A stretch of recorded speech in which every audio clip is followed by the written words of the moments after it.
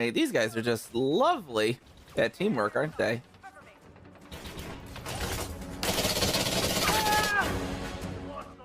Fluster Niamh too.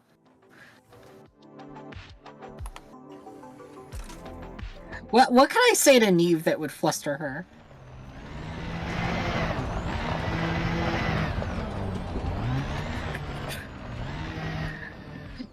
Like, just get up close in the microphone and be like, "Hey Niamh, you look so mustardy today."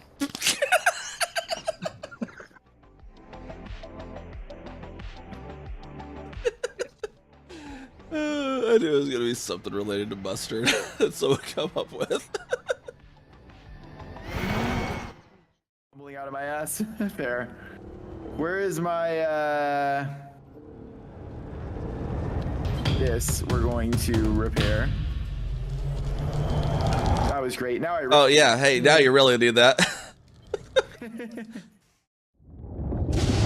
Oh, something's happening. Something is happening. Oh, what's it doing? Oh, it's charging something. What's it doing? Is it gonna yeet us out? What is this? Oh, and they're turning yellow. Whoa, what is that?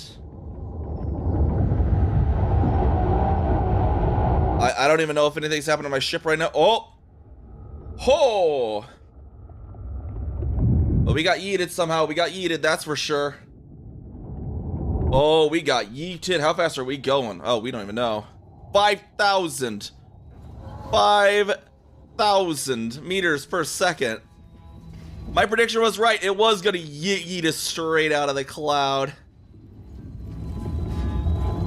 Oh! Clip that.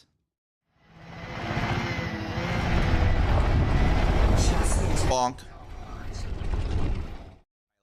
Right. There's an ass scout here. Move, ass scout. Come on. What do you think you're doing? Get away from here. Sir. Sir.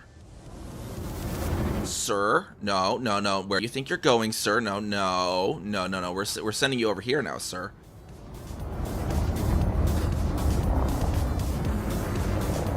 Just gonna keep moving you this way, sir. Nope, sir. Okay, fine. You're free to go, sir. How far did I take him?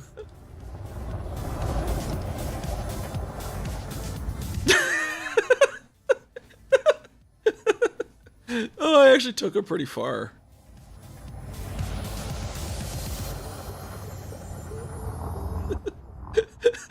He's leaving. He's like, fine. Fine, I see how it is. Screw this station.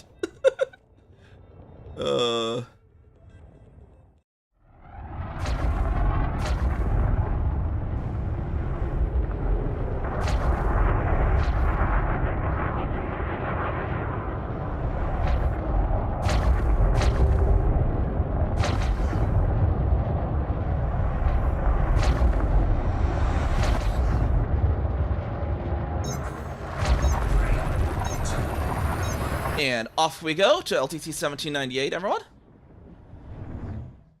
So let's see about dismissing our ships at the same time. All right, everyone ready to dismiss? Okay. Yes. All right, let's do it in 5, 4, 3, 2, 1, dismiss. Ship dismissed.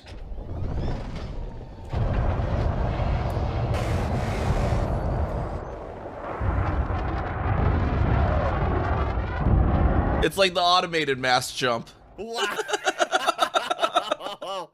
Holy crap. They all did actually. I half expected them all to just like collide into each other. But no, they all just kind of coordinated that. Mass jump autopilot mode. That was actually pretty awesome. Now let's see about recalling them all at the same time. Oh god, yeah, let's do that. Okay, everyone. Ready again? I'll count down again. Here, I do see our old tracks.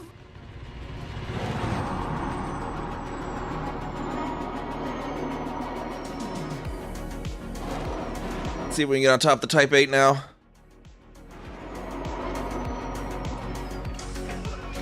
Bonk. Yeah. Oh, stay. Perfect.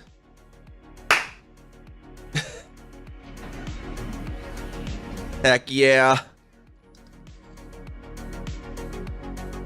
10 out of 10, right? Hello, sir. How you doing in that building? Oh, building there. Knock, knock.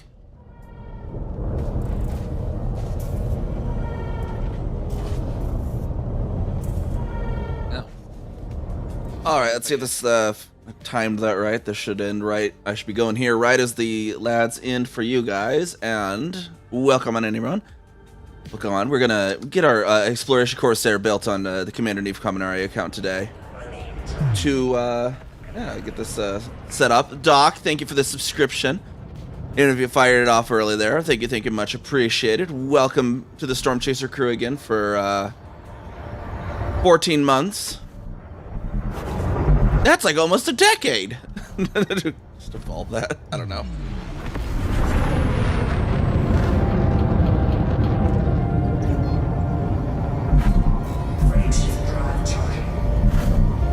Look at this going. We gotta, because I got the we did complete Stone Ground Mustard, which is our new asteroid base out in 2-mass blah blah blah. Let me find that. Let me go find that. We did complete Stone Ground Mustard. Somewhere out here. That doesn't seem right. There we are, yeah, down 2-mass J05351904 plus 0954550. The first ever system to be colonized with crystalline shards. And EDSM will back me up on that. You can go to EDSM's advanced search and look for systems with a population within 5,000 of the bubble that also have crystalline shards. This will be the only result. Yeah, we got Stone Ground Mustard here. I think it's an appropriate name for an asteroid base. Eventually when we build it, we'll have other mustard related facilities. But, I've been trailblazing for a while, and I have realized that on this particular commander, even though I've been to Beagle Point like 4 or 5 times on Kezika, I never have on this commander. So I want to take this commander out there. I want to also go over to I think it's Outer Scutum Centaurus has the Stolon trees. Was it Stolon or was it the Stolon trees are out there, which are really cool, notable stellar phenomena. So go ahead and hit that out there. And Anonymize with the sub. What's going on? We got all the emotes, all that good stuff. What's going down? Anonymize. Niamh, Niamh, Cart, Niamh, Mustard, Niamh, Burger, Niamh, Kramen, Niamh, Quink, Niamh, Kite, Niamh, Cart, Niamh, Mustard, Niamh, Burger, Niamh, Kramen, Niamh, Quink, Niamh, Kite, Niamh, Cart, Niamh, Mustard, Niamh, Burger, Niamh, Kramen, Niamh, Quink, Niamh, Kite, Niamh, Cart, Niamh, Mustard, Niamh, Burger, Niamh, Kramen, Niamh, Quink. By the way, it sounds so silly when they're red. But yeah, we'll stop on some stuff along the way as well. Check out some sites and stuff. But yeah, I've been needing to get out on exploration again as well. And people are welcome to also come along, of course. Won't be like a CEA where I'm going to set base camps or anything. You're going to have to keep up, But you're welcome to follow along. For now, we gotta build our new exploration ship. Though, I'm going to clone our build earlier, which crap, I think I forgot to grab that build link actually.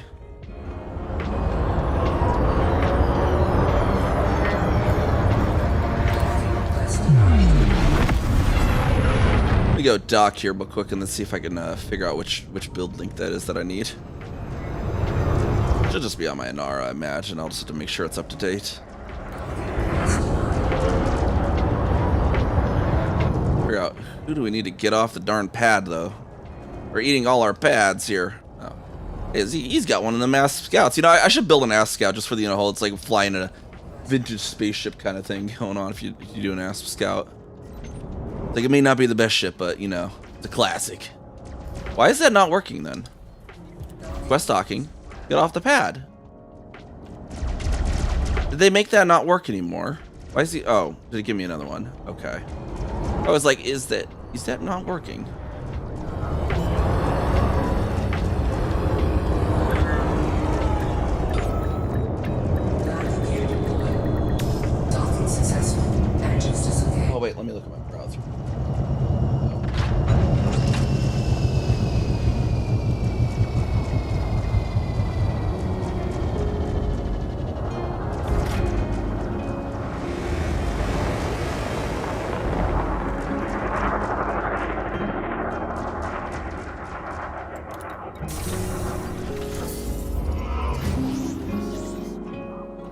Yeah, that looks like the right one. Okay.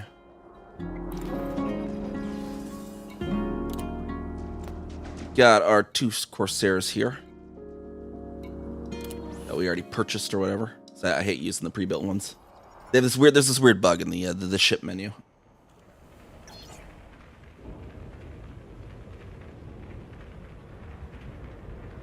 Yeah, see there. Let's get this livery on that too. I'll need to get the new ship kit purchased on this account too, because that thing just really ties the whole Corsair together.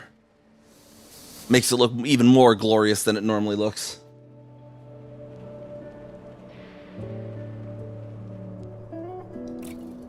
Got the purple, the Obscura Purpureus on this one. Go all purple on this. Well, actually, I have yellow thrusters, right? Let's go yellow thrusters.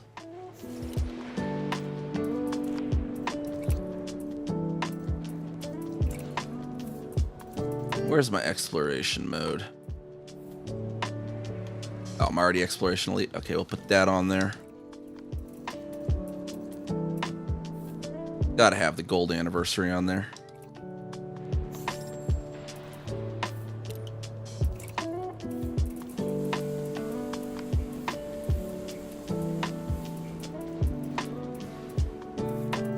Put our other exploration rank on there. There we go.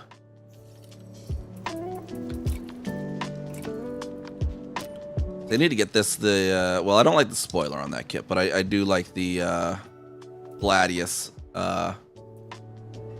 things. Well, I like that javelin better than that, you know. This thing here, that thing, oh, it really ties it together. I love that. The proper nose. Get our nameplates on here, though. Let's see here. Let's get do we have an exploration kind of looking one? Yeah, there we go. Has a cobra in it, though.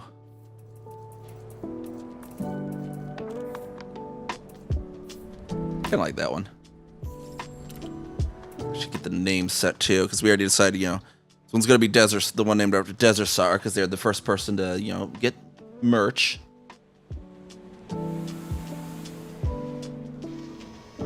Desert SARS.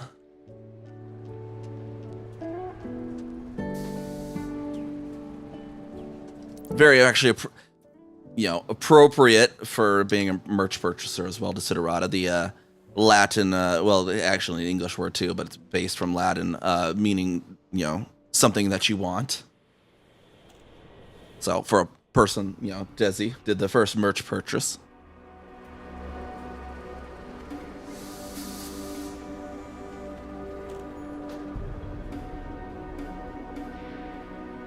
All right, that actually works.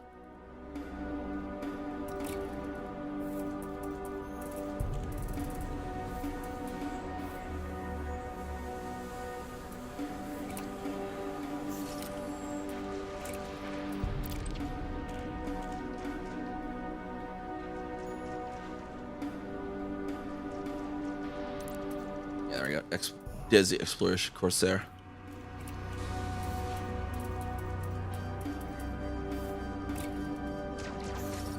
The one's going past the point. Yeah, I like that one.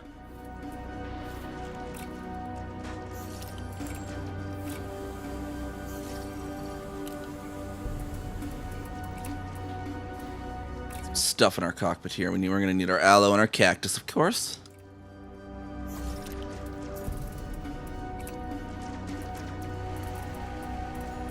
I hear lasers firing on out there. They're having a heyday out there with the lasers.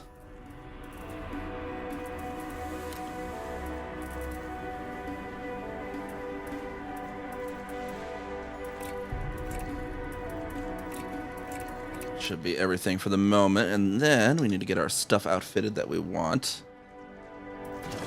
And unoutfitted that we don't want.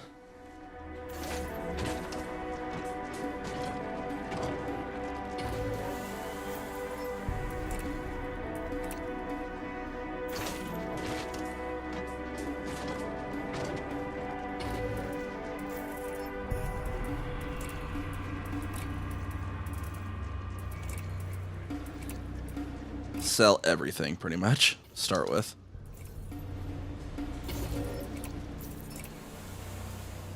Actually, my task manager.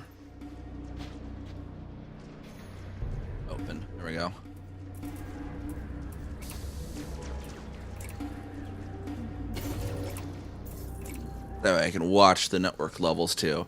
Hopefully, the changes that I've made should be more definitely more resilient too. I've also started streaming an SRT protocol instead of RTMP protocol, which has inherent error correction and rebroadcast requesting on a back channel with the broadcast server. So even if my connection does a little 1 or 2 second drops, you guys won't even notice because it'll just rebroadcast those 2 seconds to the server. There's a 3-second latency for that buffer. So hopefully that'll help. And I have tested that. I did some testing on that the other day. People might have seen the YouTube or whatnot. I kind of had it live as unlisted. But I tested it. I was broadcasting, yanked the network cable right out of the back of the computer, plugged it back in super quick. You couldn't, if you were watching the broadcast, you couldn't have even told. So love it. I don't know why, Twitch should just natively support SRT, I say, but maybe there's a reason. I guess it would be more server overhead. Because it does have to have the server actually having a back channel of communication with the broadcaster. All right, so we're going to start with our hard points. We need none. Utility mounts. Heatsink launcher in one of these. Actually, we want the serious ones, I think.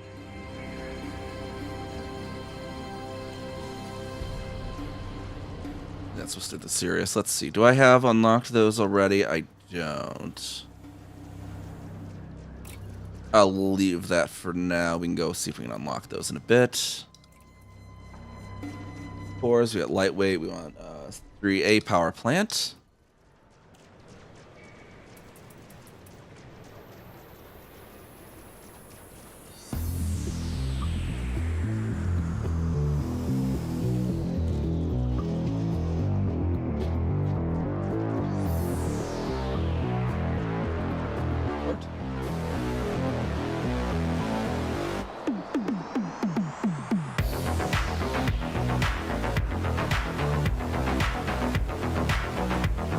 That'll be the build we're recreating. Same as my other Explorer Corsair, but we need it on this account now. We want a 3A power plant now. Cores we can sell. So, and then 4D thrusters.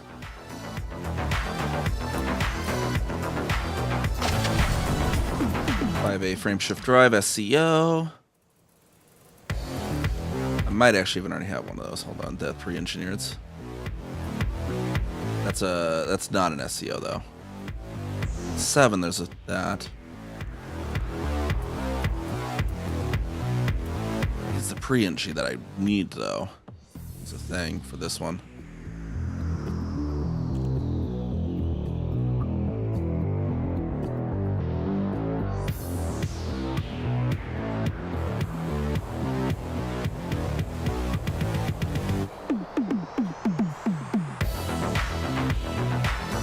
Pretty sure it's the pre-engineered one that I need. It's just Etsy doesn't recognize that one differently for some weird reason when with my automated link thing.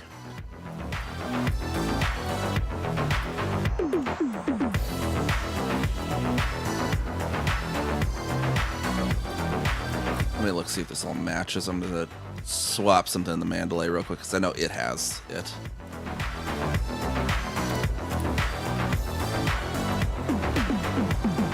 Look at its values to see if this is matching up.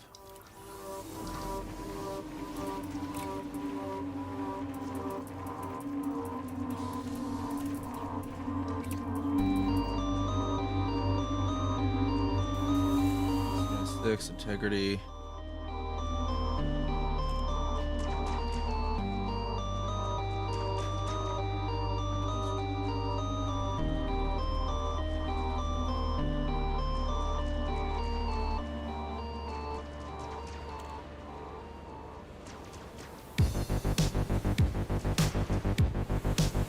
Oh, I wasn't using the pre-engi on the other account. I could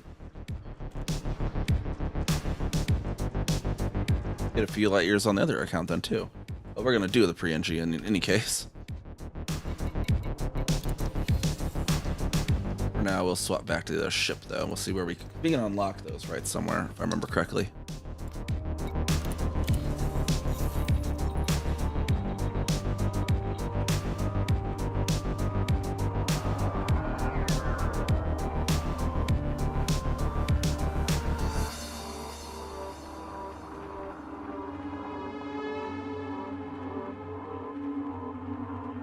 It'll switch.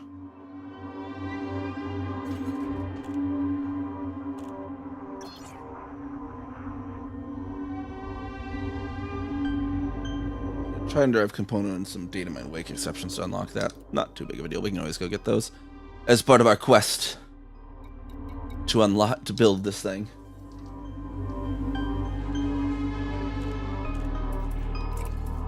Cores now. We'll leave. Well, we'll just put on a regular F5A SCO then in any case.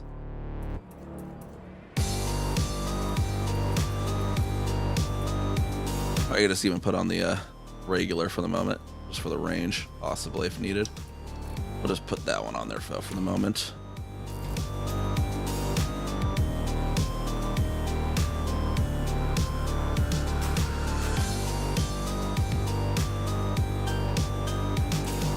Life support and pressure is 4D.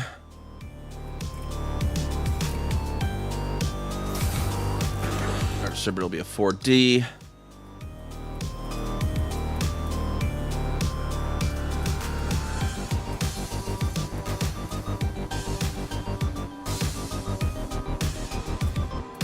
Where's 4D at?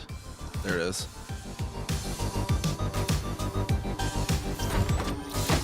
$60 sensors.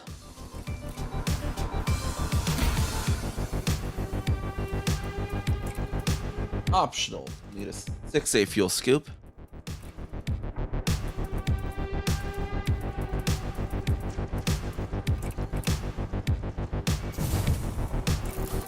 $6A AFMU.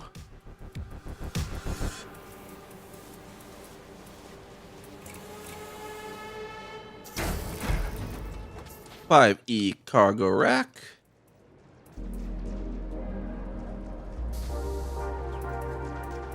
I think I remember specifically the issue. I only did 5 because it was not going to accept a 6. I remember that. Why undersized there. Guardian frame shift drive booster, which I don't have a 5H, and these stronghold carriers don't have those. 4G planetary vehicle hangar.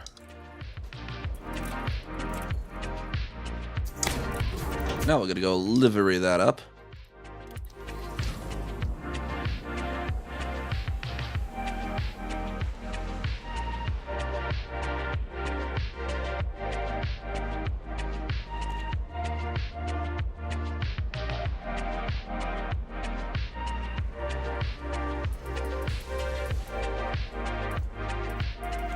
Oh, I needed to actually put the actual thing in first.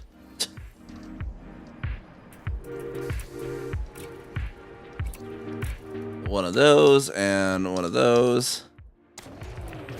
Now over to livery.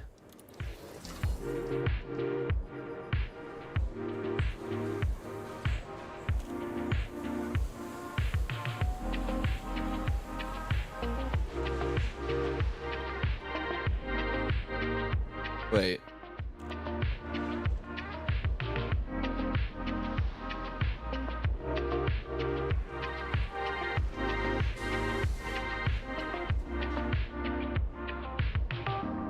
Are you guys hearing my mic?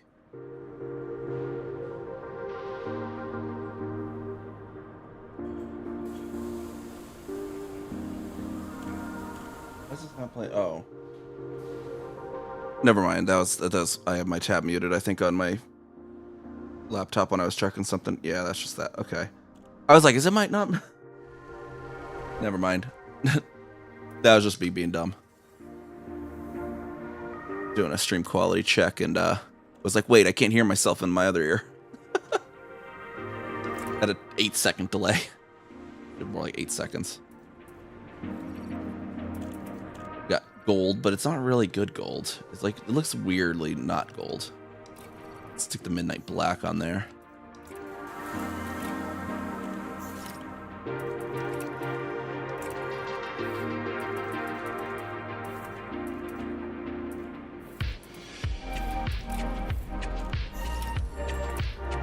Russian lead, and then we'll get the gold on one of these sides here.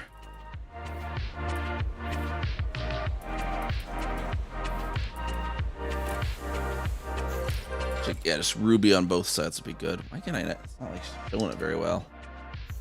And this lighting on the carrier.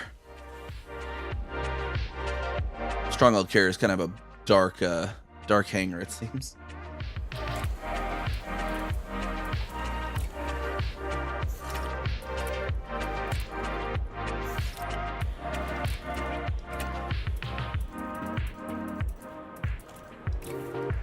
Not Ranger Elite. What the ruby gold would look like on this. Gold on gold.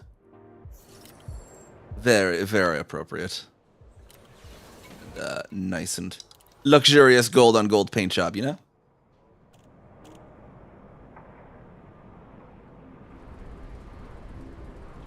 Alright, back to optionals. We got that then. 3D shield generator.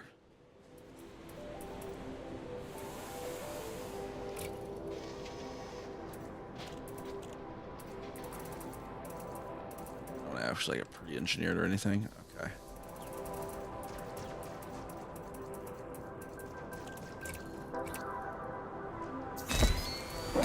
I didn't think I had any pre-engineers on any of these things. Let me just double check. Let's sit on the carrier. No, for that.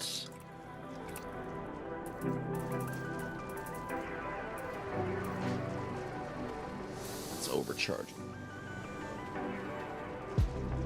Wait, no, overcharged 4?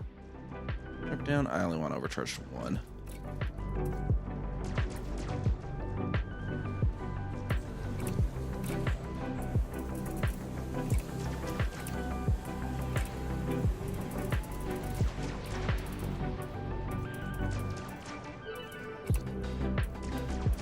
Quite the right size there for those. Nope. Okay. Optionals again.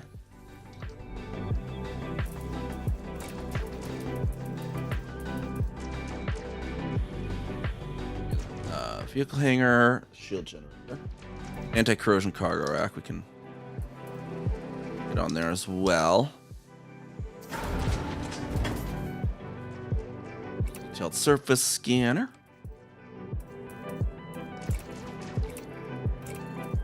We have a pre-entry sitting on our... Okay, we have a pre-entry sitting on our carrier, I believe. Paralympic controller. 1D. Okay. 1D fuel transfer Olympic controller.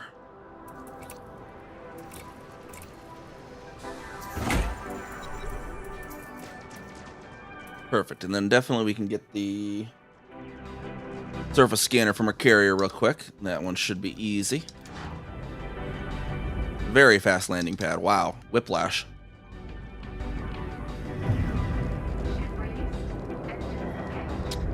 Well then. Okay. Wow. Okay. Let's get away from the pad real quick first.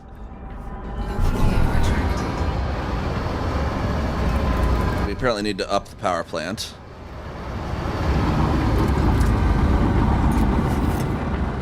We need to actually do all of these here.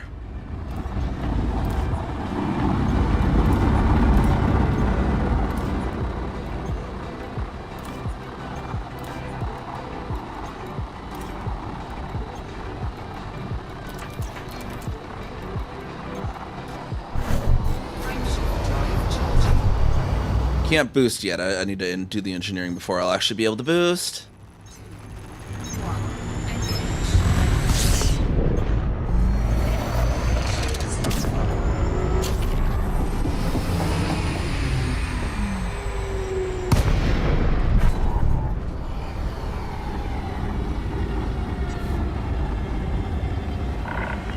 There we go. We'll get the re-engineered detailed surface scanner here at least.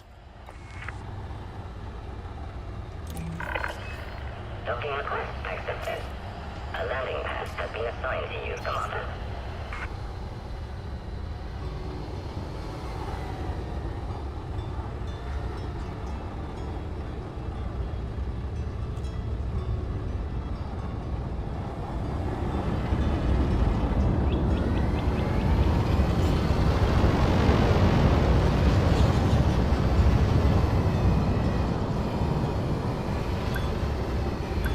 Live gear deployed. Scan detected. And right there. Okay. Now down into its outfitting. Docking confirmed. Clamps engaged. Welcome to this carrier, Commander.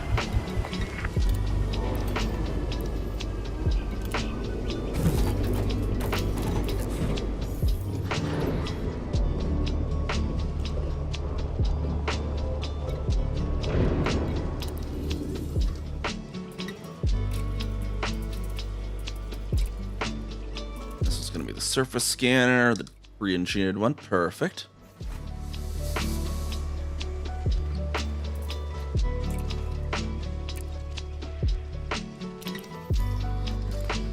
Now we need to see where the nearest Guardian broker is.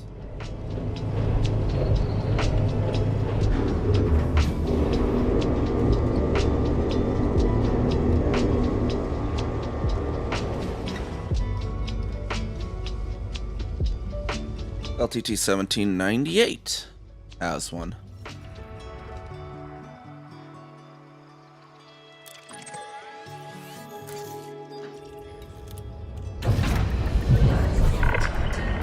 Ship has departed. The launch underway.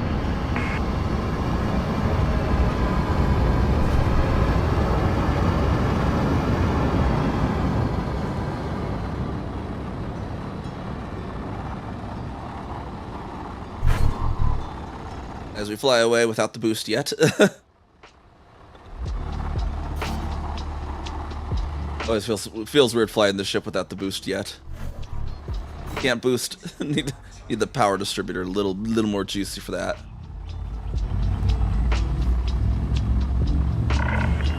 Departure complete. Bon voyage.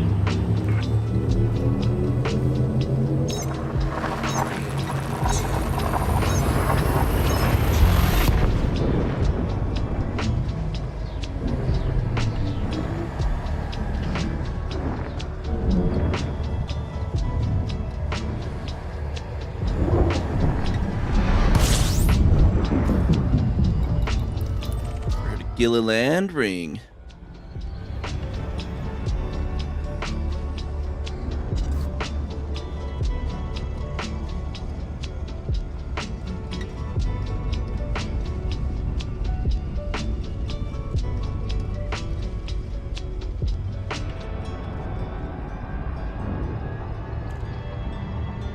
Although I do have this boost. I can use this boost at least.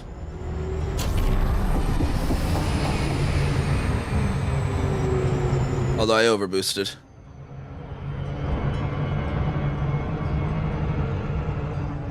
As you do with the SEO.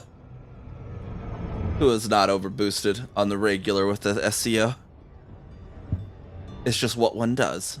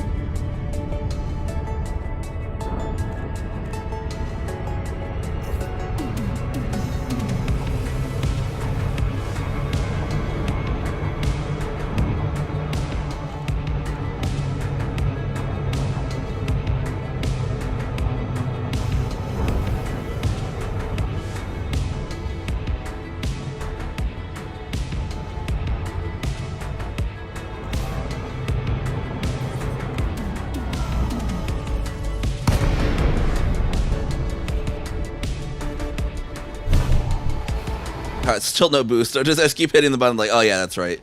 I haven't engineered that yet. Kutamaya Delta Echo Sierra.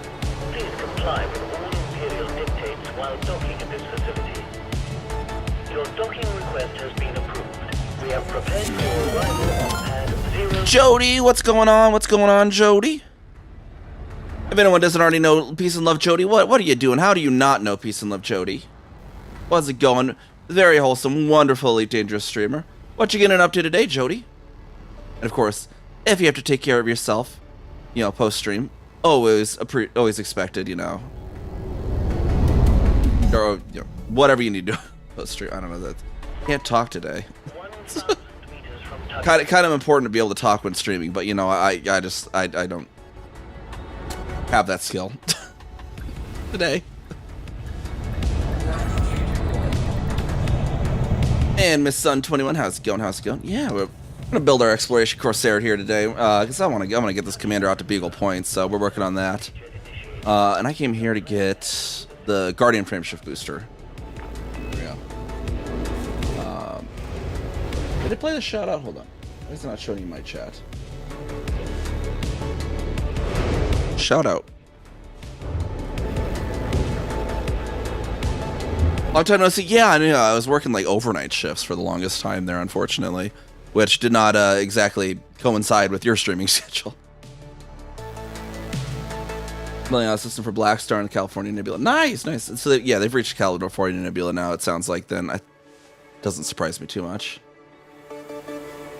Finished 4 now. Yeah. I've been finishing a fair few. I guess you just got finished with kind of a really a little bit of a bragging rights one actually. We got our station Stoneground Mustard completed, which is actually out here. And one of these bookmarks. Zoom in. There we go. 2 mass J053 51904 plus 0954 550.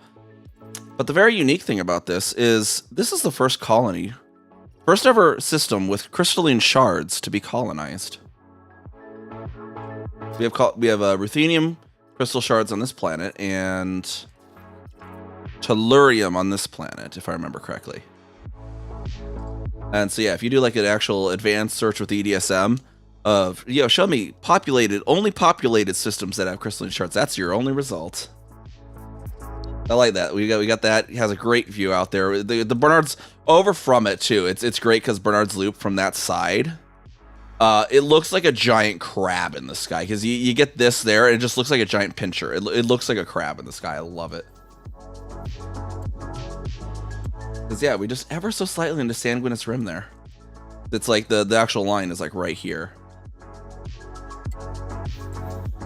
But yeah, I've been delivering a lot, so I'm kind of like, okay, I've done enough hauling, and I've never taken this commander. I've been to Beagle Point like 4 or 5 times myself, but on my other account. So it's time that this commander goes to Beagle Point. And I've been meaning to get on an exploration trip with the Corsair. They built an exploration Corsair on my other account, and I'm building a copy of it here. We're gonna go take this out to Beagle Point because I'm loving the Corsair for exploration. We're got a new program for colonies, like a plugin for something or like a website or something.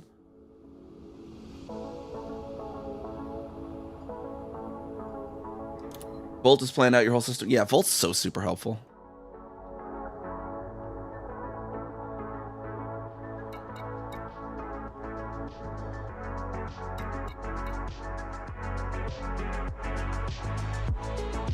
Auto shout worked. Well, it's not an auto shout. It's actually abundant on my stream deck. Desi, you didn't miss too much. Just got back from thing. Finally got that outpost done. 100% absolutely fixing the kind of makes you nice. Yeah. Well, we're building your ship, Desi. You know, this is the ship that's going to be named after you. You unlock that with the being the first merch purchaser. So we got here Desersar's Desiderata.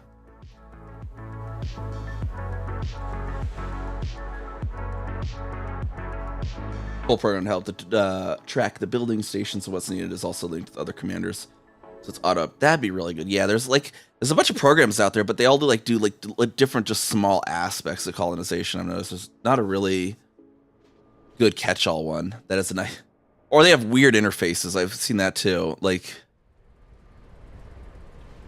Some of the spreadsheets I've seen, they're putting the commodities as the columns, and so it's just like this super wide. It's just, and then you have to be like, which commodity am I looking for? You're even wearing my mustard shirt yesterday while at the dinosaur mini golf place. Nice, nice.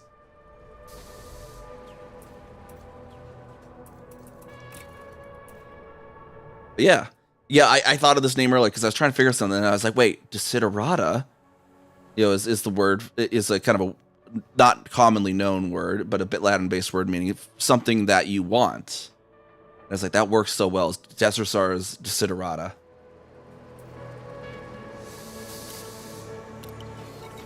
Outfitting. We get that Guardian frame shift drive booster on here now, and then we'll need to get the heatsink unlocked. Or paid for another one of the pre-engineered heatsinks. 5H on this. Actually, let's go engineer that power. Well, I could probably use some of here, I think. Hold on. I think I need engine focus, though, specifically in this build. Yeah, I need engine focus specifically. So let's go find where we need to go to actually get that unlocked, so I can actually have boost while I go around the rest of the places.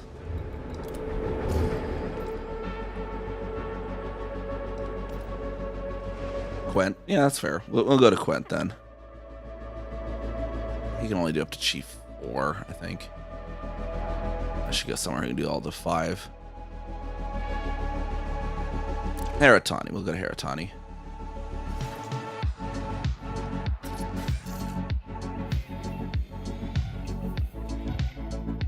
And make sure my fuel scoop is on. Perfect.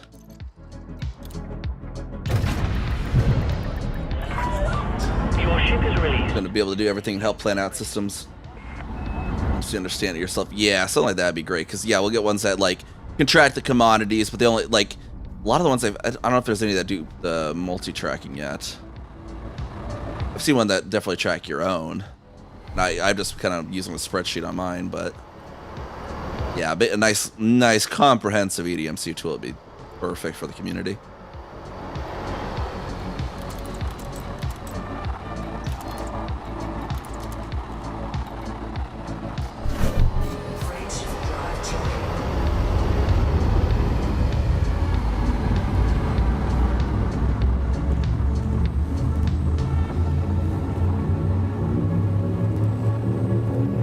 The mustard shirt, that was the one with the Niamh Kaminari logo. Because I know you also got one of the CA logo shirt, right? But the mustard one was mine, and then yeah.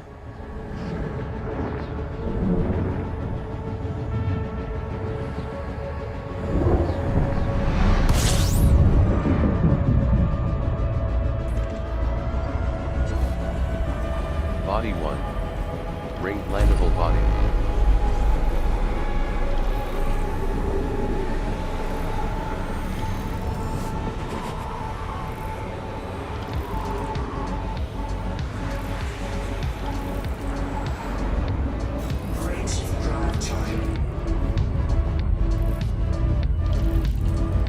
And I am still, unfortunately, fighting with the ISP over this unreliability issue, but we do have the OBS relay, so if my internet goes down, stream won't. So you'll be sent to a different screen until it comes back up, which hopefully shouldn't be too long, but that may happen.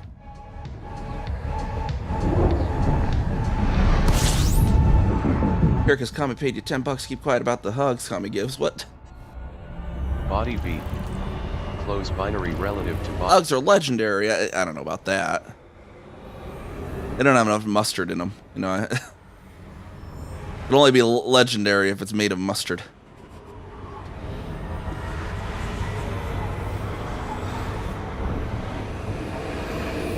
But yeah, we're streaming today instead of tomorrow. Like yesterday,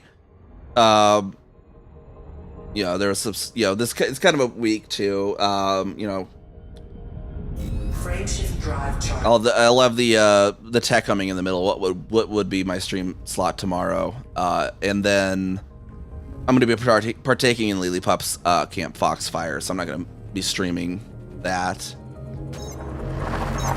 Oops, got me on the nose. Can't boot me. I need somebody to be able to do clips on command. That'd be great. Just because I have that. You can't see the top of my head. You can't boop me. Ah, you booped me. I love that clip. It's so funny. Whenever I get into my start set.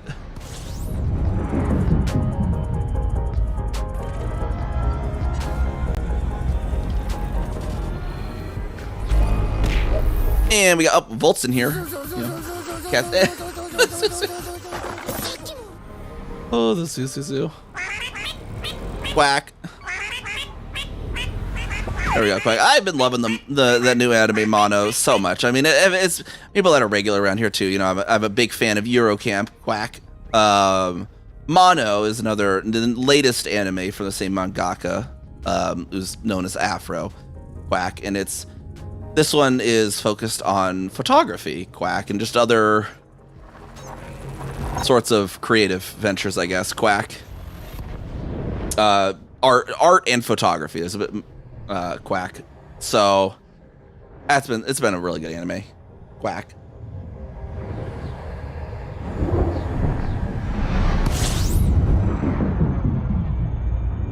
As I do the photography, so I was like, yeah, I definitely got to watch this. Quack. Body 4. Ringed landable body. But yeah, the freaking scene was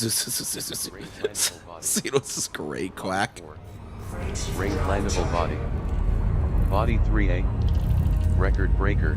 Mass less than. They're like in this 1M and rocky body. A lot of little elite observatories there. Quack. But they were in like this sort of eating contest of sorts, where it's like you had to go to these different landmarks in Yamanashi Prefecture, and you'd have to stop at these restaurants along the way too, and eat these large dishes, and then hit the other landmarks and get back in time to the other place. And so they're like that, and they're next to this other table of mukbangers, and the mukbangers are looking at her like, we got to keep an eye on her. She's dangerous.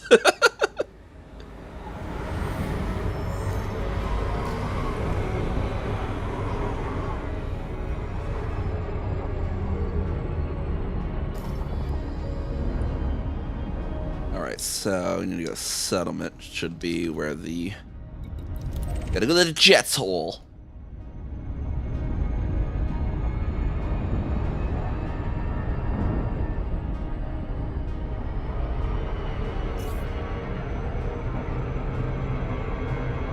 And on my says all sorts of emotes going on there. Nightwolf, what is that thing wriggling there?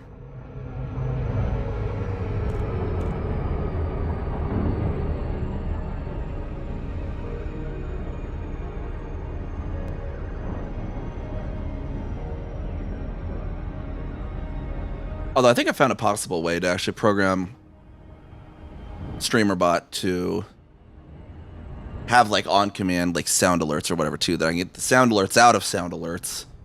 Have like keywords that'll trigger stuff too, because I can get it to play sounds to the proper to a specific source or whatever. That'd be the case, because I was setting that up earlier too, because that way I can know immediately if there's a disconnect, and I can, whatever, do whatever I need to do if the stream does disconnect, because it'll pop you guys to a different screen. I might not notice for a second or two. That way I notice right away.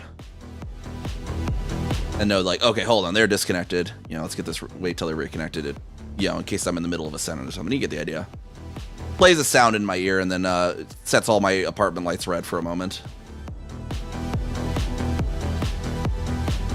That way, if it's disconnected, I can either hopefully be back up within a few seconds, or alternatively, I can open an OBS instance on my laptop, connect my laptop to my phone's hotspot, and reinitiate the stream until I get internet back, kind of thing, and do like a just chatting sort of screen or something. I guess I could technically take my Wi-Fi dongle, stick it in my main computer. That could work too, actually.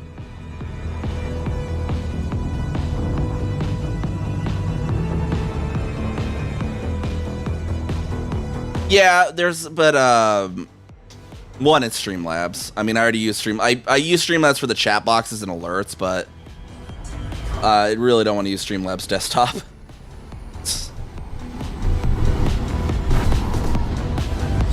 Because especially because the whole scumminess of the Streamlabs company is centers around Streamlabs desktop. Like, they were quite literally sued for making Streamlabs desktop.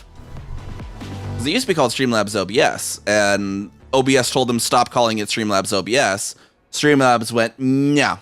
And Streamlabs OBS like, yeah, no, you're going to need to. Our lawyers will be in touch. And it's called Streamlabs Desktop now because Streamlabs lost that suit. Oh, not the actual, yeah, chatbot. Yeah, but I wanted to get away from the centralist because I want to get away from the cloud. Actually, be able to have it like local files and stuff is going to be better for performance and all that stuff too. Because then I could maybe get it to play videos and video stuff too with OBS links. But a cloud bot won't be able to play local files, right? Oh, yeah, it's wanting me to actually align with the escape factor. But I could program in with StreamerBot. I found at least how to do the audio. And then, like, if I wanted to do a video sound alert or a thing that triggers a video, that I could just, I get another OBS scene of those things and have it control those somehow. That's not really too crazy. Oh, a local one. Yeah. Okay. I already have StreamerBot, though. So.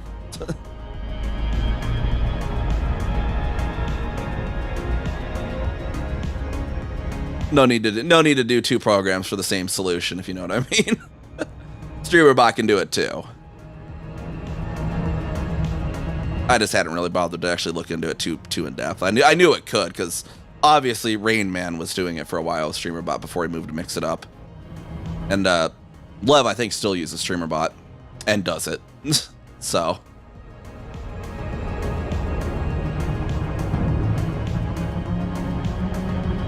Fly a bit this way and then loop back around to it.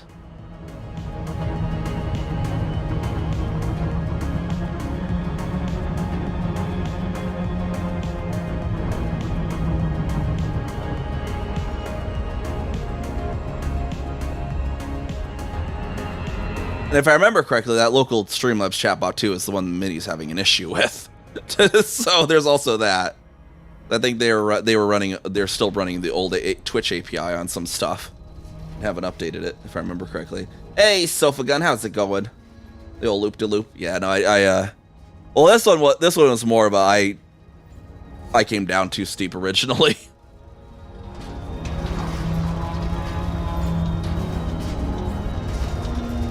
Sofa Gun. Are guns at least comfortable to make a sofa out of? Seems like they would be good for home defense, though. Just an entire sofa of guns. Utamaya Delta Echo Sierra. Automated flight control protocol initiated. Please submit a request prior to landing. Docking There is 5. There it is. Or 2. Where did I see 5? Why is shag carpet not allowed? The heck? That is the... What? What? Automod, I know the 70s were a weird time. But why was shag carpet not allowed?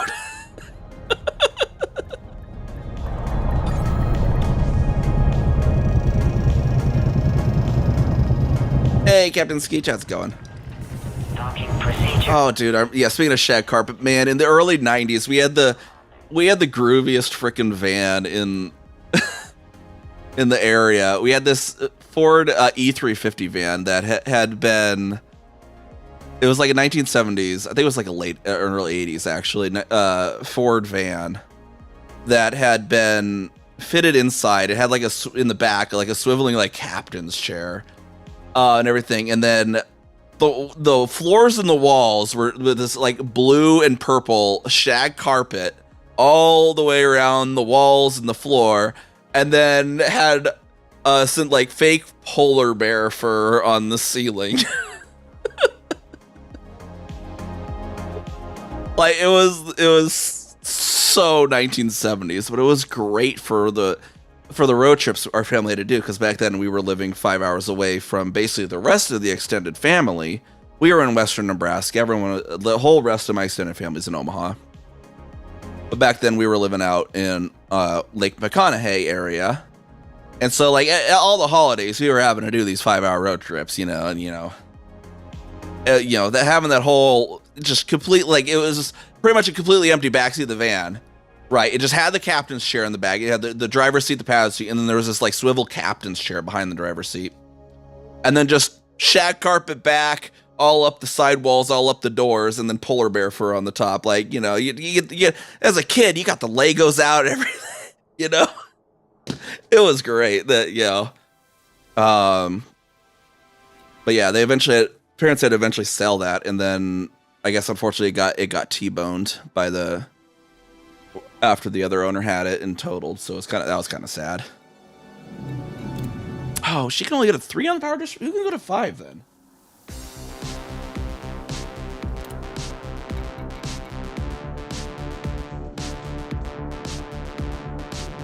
I think I have to go all the way to 5 to get the boost on this thing.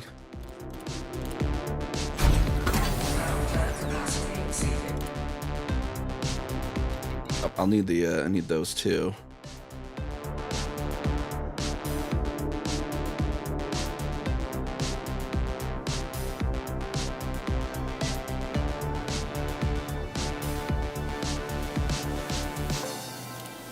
Now, though, we'll see if 3 is enough to give us a boost. This is going to be an exploration Corsair. I'm copying the build I already had on my other account for my exploration Corsair. But getting on this... hiccups. This account, too. Should be that link there, is the build we're going for. So it's like, I've already built this on another account, so I know it works.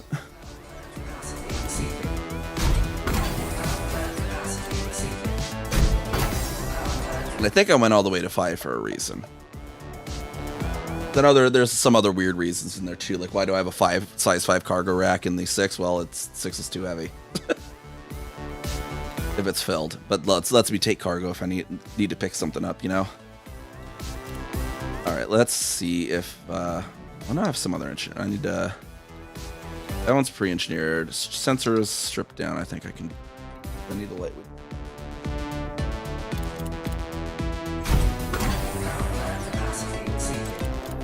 For some reason, I thought Haratani had grade 5 for power distributor.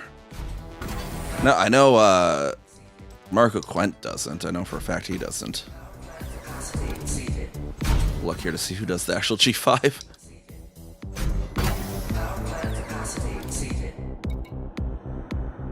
Sensors, power plant. I only need 1 overcharge on this. This is just to strip it down.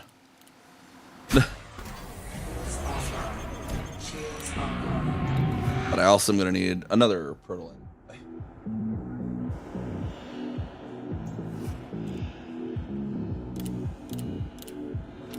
Alright, who was that other engineer then for that?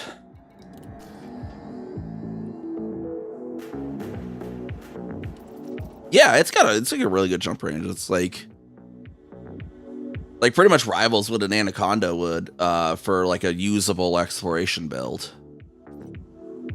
The Dweller must have the G4 because he only does G4. She clearly only does G3. So let's go over to Weird then, I guess. Bit of Weird, and on the way I need to see about a manufactured material trader.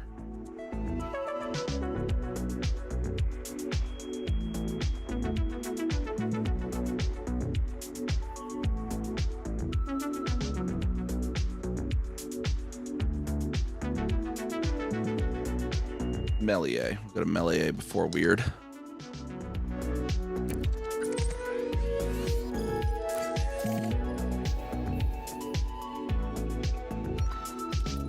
Oh yeah, you're rocking the classic car. Respect to that as well. That's one way to do it. The Asp was definitely rocked that for a while. I rocked the Orca for years. Actually, is what I actually rocked for a while as well. Ship released. Departure authorized. Oh, I can't. Oh, I can boost with 3. Why did I do power distributor? I might have done power distributor 5, so it didn't have to fully charge. That would be the benefit to that. To be fair.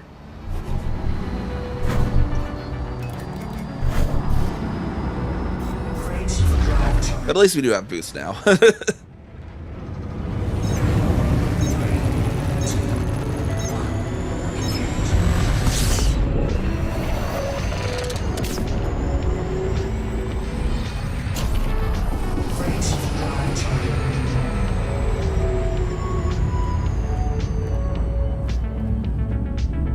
The Mandalay for the past week, you pretty much tried Dolphin DB Expo. Yeah, the Mandalay is really good too. I think the Corsair looks so great, and it's it gets pretty good jump range too.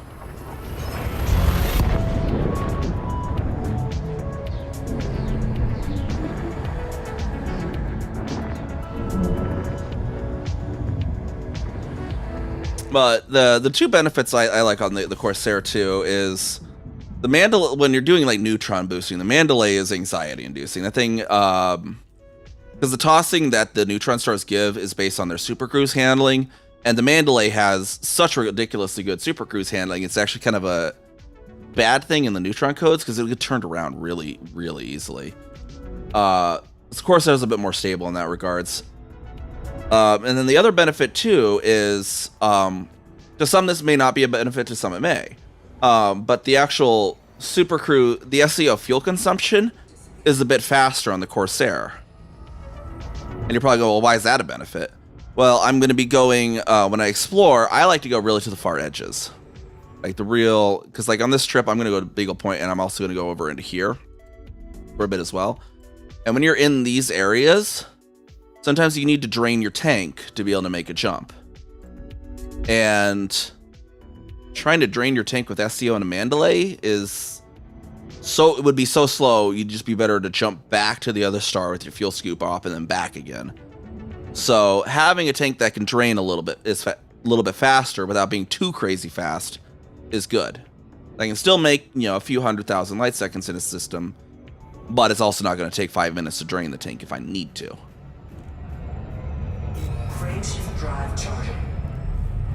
So it's kind of that sweet spot with the SEO for me.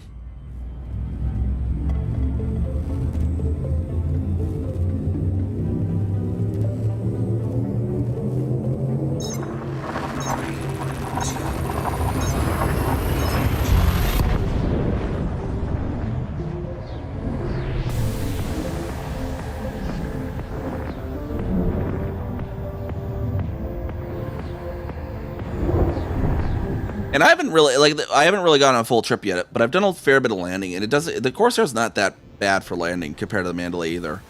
As you get a little bit of a benefit, the Corsair is the bottom of it's actually a bit higher off the ground, which a lot of people don't take into account for where can it land?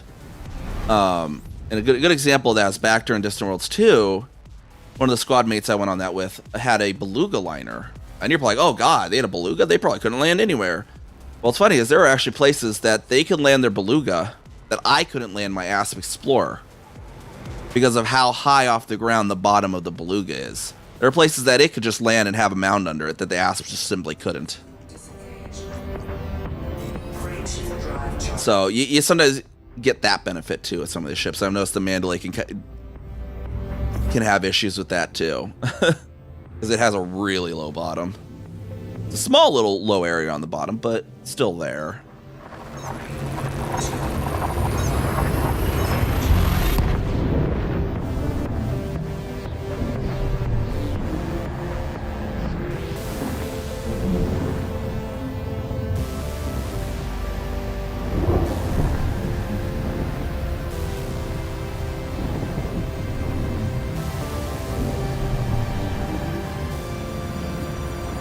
And the other thing I like too, like you got a fairly similar cockpit to the Mandalay, but with the Mandalay, if you're looking directly left or right, you don't get an opening out the window. You get like, there's like the Mandalay kind of has like a little ledge there that comes up a little bit before directly left and right.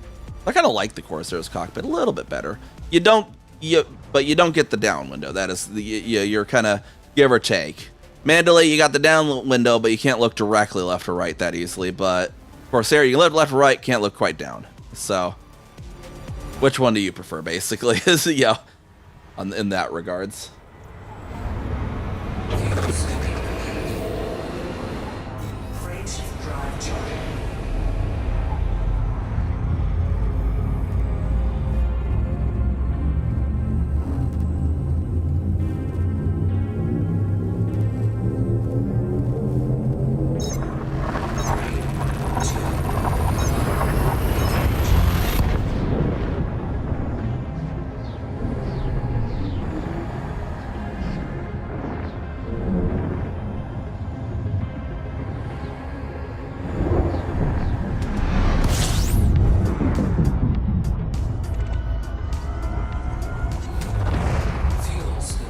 And of course, for folks that have been here and haven't been here in the past, like 2 streams, I think it's been so far, we are now actually simulcasting to our YouTube as well. But I still didn't get that check.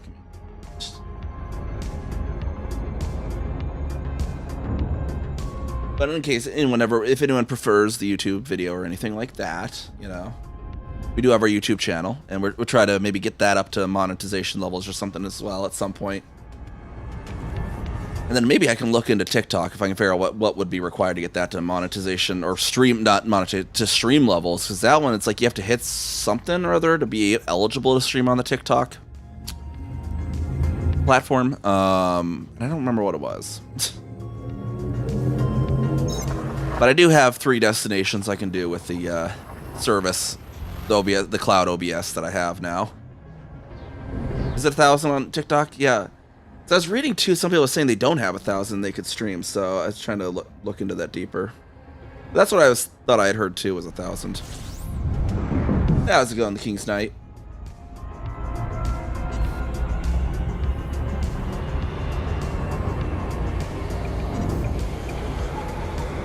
There we go, see, we'll get a jet cone boost on this White Dwarf here.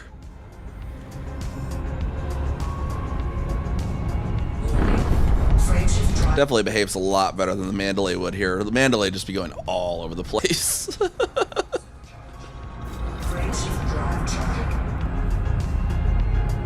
I remember when the Mandalay first came out, there was a charity stream. I can't remember which charity. There was a charity relay going on. Can't remember which one it was. I don't think it was Rain Special Olympic. It was definitely not the one that was Orange Phoenix's Operation Warbucks. That was like this past 2 weekends. What was it? I remember one of the streamers, which one? Can't remember her name now. Was having a race to Colonia. And they like most of them were in Mandalays, and then I had brought my Anaconda that I had still built for running to Colonia, like specialized because I previously, before the Mandalay, actually held the Colonia 2 soul record from that direction. And so I brought that out to the race, and I still won because the other folks in the Mandalay kept getting turned around in the cones every once in a while. It as simply as that I had not getting turned around on the cones was almost the decider, because it was like I only got there like about a minute before the second place person.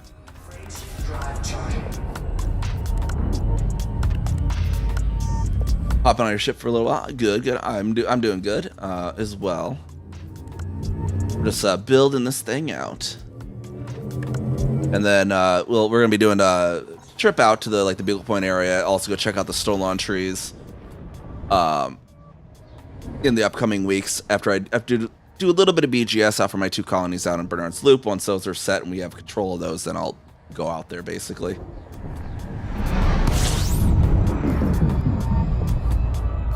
And then there should be a station here. Had a material trader.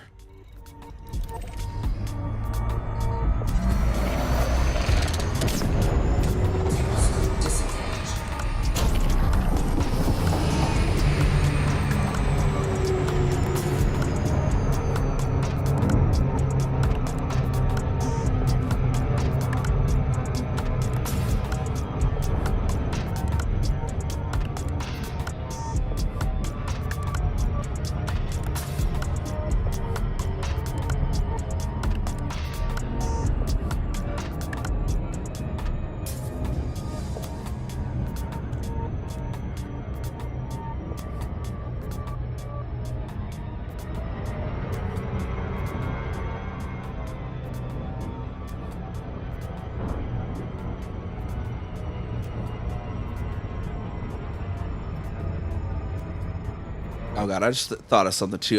Maybe that would help me with the quit. I would get the quack redeem to actually stay on it. I just get it so when I hit the timer thing on my thing, it also just starts playing like a 5-minute long quacking sound in my ear. Every once in a while, just like in my ear, it's like quack, quack, quack, quack, just to remind me how might work.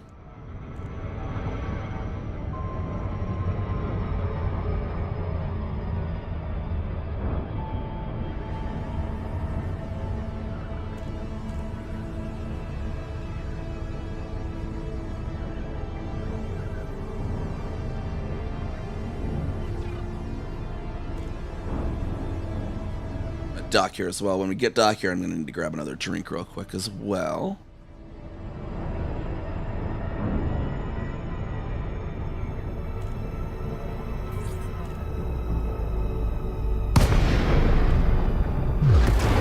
What else that's going to be over here? Kutamaya Delta Echo Sierra. Conflict established. Please approach the station at a safe speed and give way to larger vessels, Commander. Request approved. Set down on landing pad 2-3.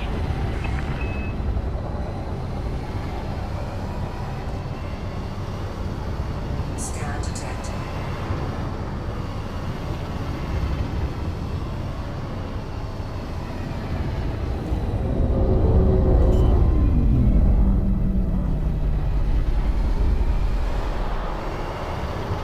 There's 2-3 over there.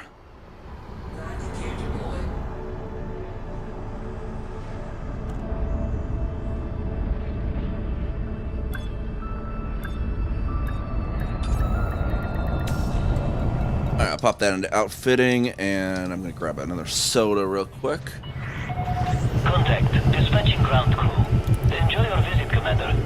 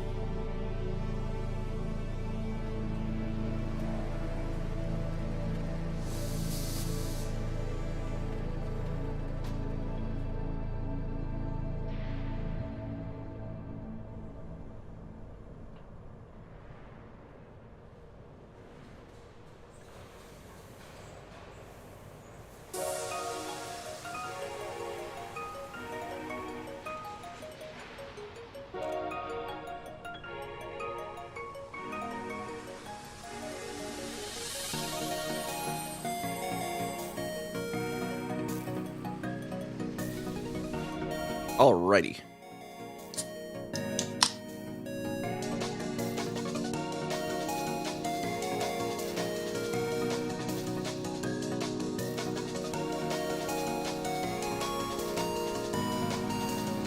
Yep.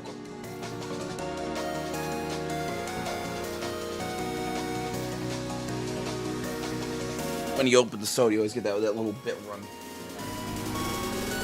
Sometimes, well, not always, sometimes. All right. Actually, it wasn't. Actually, now that I'm remembering, it wasn't. Not outfitting we needed here. We needed a material trader. 3 heat-resistant ceramics. Perfect. And then proto-light alloys. We needed 2. Perfect. We might need more later. I don't know. For now, that's what we're looking at. Now we just gotta pop on over to Weird.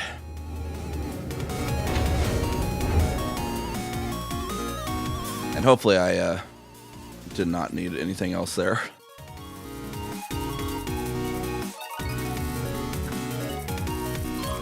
let me make sure here real quick. Cross with the Banara.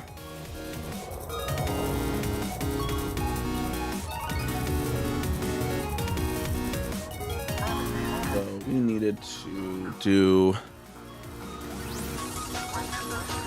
Yeah, it's a really odd system. They don't even spell weird right. It's really weird. Hardest.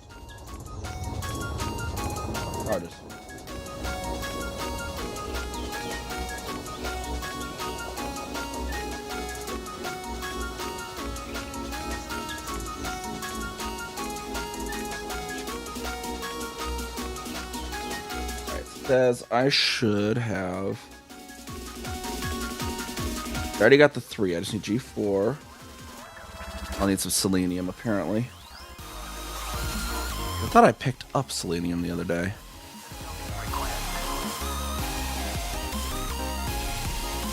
No, selenium's the one still at 4. Okay. Cross trade that. I'll definitely need at least one more. Oh wait, no, I do have enough. That's for the G4, and I have 4. It takes 1 per roll, so perfect amount actually. Military supercapacitor I need 5 of. That I can pick up here.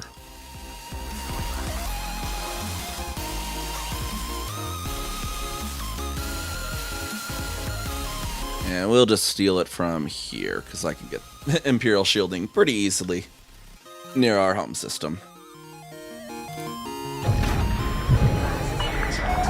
Ship restraints withdrawn. Restrict speed until clear of the station perimeter.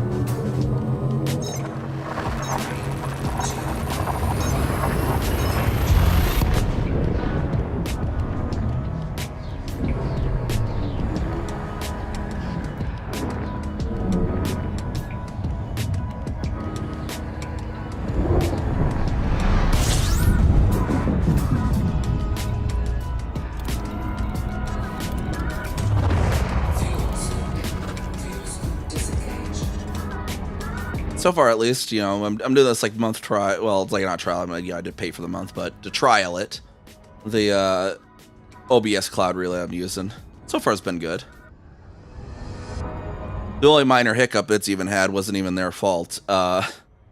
Their service was getting DDoSed because it's the same service that Kaisenat is using for his streamer university, and some people decided they wanted to DDoS that for being, you know, jealous haters or something. I don't know, but that's the only hiccup it's had so far. But even then, they mostly came through that unscathed. In any case, didn't really affect me, but some other people, I guess, got affected.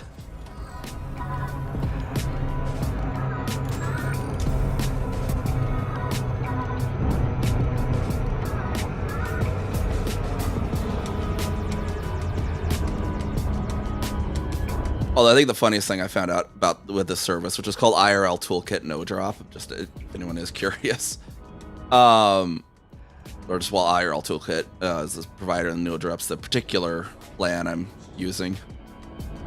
I guess the funniest thing I found out about it too was apparently last year at TwitchCon, Dan Clancy, the CEO of Twitch, for his stream he did from like the status of Twitch or whatever there at TwitchCon, is actually using IRL Toolkit for their disconnect protection rather than Twitch's own disconnect protection. It says a lot about how much Twitch trusts their own disconnect protection. You know?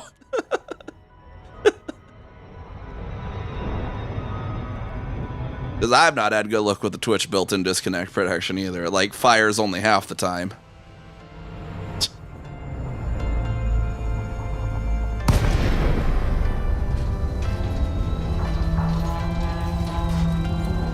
Twitch. Apparently, the Twitch CEO agrees because he hired a different company so that he didn't have to rely on his own company's product.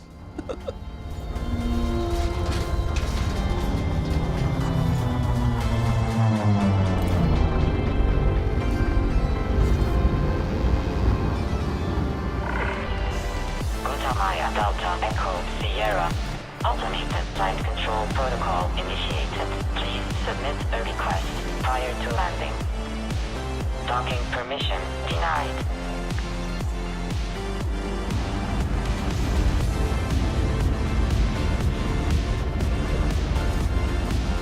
I didn't say docking permission denied when it actually gave me docking permission. What's the logic in that?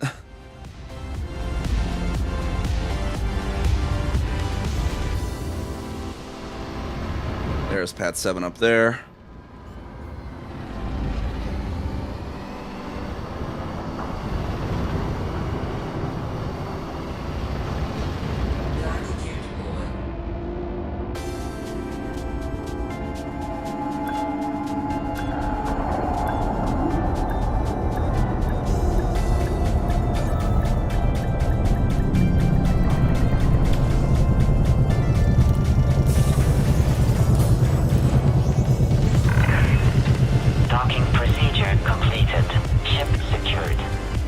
Distributors. There we go. Now we can get all that to G5. Just enough selenium, it looks like. Hopefully I didn't miss the polymer capacitors in G5.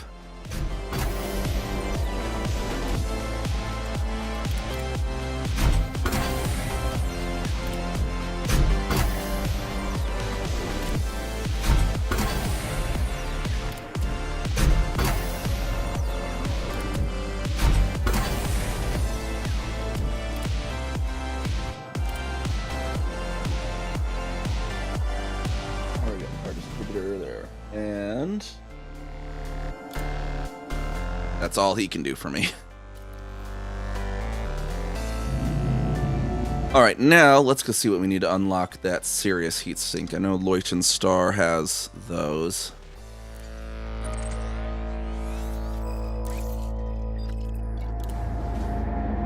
Remember that off the top of my head, because I've been there plenty.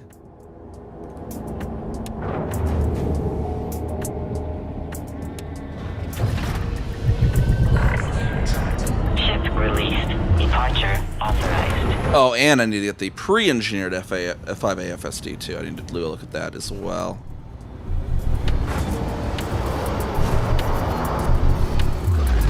I think I'll need to get a Titan drive component for, so we might have to go Thargoid dive hunting or whatever here in a bit.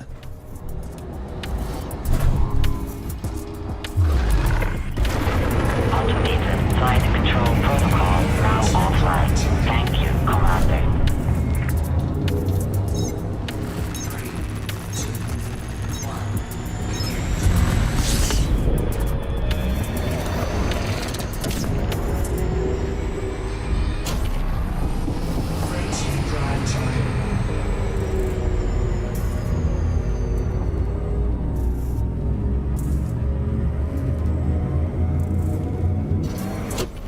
Wrong button. I did not. Why did I think I needed to boost again? I don't know what I was thinking.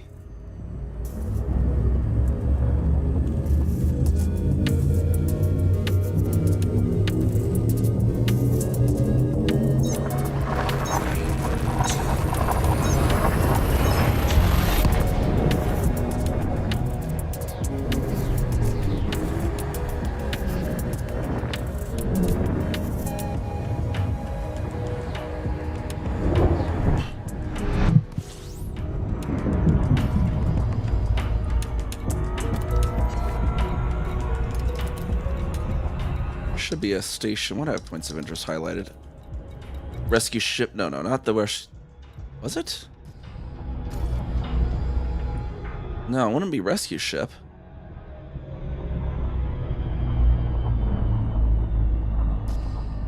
Used to be a mega ship in the rings here, I thought. They move that?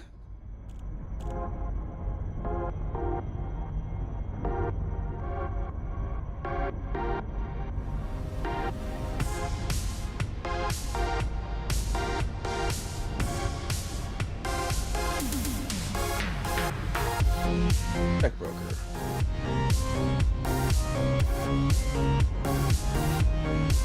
Oh, it just okay. They've just renamed it Hutner. Okay. I've sworn it had a different name before.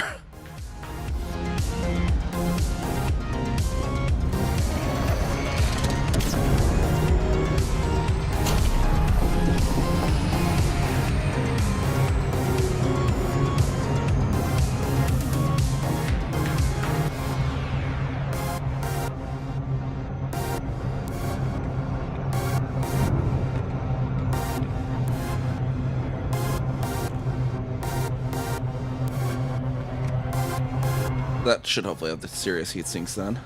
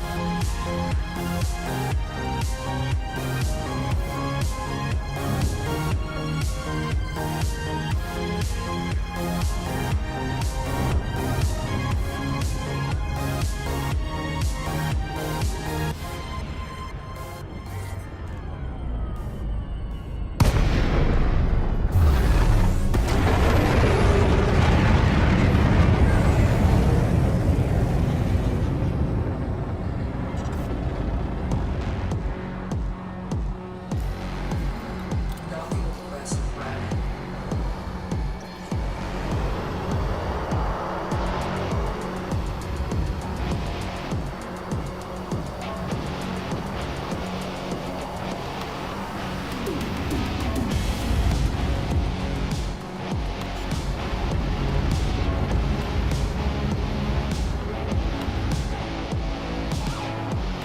There we go. Down to 07, Commander, on the rescue ship Hutner.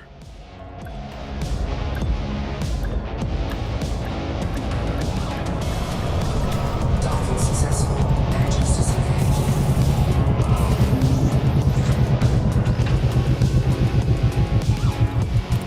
All right, let's see. They should have the... Maybe? Right. Oh no, these are only the azimuth stuff then.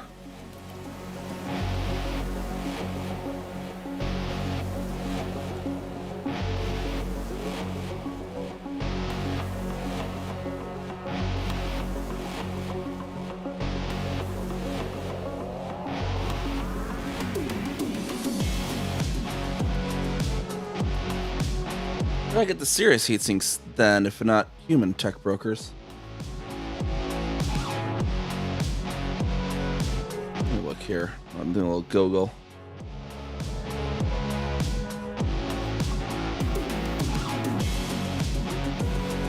Spirit of, you know, the announcement says Spirit of Laylaps in Leutenstar.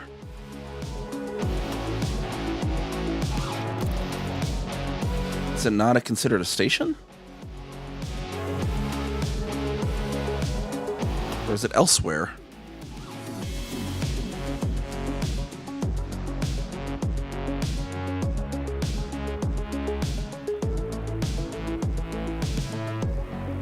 Anyone know where they Spirit of Laylaps moved to?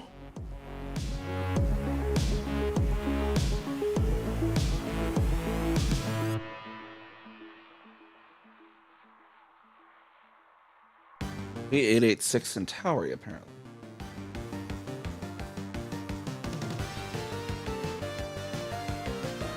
Okay. I don't know why it's there.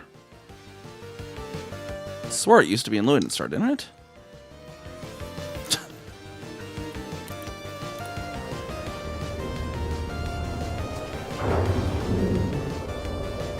Thank God for Inara, right? Thank Artie for Inara, you know?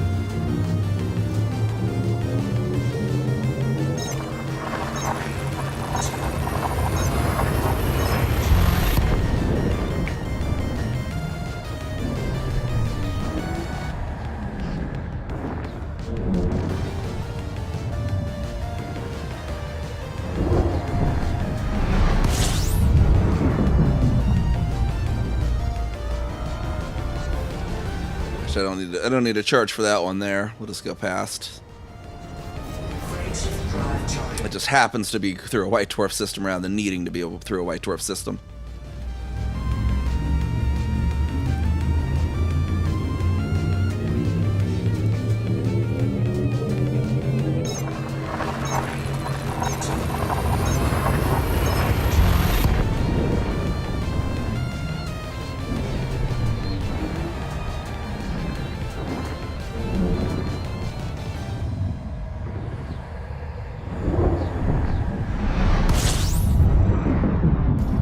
Now, Spirit of Laylaps is over there. And Musashi. Apparently.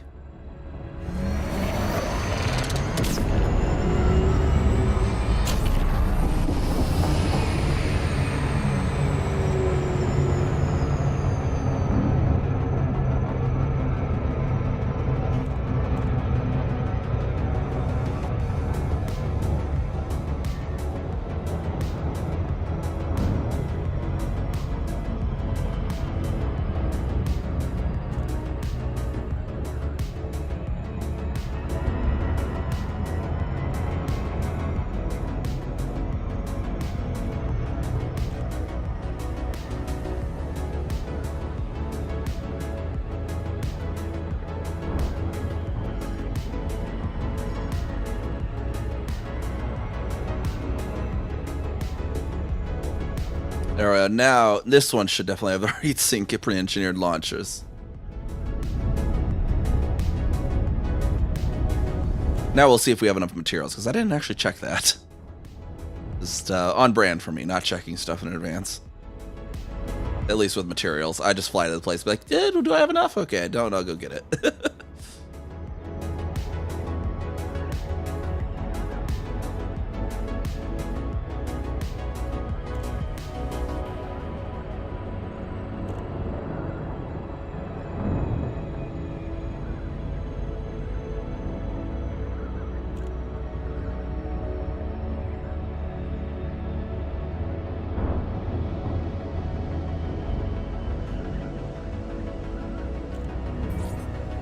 Or way back, there was like a CG that was at Spirit of Laylaps 2, but it was disconnected to it was like the frame of reference to the wing, the ring was really weird, and if you didn't drop in like the correct direction, you had to like drop into the ring so that Spirit of Laylaps was like coming at you with it, or I think it was, no, I remember now, you had to drop in like you had to wait until you were less than 30 kilometers before hitting the dropout button.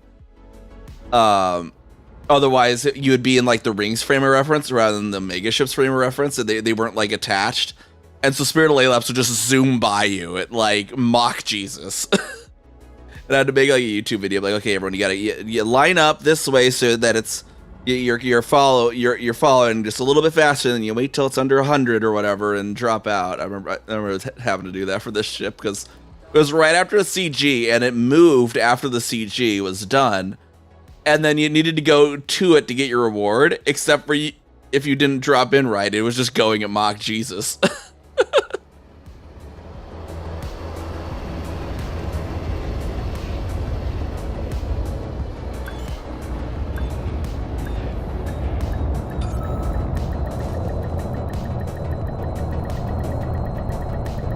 Landing gear deployed. Docking successful. Engines disengaged.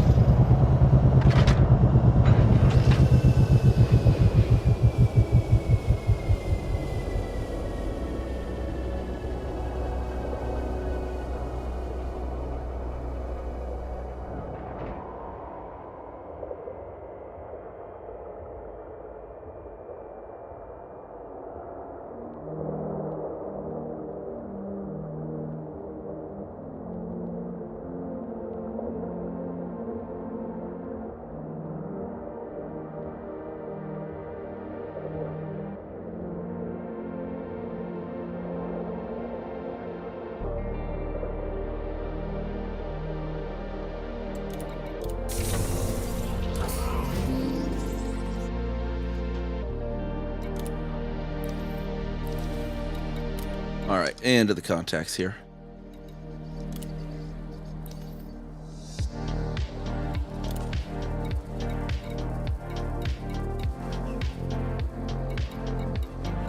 And no heat sinks still. What is going on here? What am I missing about this heat sinks?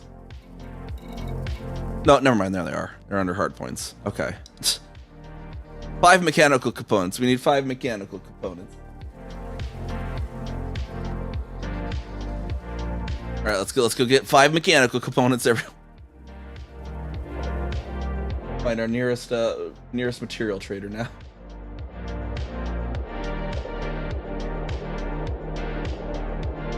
Or that'd be manufactured, yeah.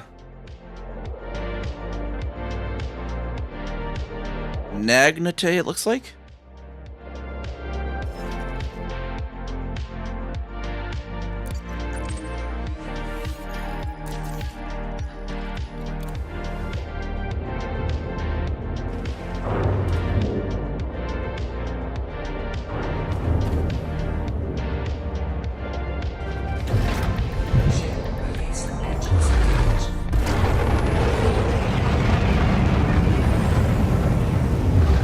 There, Nagnate. And over there we got our the cute little like puppy face that the Ophiuchus Dark Region kind of makes there from certain angles. Such an adorable set of nebulas, right?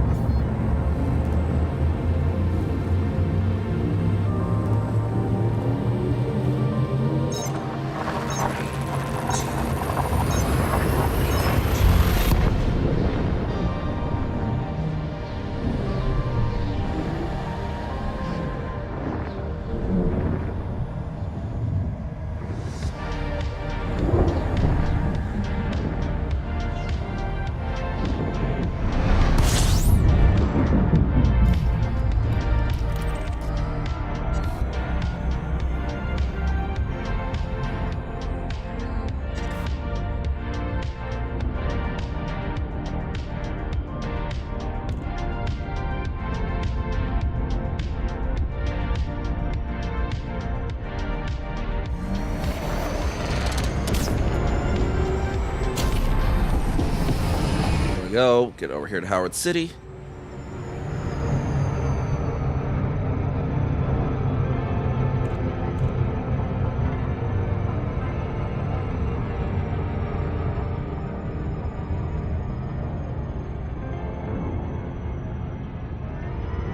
Seven-second marker.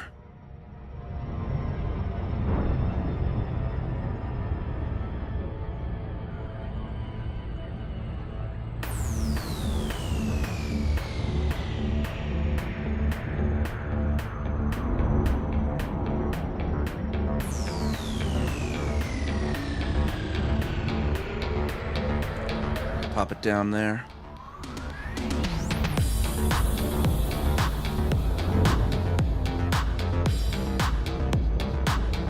Hey, Volt.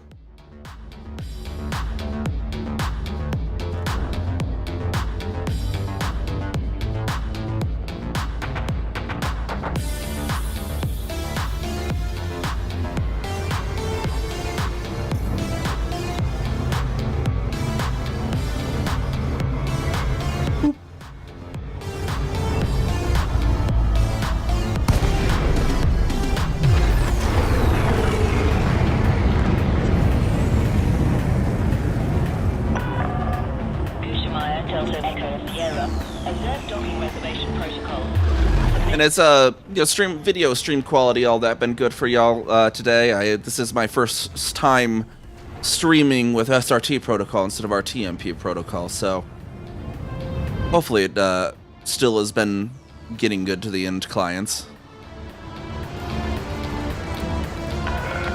Not being pixelated or doing anything weird.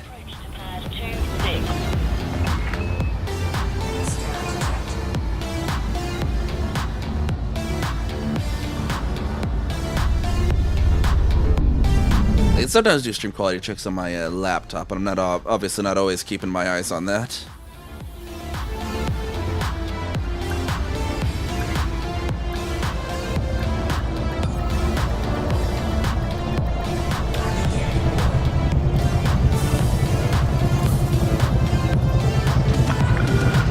Landing successful. Deploying ground services.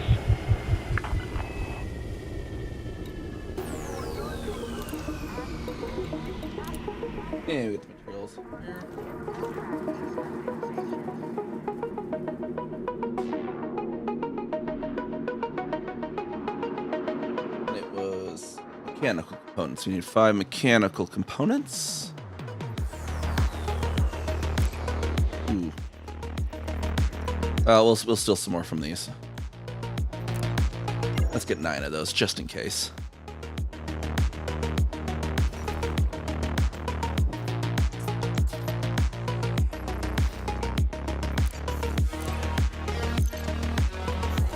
Back over to Spirit Alley Laps.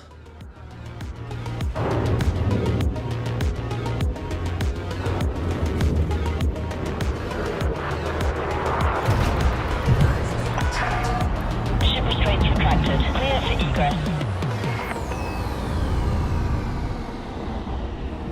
Drifted down a little bit there.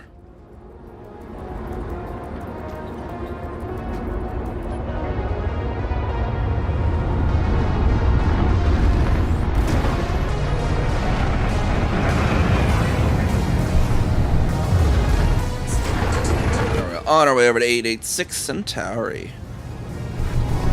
Again. Will Kami ever learn to check if she has the materials in advance? No. The answer's no. You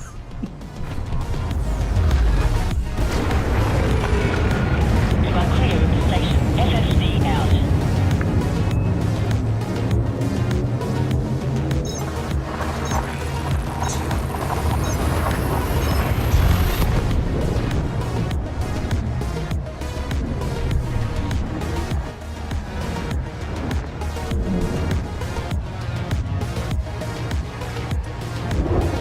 I wonder if since I'm going to relay, if I could actually have my encoder set to constant quality for the actual main output.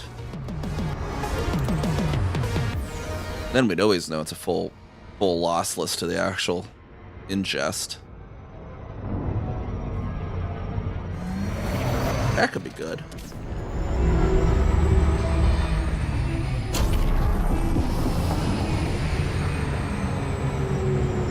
As long as like the as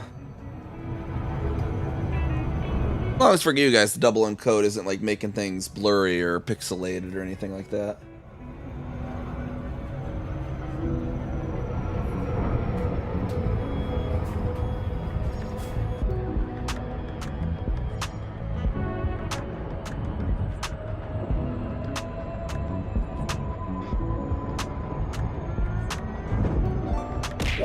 And we got Volt Cast in a line.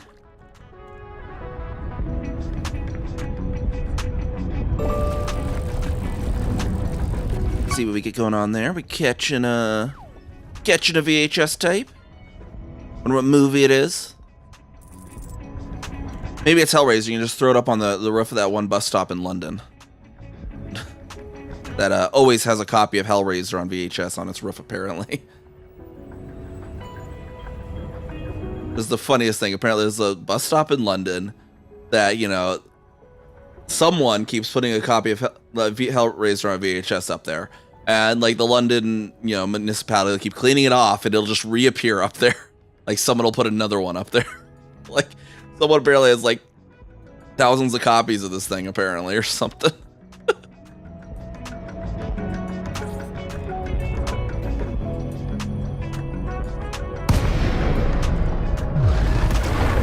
I think that was the movie. I think I read on that it was. I can't remember, but I think that was right.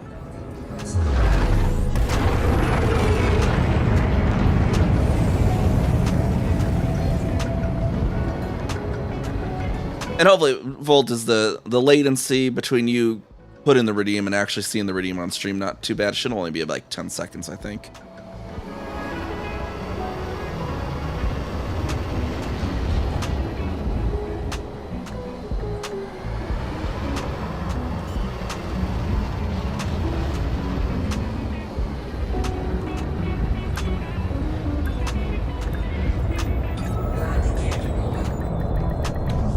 Successful. Engines disengaged.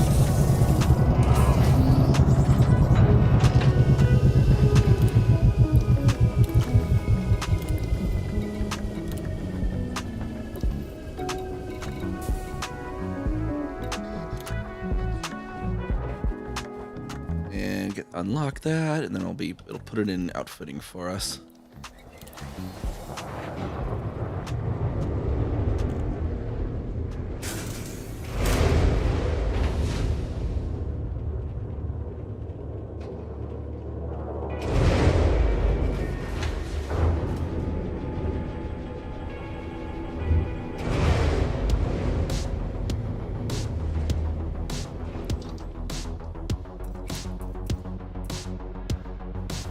those are on the nacelles. That's under it. Stick it over on one of the nacelles, I say.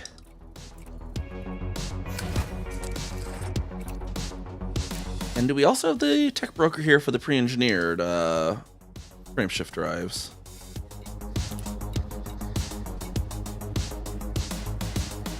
That's not the SCO one though, right? Can you get the pre-engineered SCO FSDs at tech brokers? Or no?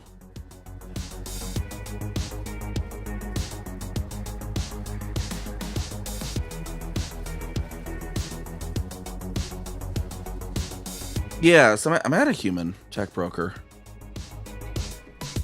But this one just looks like it's not the SCO one, right?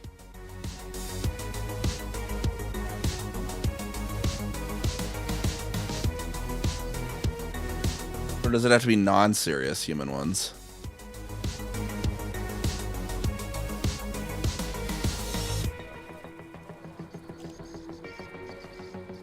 Or will this be the SCO one? I don't, because I figured it would say SCO in it, right? I just want to make sure I'm not going to buy this and not be the SCO.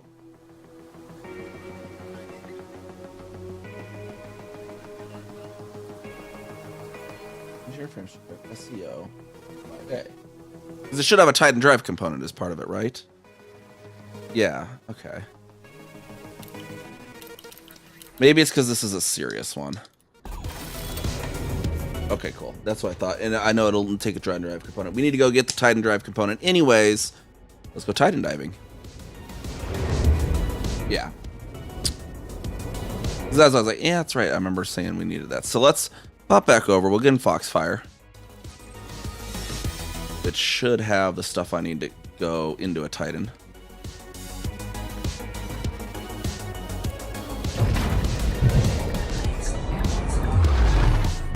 These collectors, well, because it's not crossed a cloud around the wreckage anymore, but they, like, scythes still come in every once in a while, right?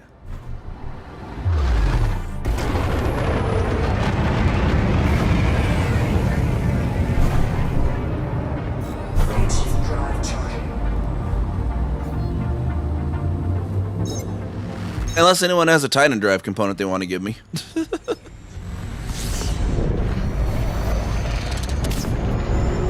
Oh, wait, those are mats, though, aren't they?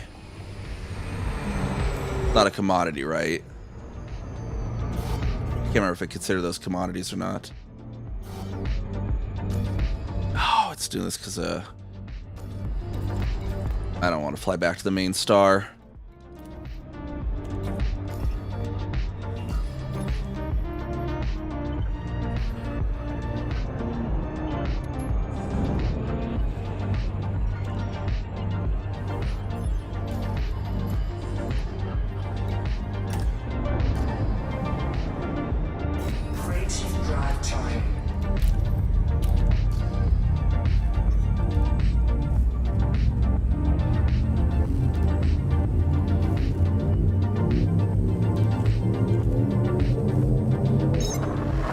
Titan drive component is commodity, right? Okay.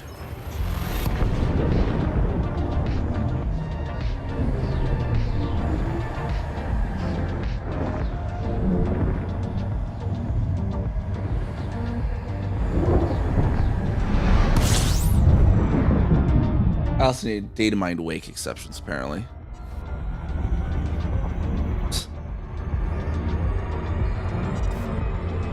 Yeah, maybe an FC cell. Yeah, we'll go Titan diving though. You know, that's fun. I haven't seen the wreckage above Sol yet. See if it's actually kind of scenic. That might be cool. You know, look, you're up at the wreckage with the Earth down below you.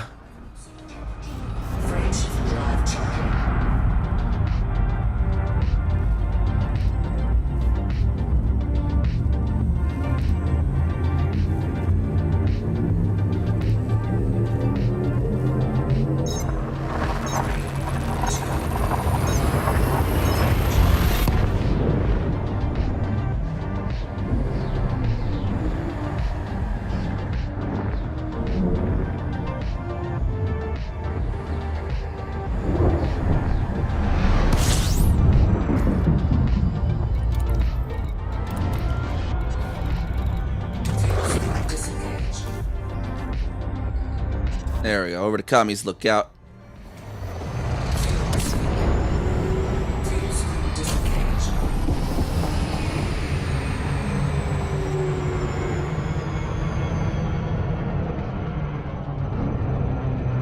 And then we just need to load up Foxfire for gathering. I think it might need a collector limb controller put on it.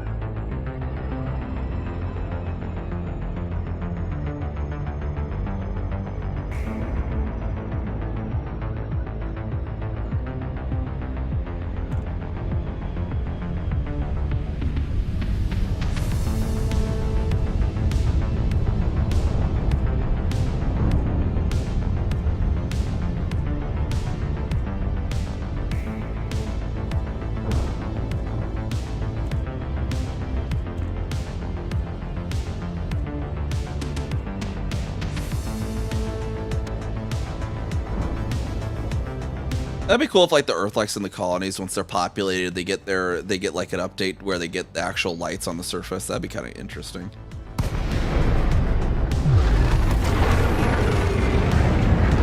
I haven't colonized any Earthlights yet.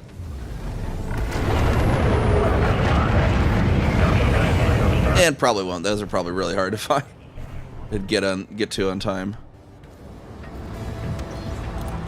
There was another one still near the colonies, but I couldn't put anything around it specifically. It didn't have a slot around the Earth-like. So who knows on that one.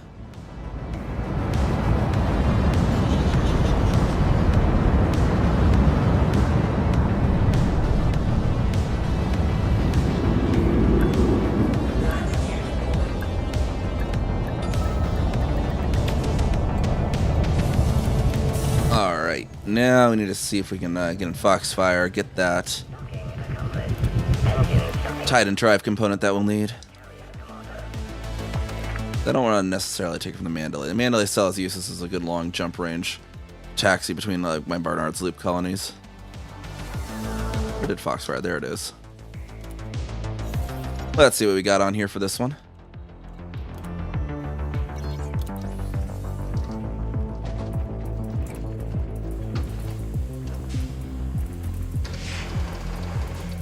I don't even have any limpets on this thing.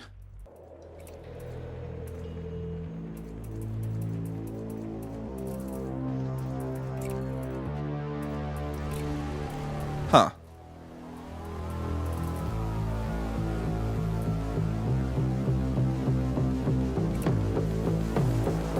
Let's stick that in there, and then we'll take a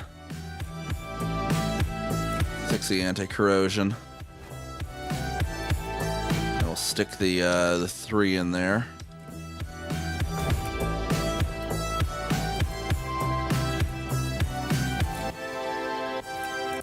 $3A there.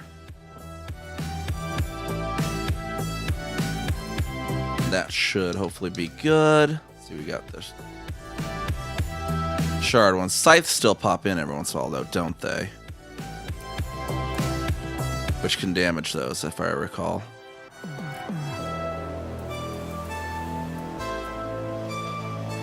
Just to be safe, we'll stick the 3Cs on there. I not have Engineer 3Cs on all of them. See, what do we got here? Shard. Right. Let me grab my current build link too, so I can make note of that for later.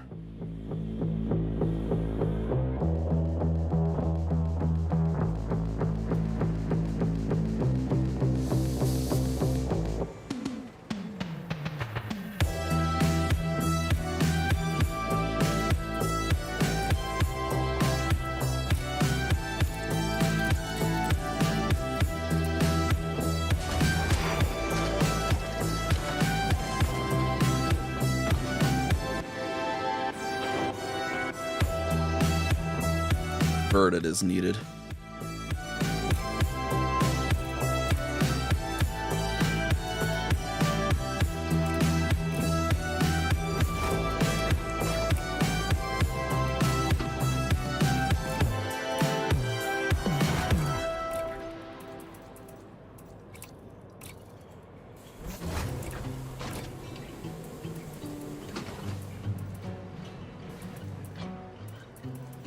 Wait, didn't I have another enhanced AX? Where's that thing at then? Not equip, incompatible slot. Oh, because that's a 2. What did I have there then?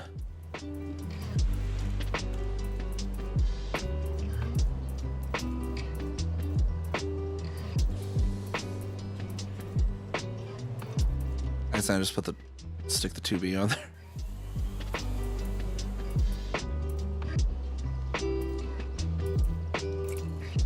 I have to leave the torpedo on or something, I guess. That's just what was there. Those 3 should be enough to kill us, I think, if it does end up attacking me, so.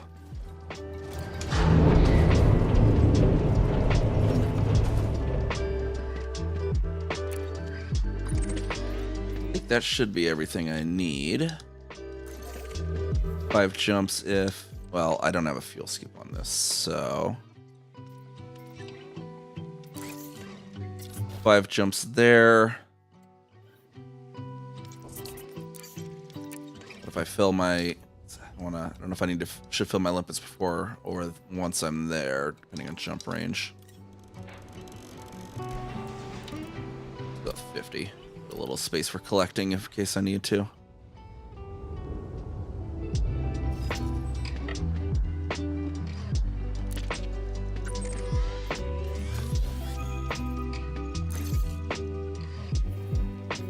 Six. That's not too bad. We can do that. All right, there we go. Let's get this zoomed over that way then.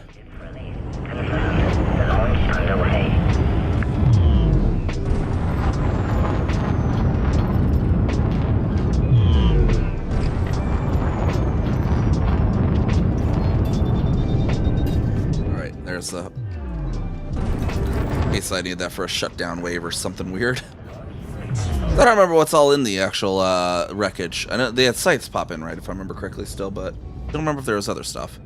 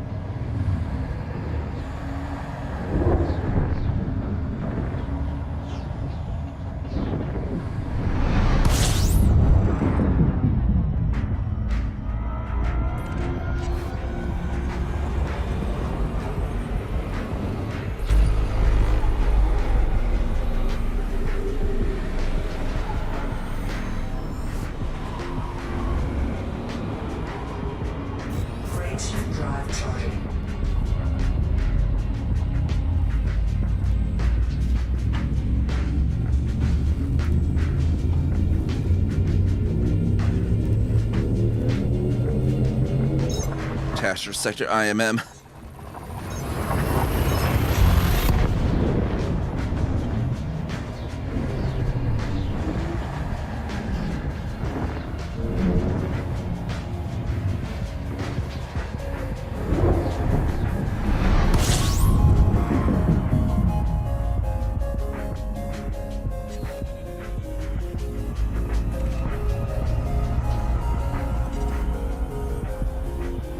Looks like the ads are hitting as well there.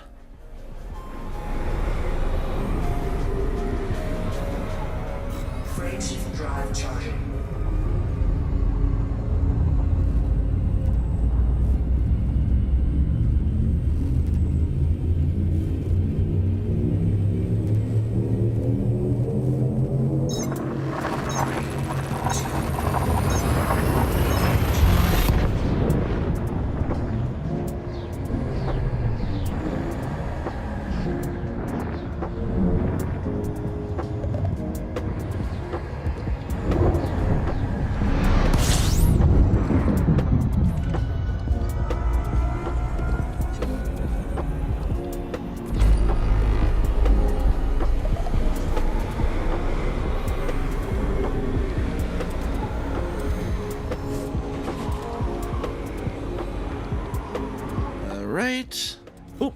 All right, it should be in the Rasmussen, then 2 more jumps after Rasmussen.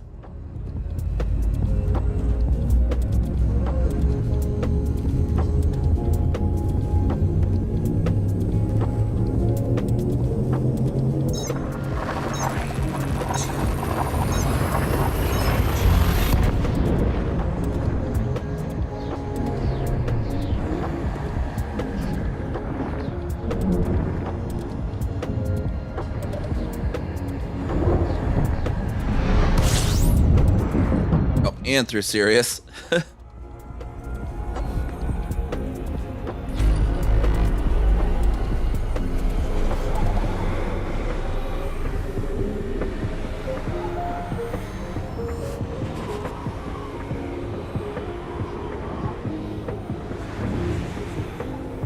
Freight drive charging.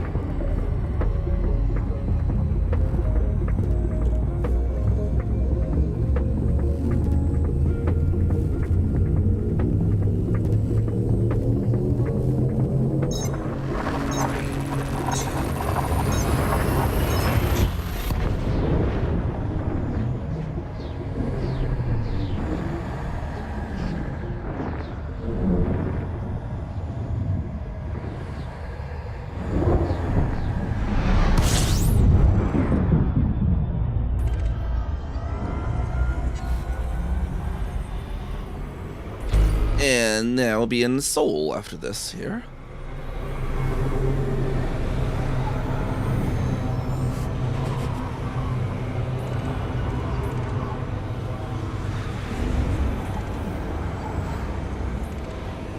There we go. Looks like the ad break is done there then. Freight drive charging.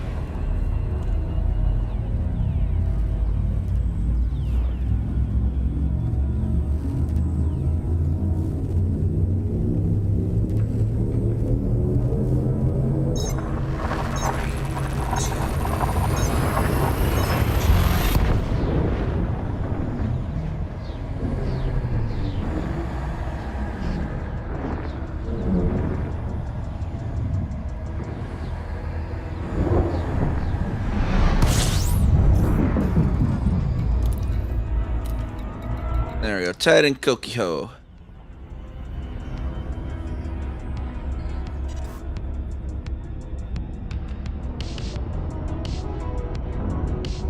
Warning. Freight shift drive operating beyond safety limits.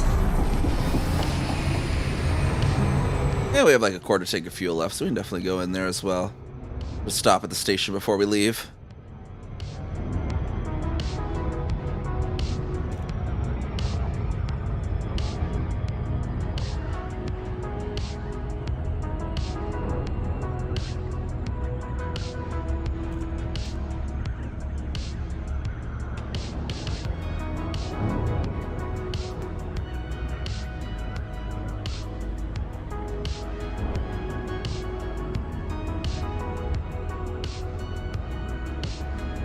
So many orbits around Seoul here. They had the one around the moon there at the station.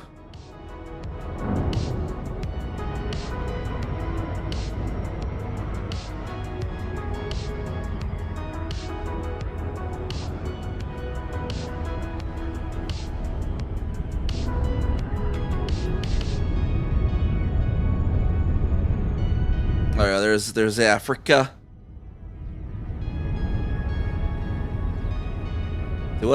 Where's Titan Kokyo only over? It's gonna be over Alaska, maybe?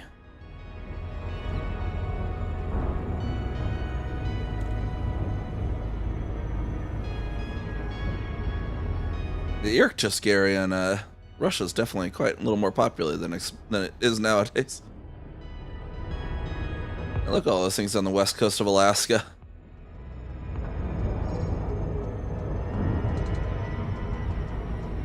I bet it couldn't be over like a daytime area. That would have been really sick to be able to look down and see some country that you know.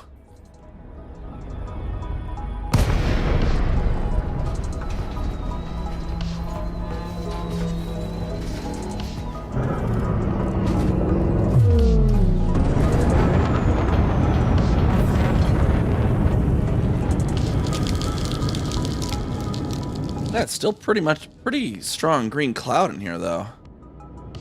figured that would have dissipated by now. I thought they dissipated after a few weeks.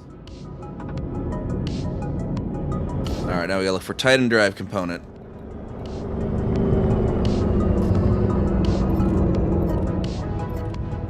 I need to put my fire groups with the collectors.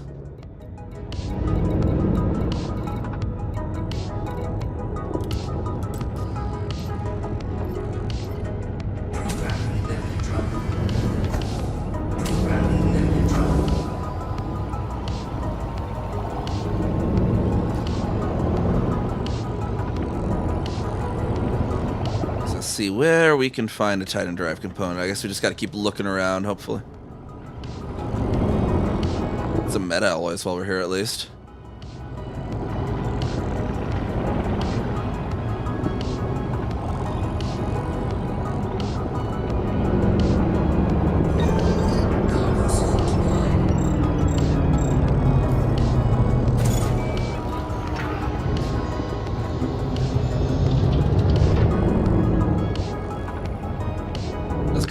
Cool scenery got that going right there, though.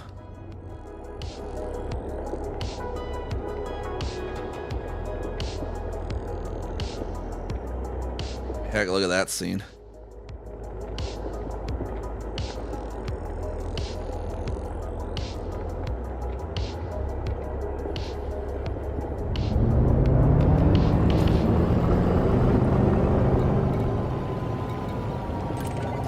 Listening post? What's this about? 150 kilometers out there, though.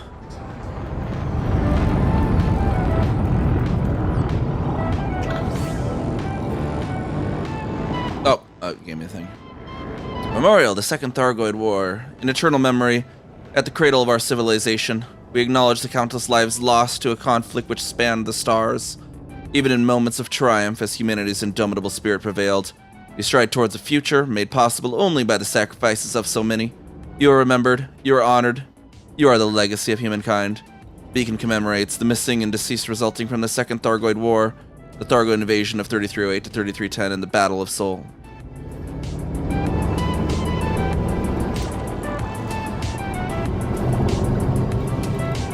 Meta alloys over there.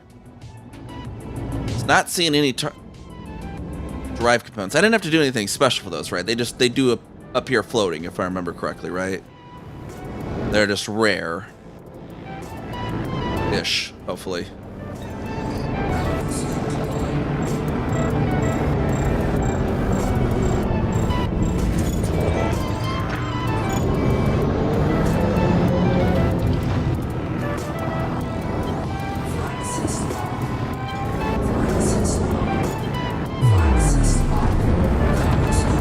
Are they gonna be more on the outskirts or more on the inner? Does anyone happen to know?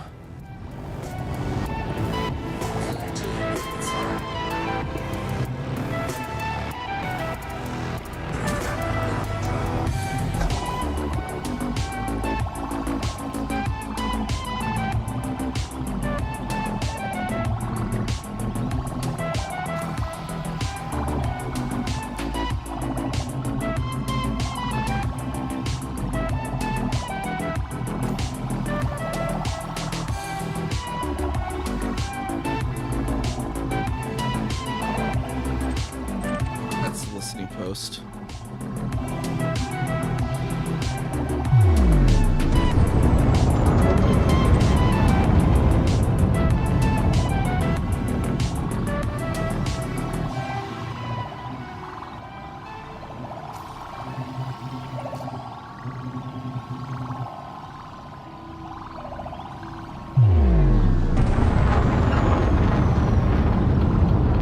Gotta go all the wreckages at least later on away. You kind of see the rough shape of what it was.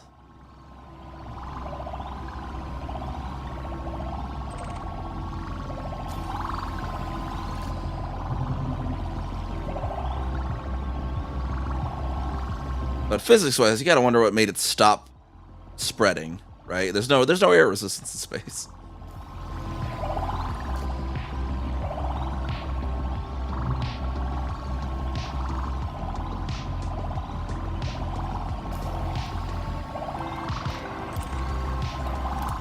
What is that on there?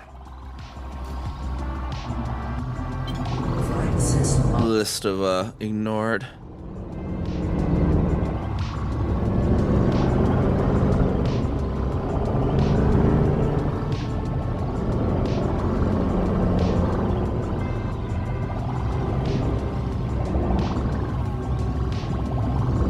There we go. Go get it, boy.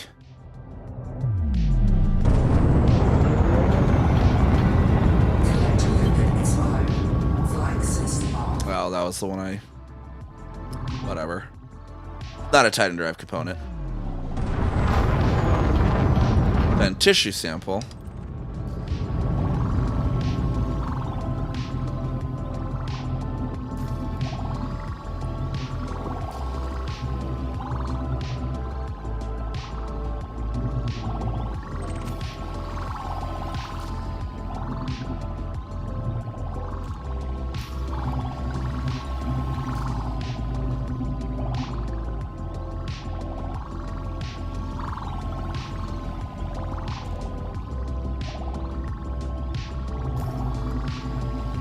Bio storage capsule.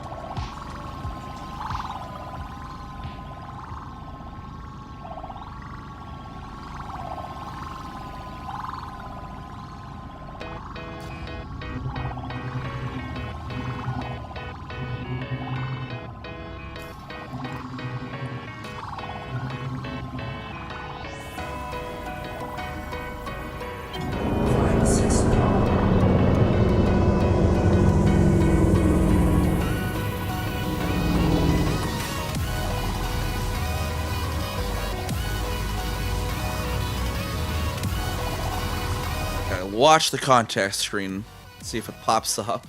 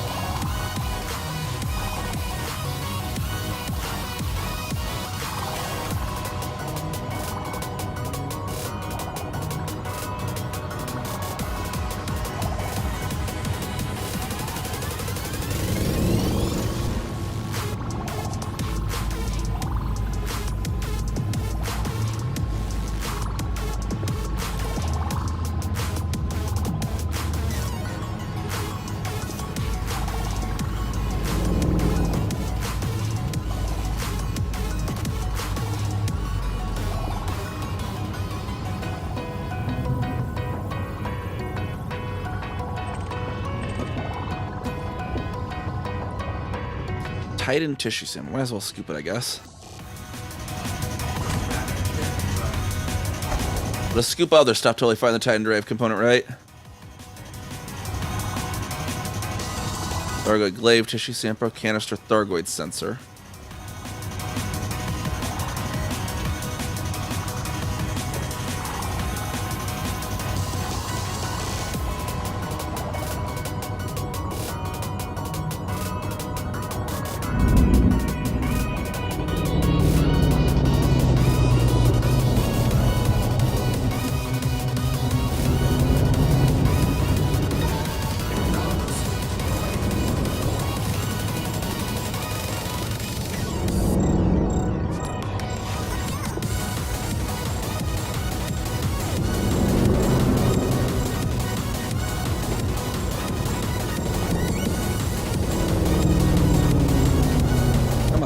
Limpet, catch up.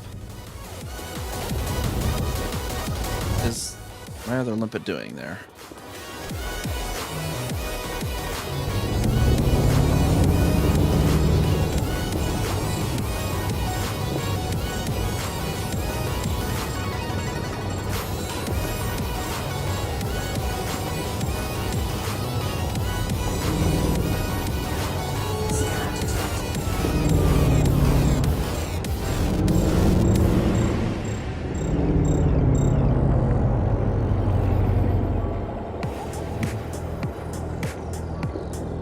These Limpets seem to move weirdly slow, though.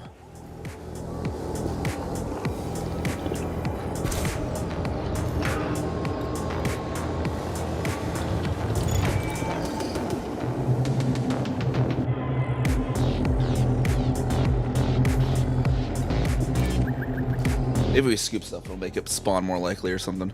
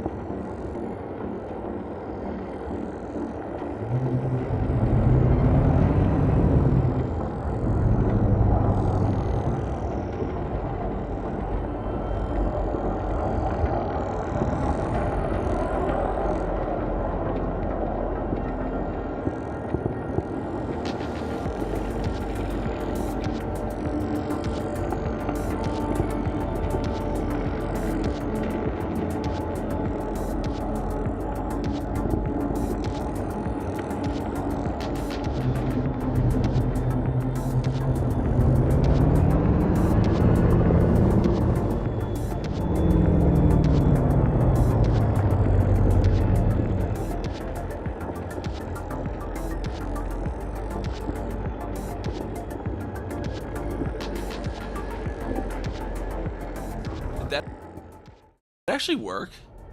I heard him yell.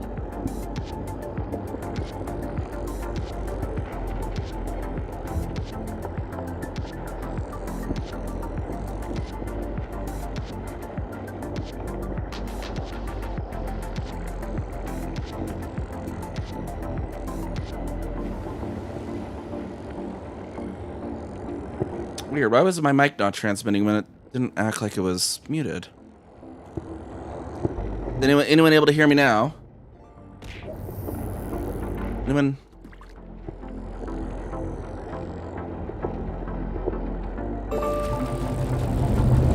There we are. Okay. Yeah, it was like, it was like my mic wasn't transmitting. Yeah, does anyone know, like, the trick to finding these things? I'm not sure if I'm doing something wrong here. I am not finding any of these Titan drive components at all.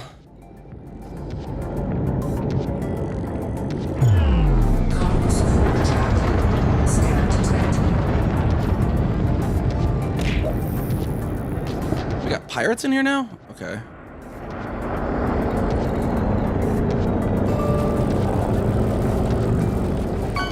Oh, we got a double there.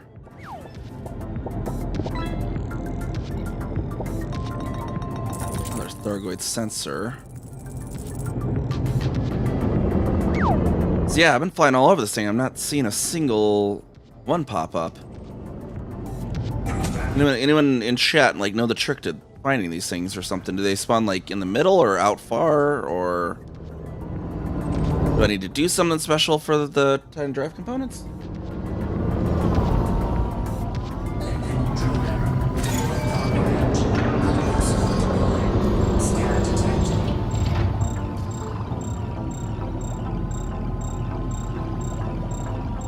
Anything?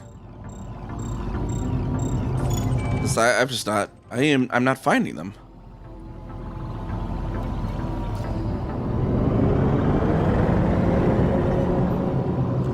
Under attack. Incoming at regular. Taking damage. Oh, we got pirates in here now? Okay. Wait, where's my...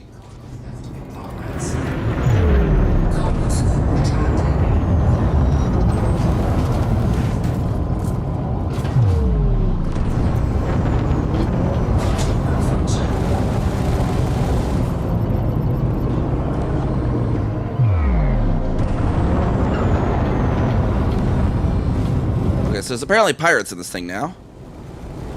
Does anyone in chat know the trick to finding these things? So I'm not finding them. What am I doing wrong?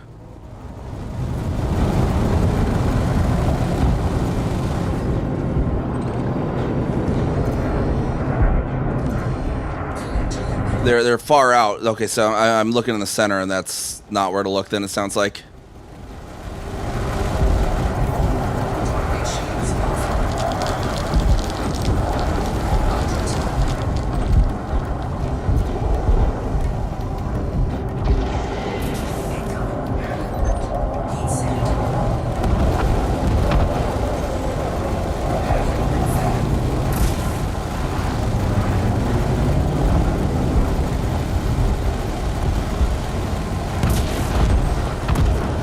You know, Pirate, this is probably not the best place to do, because the glaives and the sights will pop in here, and they like taking escape pods, sir. Like 7+ kilometers from the POI marker.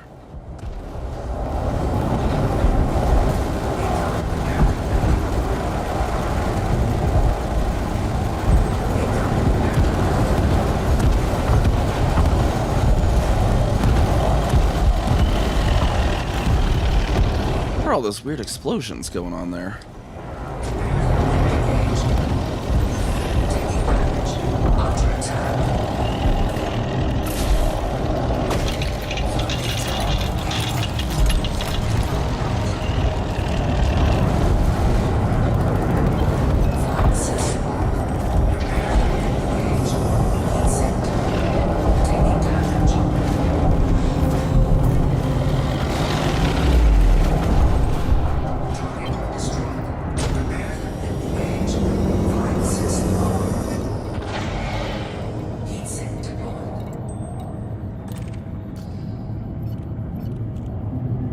Damn, buddy, you tried to steal my cargo. I'm gonna steal you.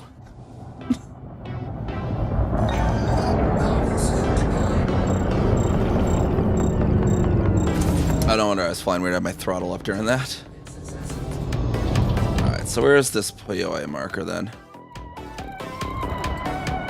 How do I actually see the POI? There we are. Unlock, lock, okay. They should be out here. Okay, I'm just still really not seeing. Are they really rare or anything like that? I swear I should have come across one by now, I would imagine.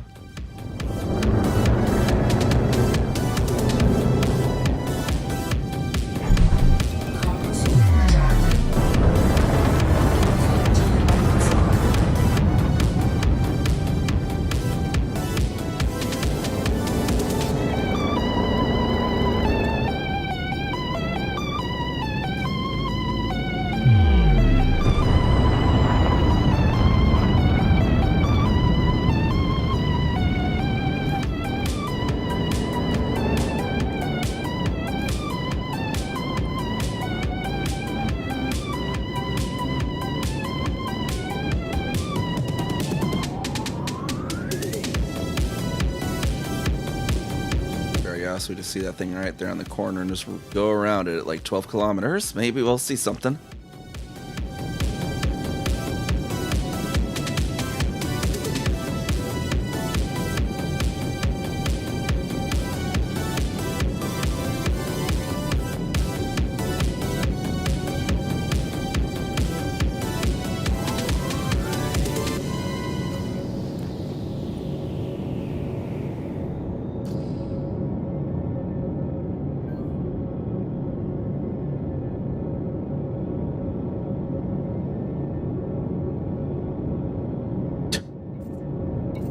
Got some salt in system chat, apparently.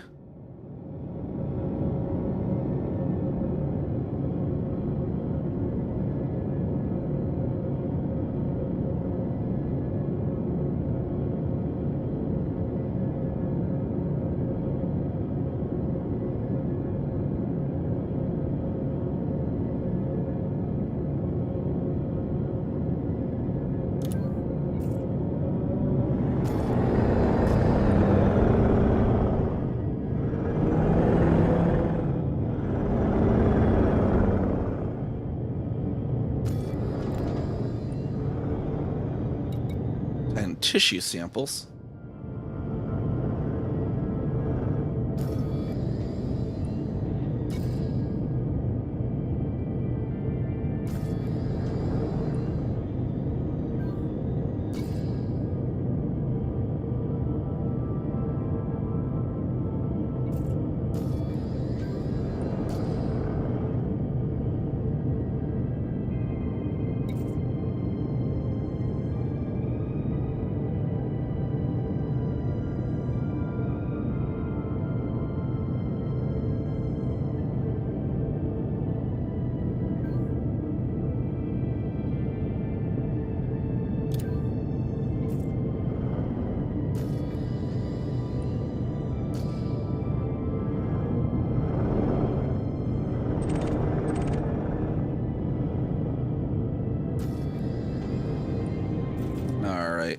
Still not seeing anything, though.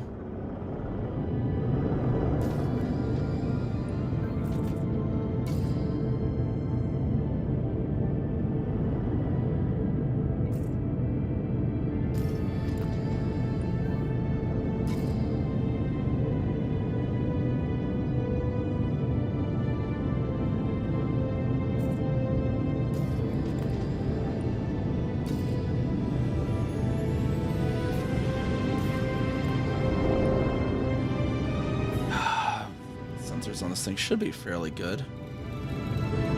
Maybe, I guess 60. What's the emissions range? 8 kilometer emission. No, wait. I read that wrong. Oh, max range 8, typical 5.4.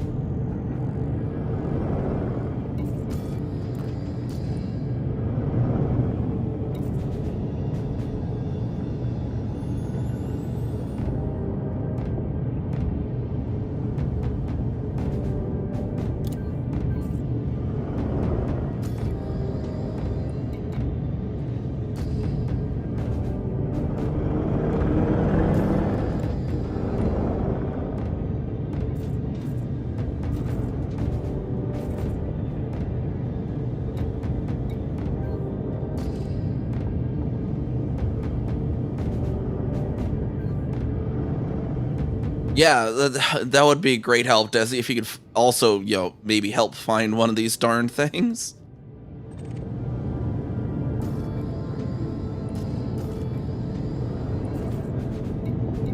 Let me go. I'm gonna just fill up my fuel tank or whatever up at the station over here, and maybe refresh the inserts or something doing that. I don't know. We'll see.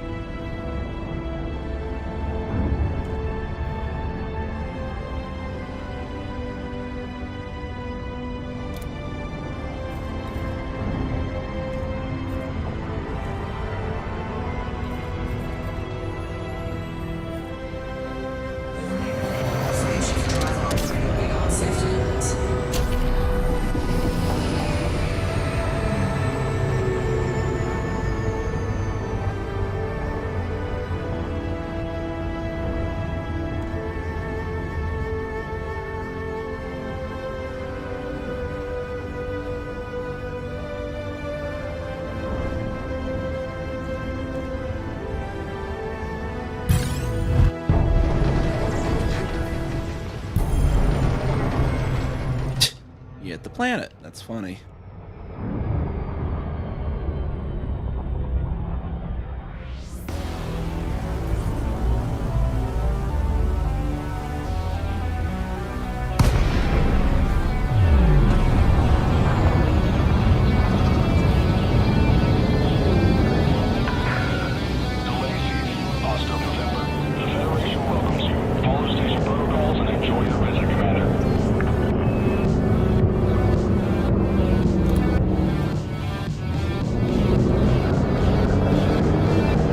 I don't think you hit the planet or what happened there.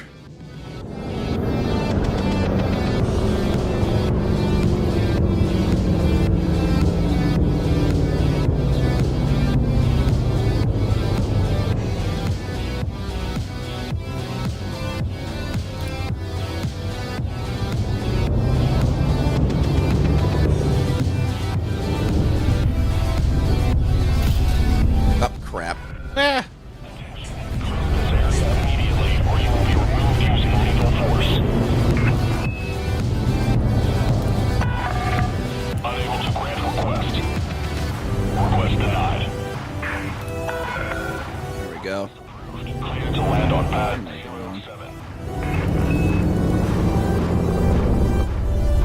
There we go. Okay, let's see what we can get here.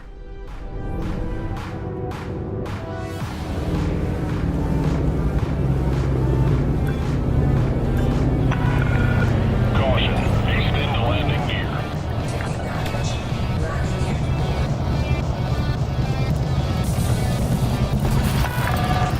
Contact, engines disengaged.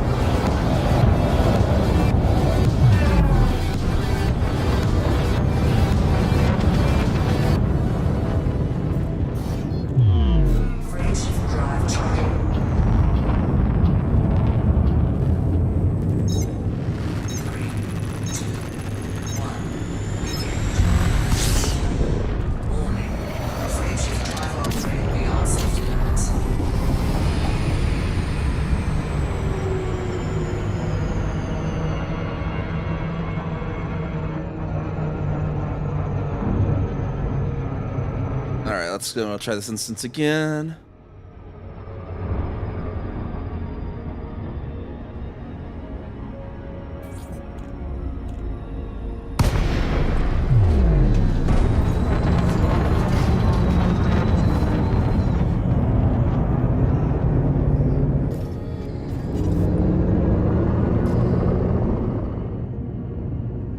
Because nobody else is in this instance, so it should be a fresh instance.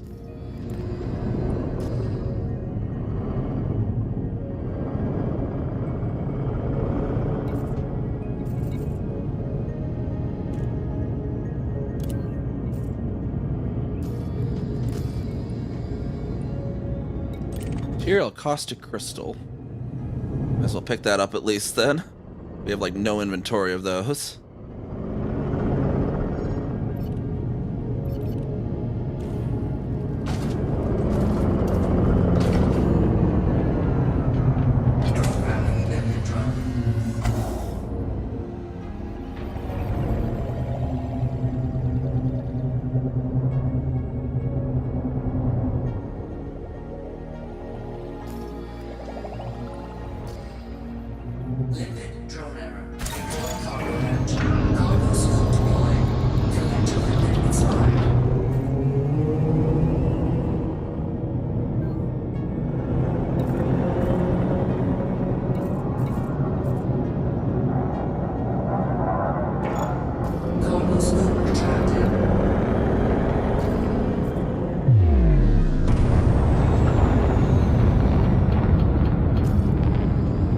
Volt, do you know like how far out stuff like spawns total? Like maybe I just get even further away? I don't know.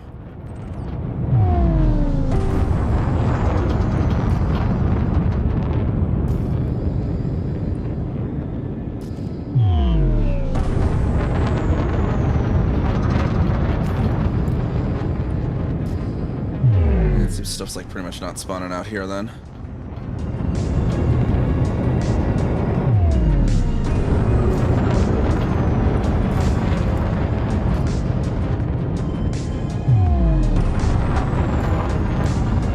Yeah, I did like a 12-kilometer orbit before. Tried in this instance, though.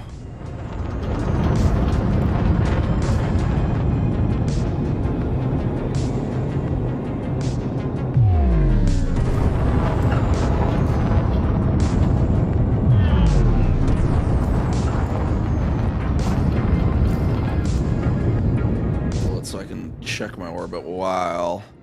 All right, let's see if we can do this. Stay at like bring it in right about 10.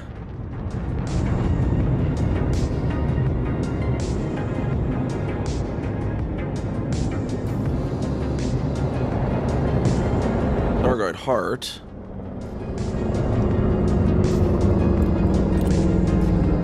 Kind of cool. I think I'll take that too.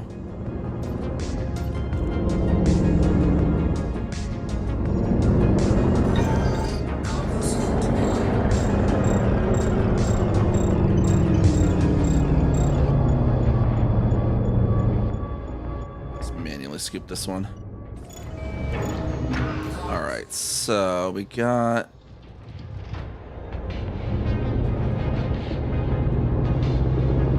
increase that here to 10.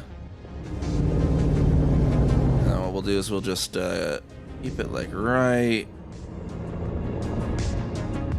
there, more or less.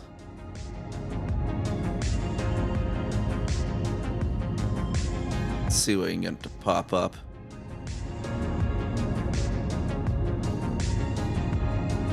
Keep the T right at the very left of the screen.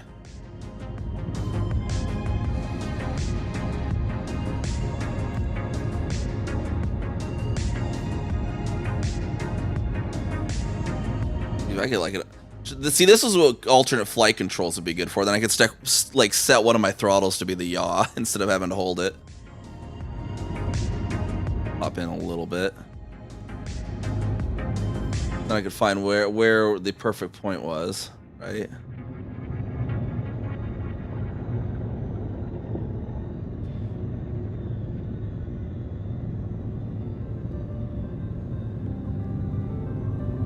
I can. I think I have to like do like there to keep it even. Maybe. Oh, no, that's in.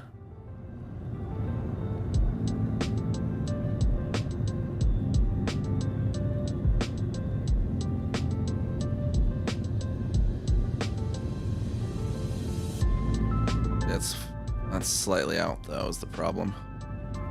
That's slightly in. Gotta be a sweet spot right around here.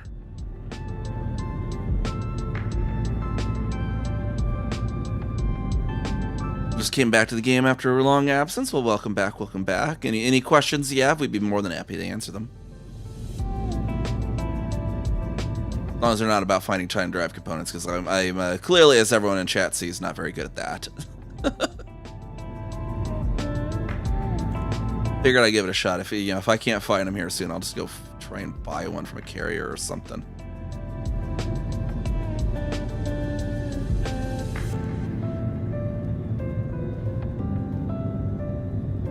I think the sweet spot's if I get that little line underneath, like community events. Yeah, like the community goals. I think there's one going on right now for like, I think it has like a power distributor thing as a reward. It's like Kane versus Mahan in some system.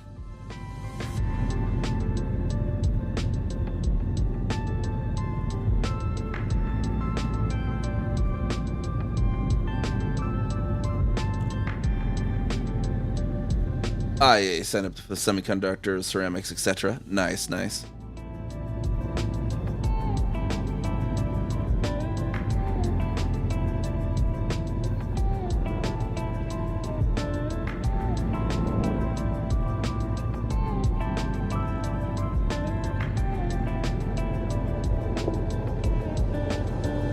Trying to find a good deal when someone you sell you can make profit. If you look, there's a website called inara.cz. Someone can pop that in the chat here. Looks like called inara.cz, and you can use that to search for where there's commodities, what their prices are. You can filter it by like their prices and all that kind of stuff. One of the good ones on that is filter it by where the price is 25% or more better than galactic average, I believe is that like infrastructure failure systems might have good prices on those, although I think that's mostly mining materials that infrastructure failure gets better prices on. Although I think semiconductors might fall under that kind of industrial stuff. Yeah, and then you have to know what price it is that you're bringing it to. There's also in-game, there's the compare tool as well. You're at a station in the commodities market, there'll be like a little, it's like a yellow circle with like an unfilled circle next to it. And that's the compare tool. And you can use that to, the game will actually report what the prices are at each of those respective stations. You use that compare tool to find out, okay, well, I'm taking it here for the CG. You know, what's my profit going to be when you're docked at the place you're buying them? When you're docked at the station on the commodities market, it'll be in there, and it looks like a pair of yellow circles, sort of thing. It's on the market menu when you're actually docked at a station and have that open. All right, we're gonna take a right turn here, see if we can do one orbit around at a right angle from where we were. I'm a little close now.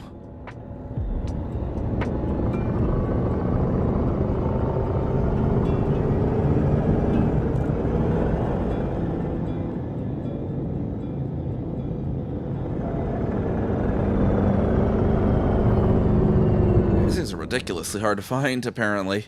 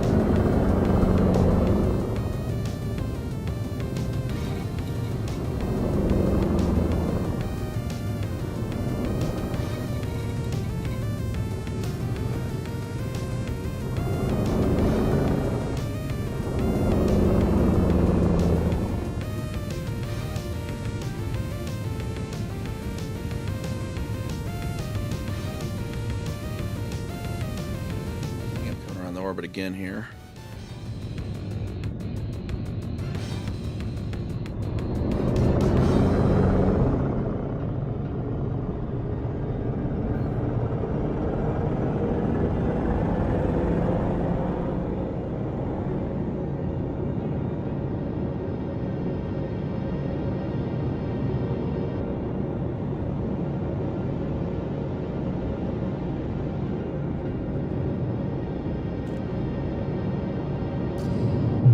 They are not showing up, are they?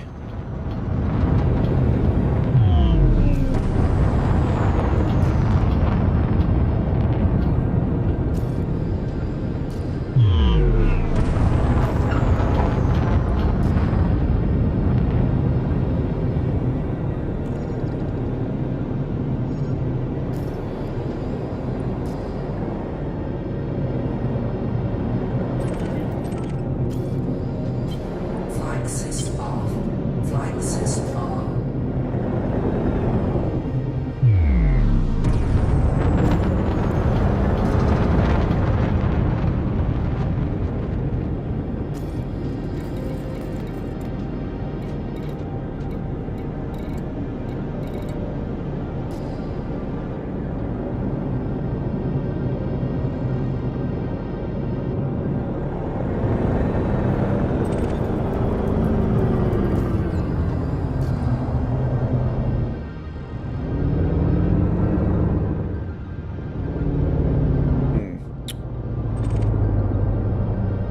Maybe let's try maybe one of the other Titans?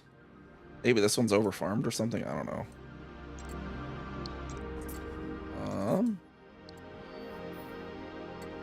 What was the next nearest Titan?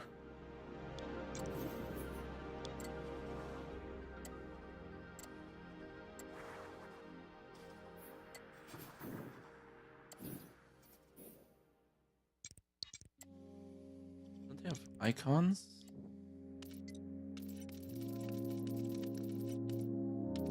I thought they still kept the... Oh, yeah, the red icons. They're... Okay. Next nearest looks like might be... This one? Rain jumps, jeez. This one? Yeah, screw going that far. Let's see if I can just buy one.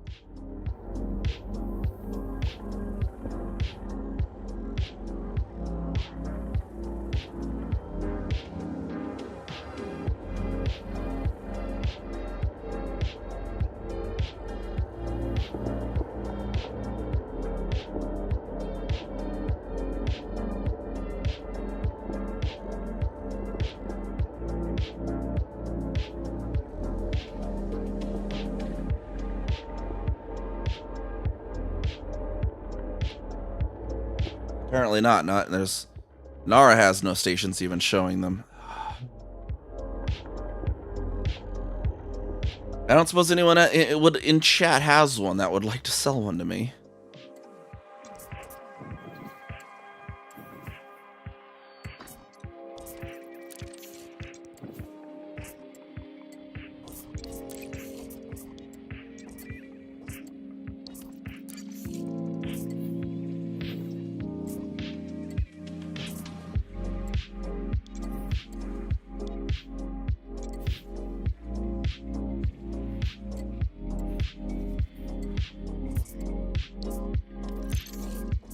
Well, let's head over there real quick. We'll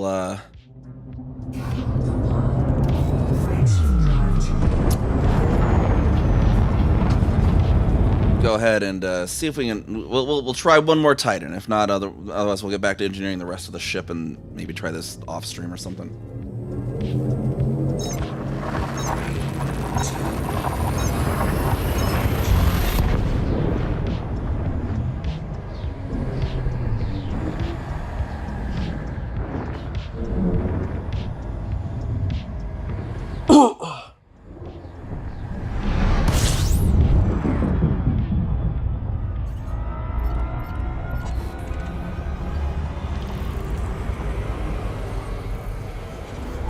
System scan complete.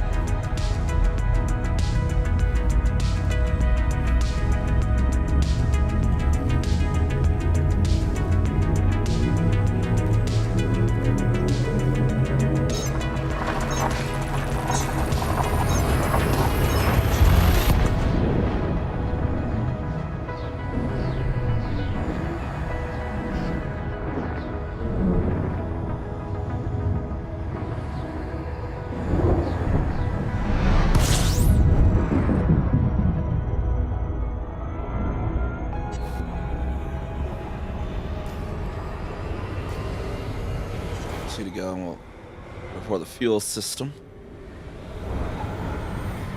So this is actually going to be a. Oh yeah, no. Let's make sure we actually.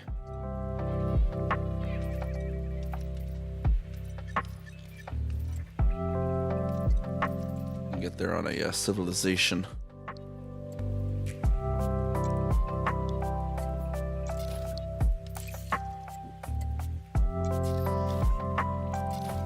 There then.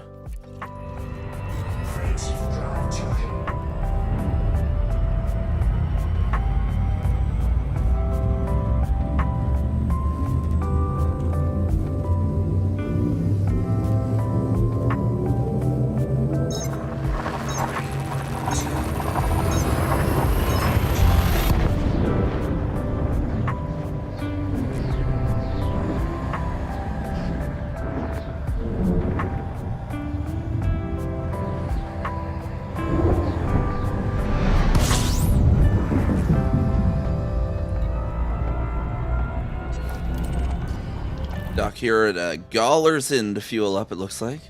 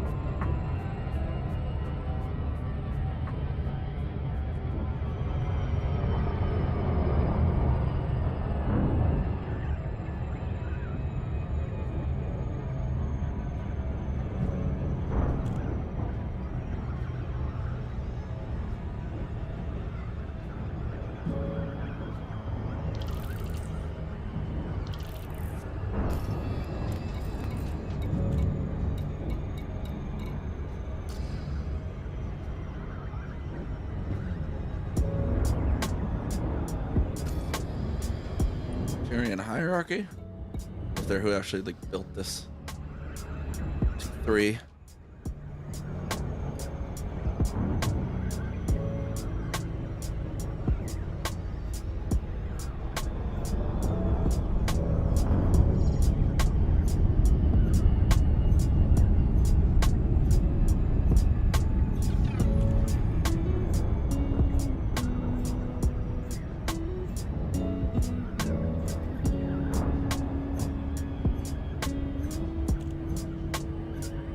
Slow final approach to the station.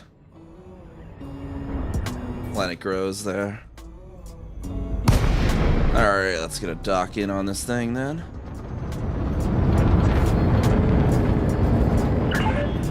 To Lacey, Kilo Oscar November. This station is under Alliance control. Please comply with SARCOM flight regulations. Access granted. Clear to land on pad 37.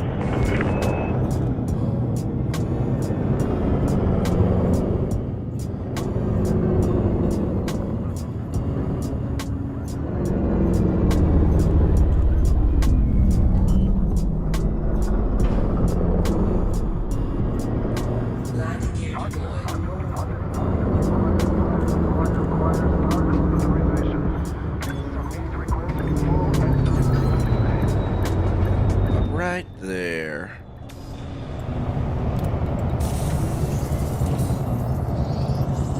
Alright, refuel this on up. Glad you arrived safely, Commander. And then onwards to the Titan again. We'll see if this one maybe has better luck with the Titan drive components.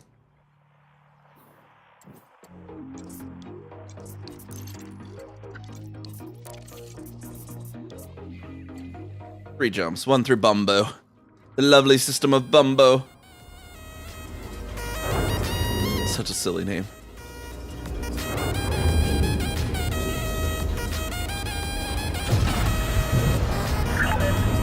Ship restraint disengaged. You are clear to depart.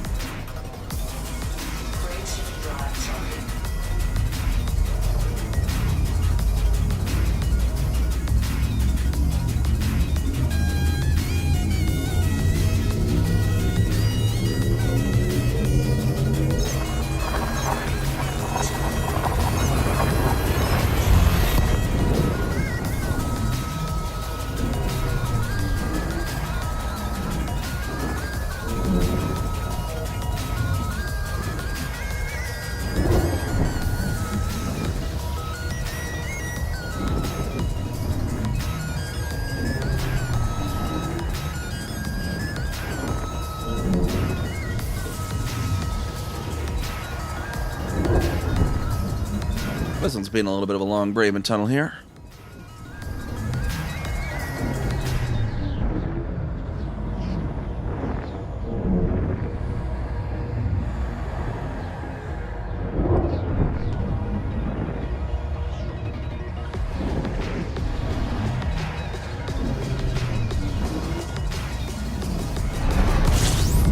There we go. That was a kind of a long one.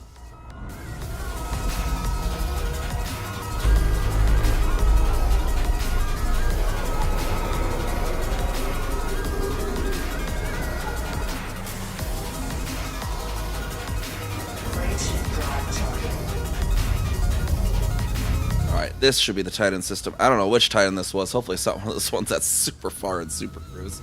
We do have SCO at least.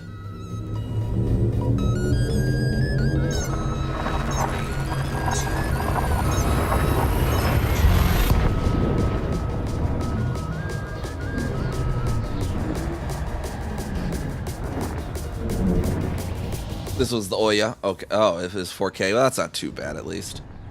Titan. Oh yeah.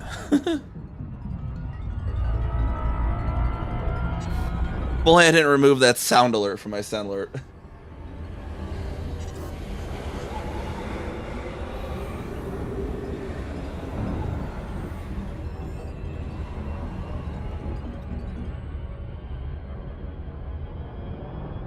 Where do we at?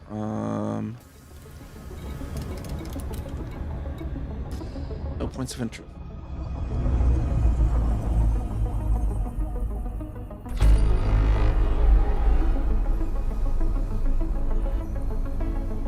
Titan, oh yeah. Oh yeah! There we go.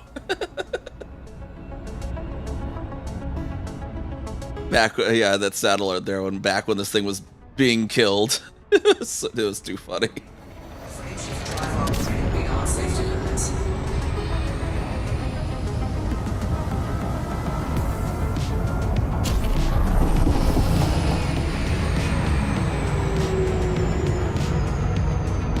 All right, maybe we'll have some better luck on this one.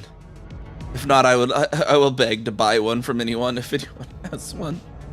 There's not even carriers selling these.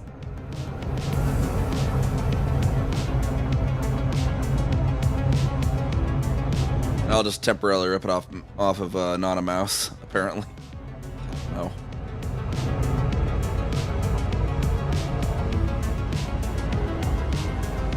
I'll just be like, yeah, it's on the main Explorer.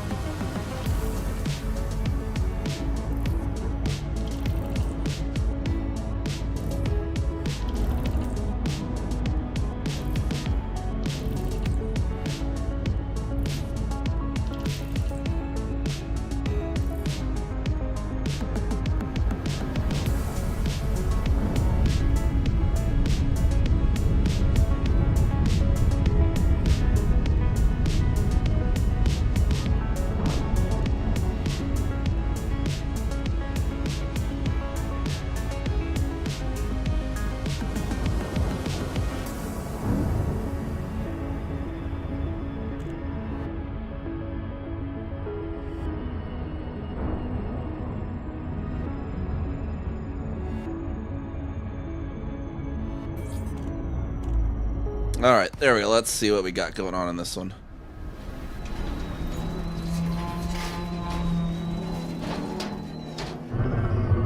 That'd be, you know, that effect. That effect's actually really cool. That'd be really cool if they used that for like dropping into stations too, where you gotta zoom on in slowly, you know, instead of just appearing. Right? That would have been really cool as well.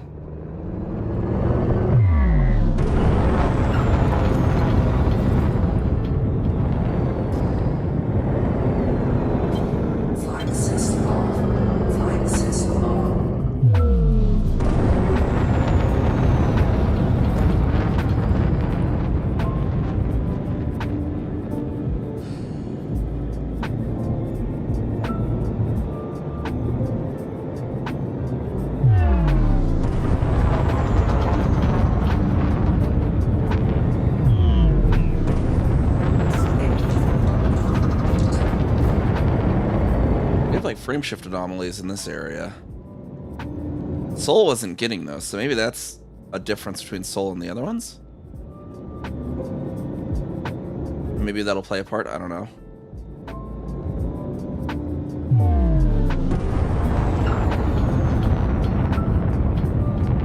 Orgoid resin. I don't think I saw that before either. Huh. What is Orgoid resin?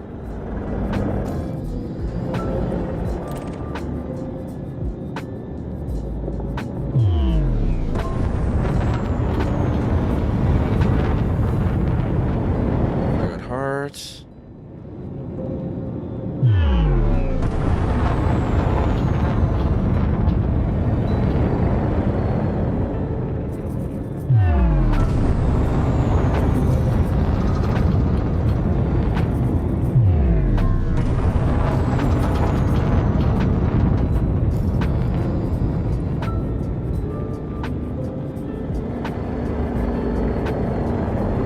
Stuff popped in there for a moment, then disappeared again. Well, there is a player here, though.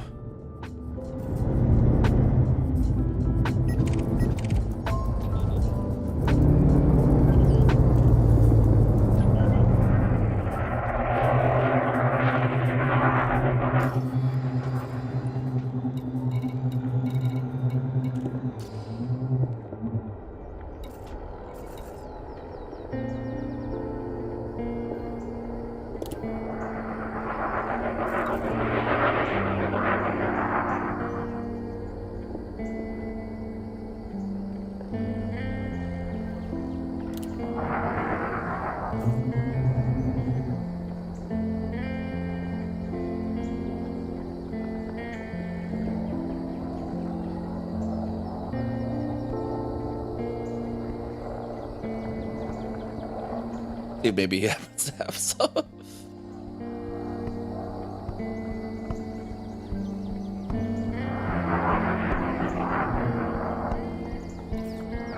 Ooh, okay. Airless range. I'll friend him real quick.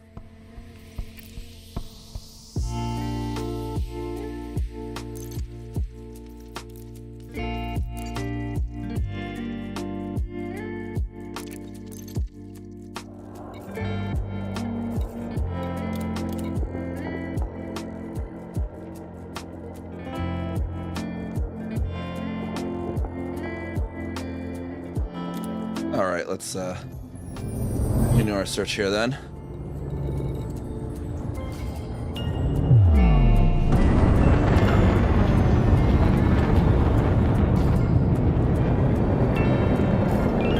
Retarget the point here.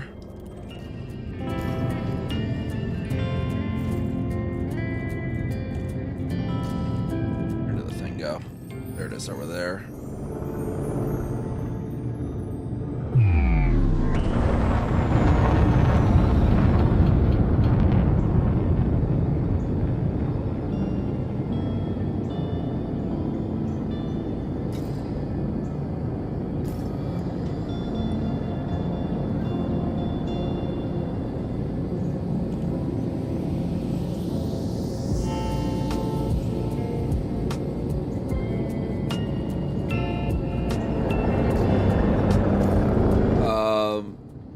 Summer Spanch? I don't know. I mean, from EDDN, I'd imagine, EDDN will get, people sometimes don't push to EDSM or Spanch, but they'll push to EDDN that, the other tools and stuff can get data off of.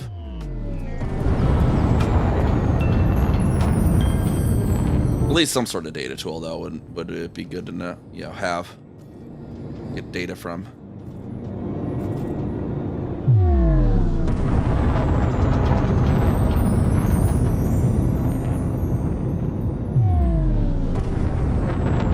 Why am I not seeing any signals here? Hold on. Sensors are still on, right?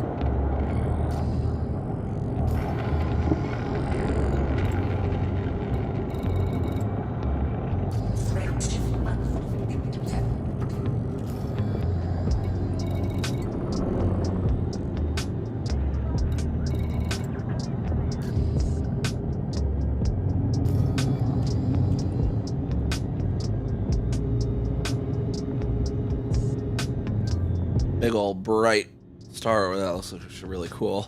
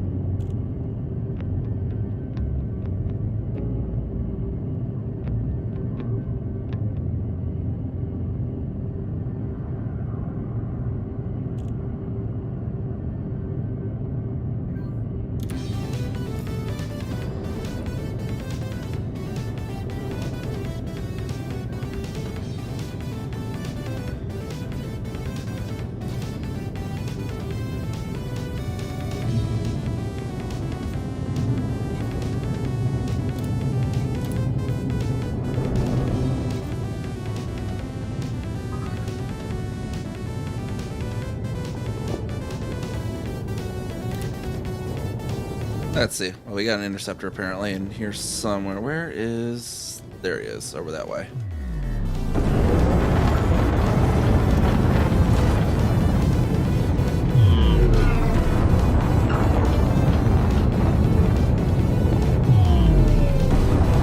Well, let's get some Thargoid action going here then.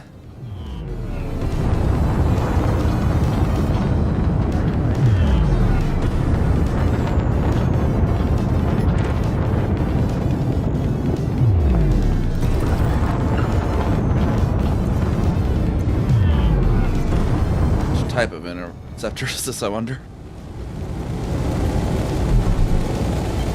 Flight system off.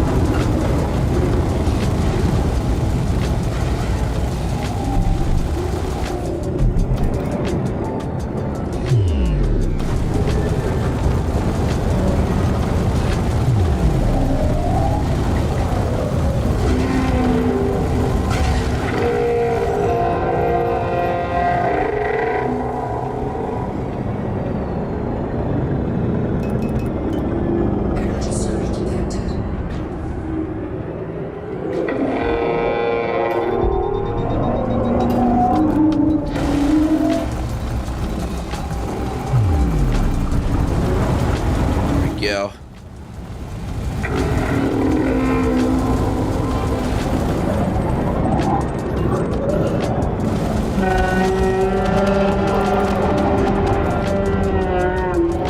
As far as watch there just be a tide drive component nearby, that'd be funny.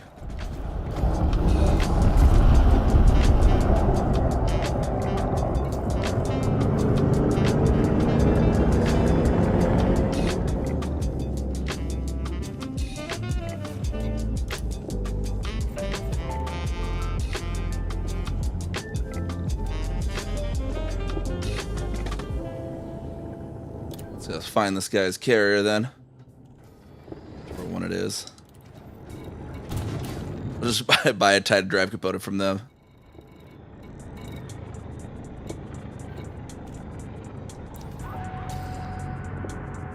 Oh. At you.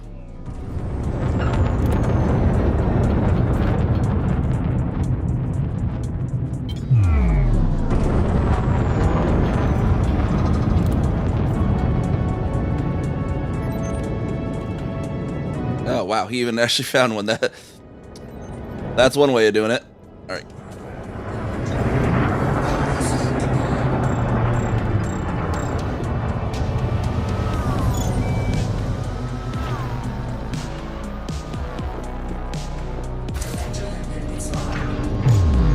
Heck yeah, this worked out real well.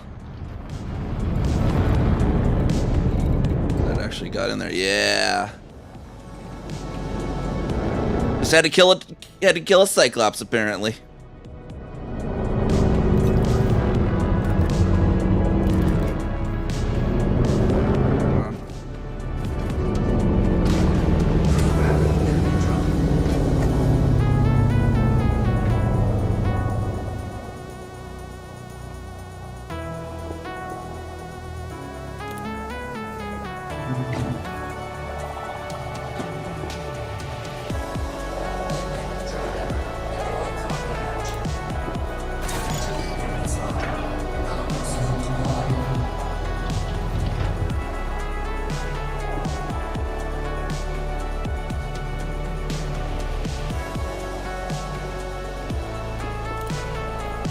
All right, now we can go get our finish up the Corsair build.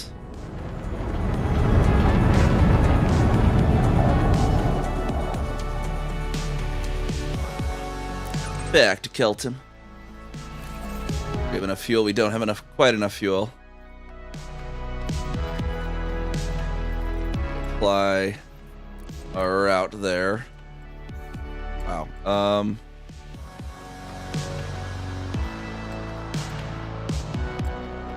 11 jumps. Here's a fuel star here, though. Gladuchin. 4 jumps to fuel.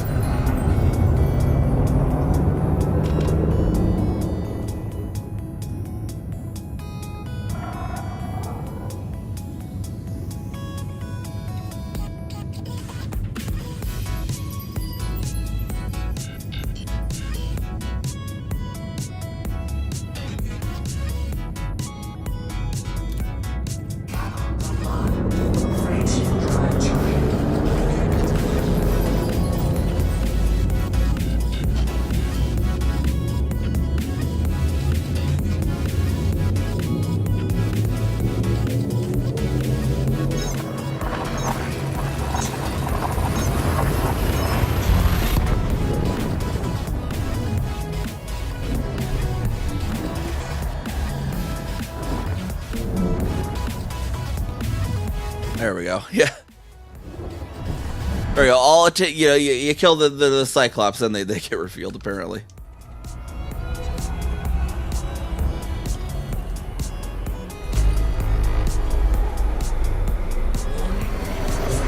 Not super cruise overcharged. Don't need that necessarily.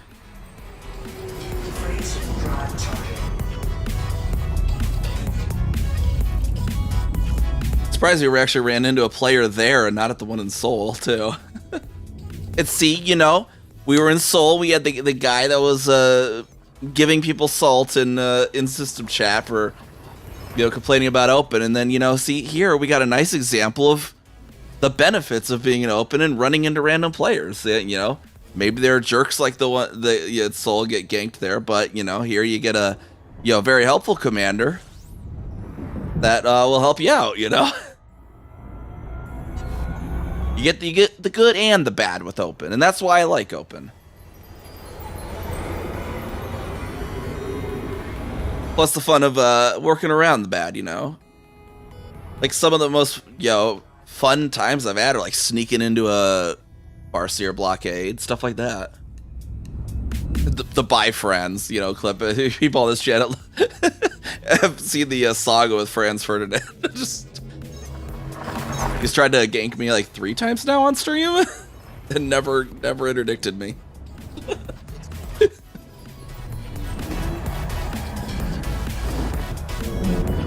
Bye Franz was the funniest though, because that one is like he tried to interdict me, failed. Tried to interdict me, failed.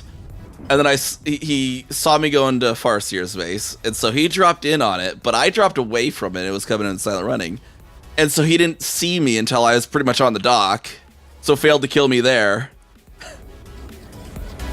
And then I used the moment when he was distracted with another commander to just fly away, like, bye, Franz.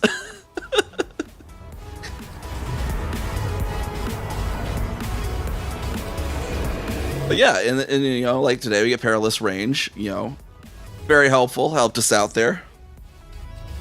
Had a little bit of fun with the Cyclops too.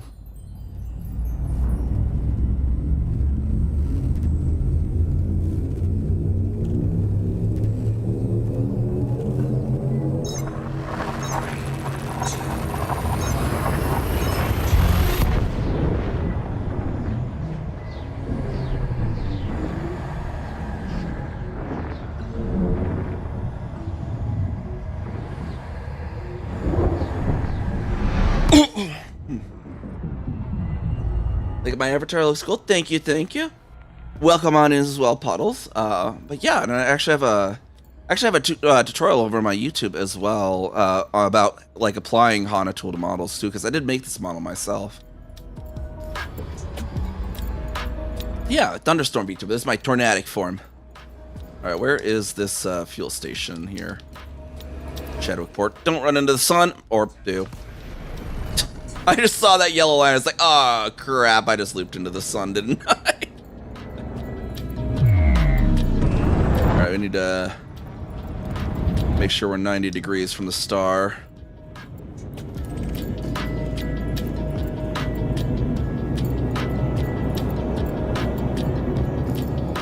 And then the Chadwick port, once our FSD cools down there. How long have I played Elite? Oh my gosh. I lost count at 7,000 hours. I've been playing since November 27th, 2018 was when I first started really playing seriously with the Commander Kezuka. This one's also a second account. I have more than one account. This is my secondary account that I'm playing on today. So yeah, thousands of hours in this game. Love this game.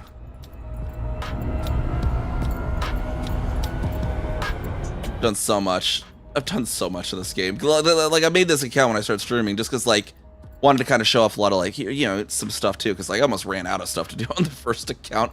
Had most of the stuff unlocked, all that.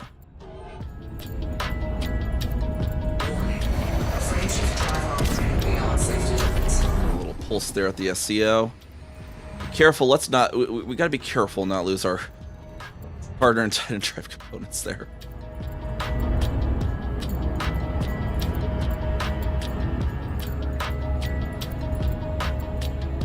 Is this a colony, I wonder? Oh no, this is an existing. Okay. With that many factions, that's definitely not a colony yet. Colonies may eventually have that many factions, but I don't think colonies would have that quite yet.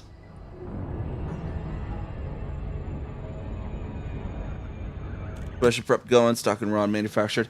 So what we're actually doing today is we're building an exploration Corsair. So I want to take this particular commander I haven't taken out to Beagle Point. I've done it like 4 or 5 times with my other one. But I want to take this commander out there to Beagle Point and then over to the the northwest section of the galaxy where there's the Stolon trees. Get them in the Codex as well. It's been a little while since I did the exploration trip because I lead an expedition series called Celebration of Early Astronomy. We had that wrapped up. That ran from January to March, so it wrapped up a little bit ago. Been doing the colonization. I'm like, okay, let's do another trip. And I really like the Corsair as an explorer, and so I'm building a copy of my Exploration Corsair from my other account for this commander. I just needed to go get Titan drive components to get another copy of the 5A SCO frameshift drive. So that's what we were doing. That's why we're in the Python day. This was my Titan diver back when the Titans were alive, was this Python here. So took that to go get the Titan drive component. And we saw both sides of the open debate in our quest for the Titan drive component too. So we had Soul, and there was someone in system chat complaining about being ganked, and then we went over to, I had no luck there, so we went over to Titan Oya's wreckage, and had a very lovely random encounter with the commander. It was very helpful. So it was like the perfect like coincidental example of like both sides of playing it open. Yeah, it definitely does have a respectable jump range. I think I had my build. I'm copying in here somewhere. Let me dock here and get that link on my clipboard. I think it's this one. Landing completed. Engaging docking restraints. Station facilities are at your disposal. Yeah, there's that one, and I'm actually going to put the. For some reason, Etsy doesn't have that as the pre-built FCO from my other ship, but it is supposed to be one, so it's actually a little bit further range than what that build link gives. But yeah, no, it's like it rivals like what you could get an Anaconda if you built an Anaconda as like a usable exploration build with all the the stuff you'd want, like actually want like a bump shield and an SRV AFMU. It rivals that jump range. It's pretty close to what you could get an Anaconda. Mid 70s to low 80 there, Corsair's like, I think, what was it there? Yeah, 72, and I think it actually was like 73, the high 73, if I remember correctly, with the SCO, that pre-built one. And I just needed the fuel there, so let's continue on.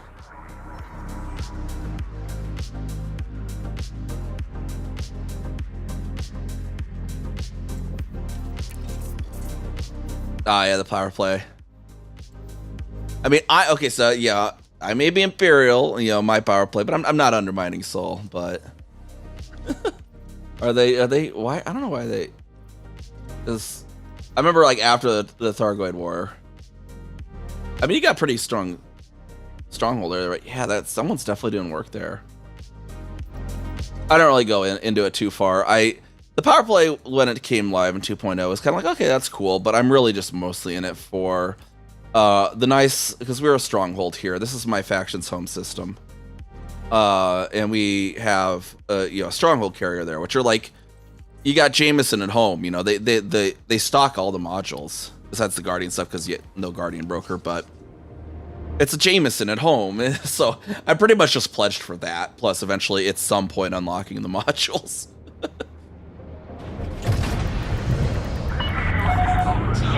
But yeah, it wasn't quite my cup of tea to really engage in that super hardcore by any means.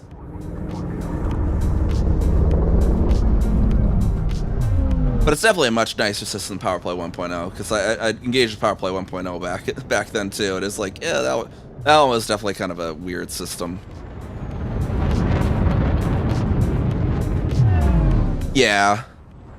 And I get some of the bonuses too with trading like mining materials and stuff too, which can kind of help out a bit with BGS. Yeah, it gives me a little money for doing what I was already going to do sometimes with BGS, like trade runs.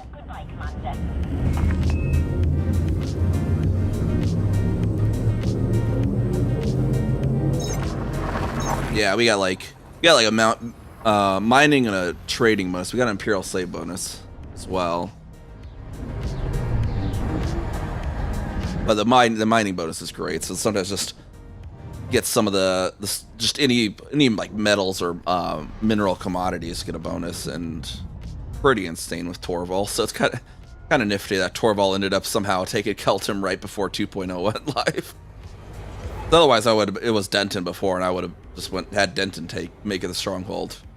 But yeah, 2.0 went live, and I was like, I just pretty much went in their power play. I'm like, look, because it came in as a fortified, because it was a control system in Power Play 1.0. And I basically went, it's like, please make this a stronghold. I want a stronghold carrier, please.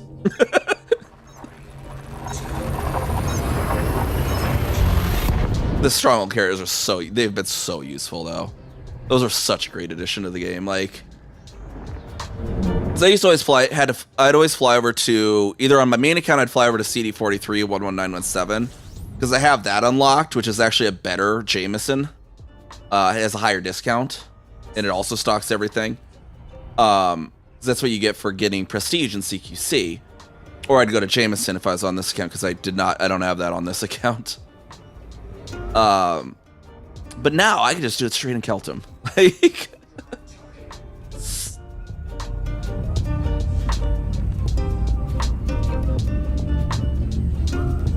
yeah, and it's definitely nice that like more stuff, because like Power Play 1.0 was fairly limited in how you could get merits.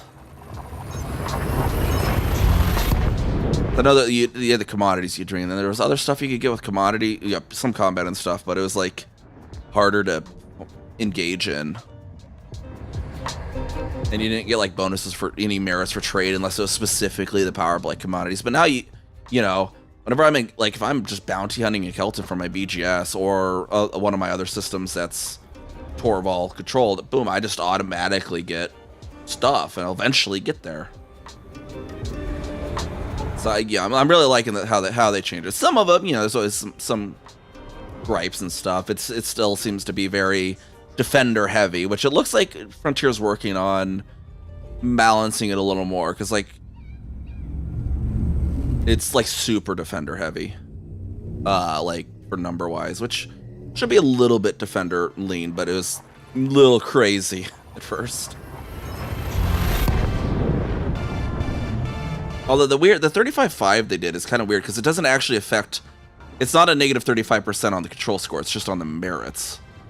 And so it's like, it's kind of like FDev. If you were wanting to make it more of less of a turtling game and more of a defensive game, make it affect the control score, because the actual players that are serious about the defense, whatever, they don't care about how many merits they get. Like, all they care about is the control score. A lot of those guys are like level 600 at this point.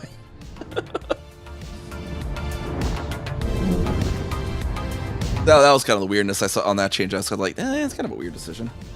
But yeah, it's still a very good system.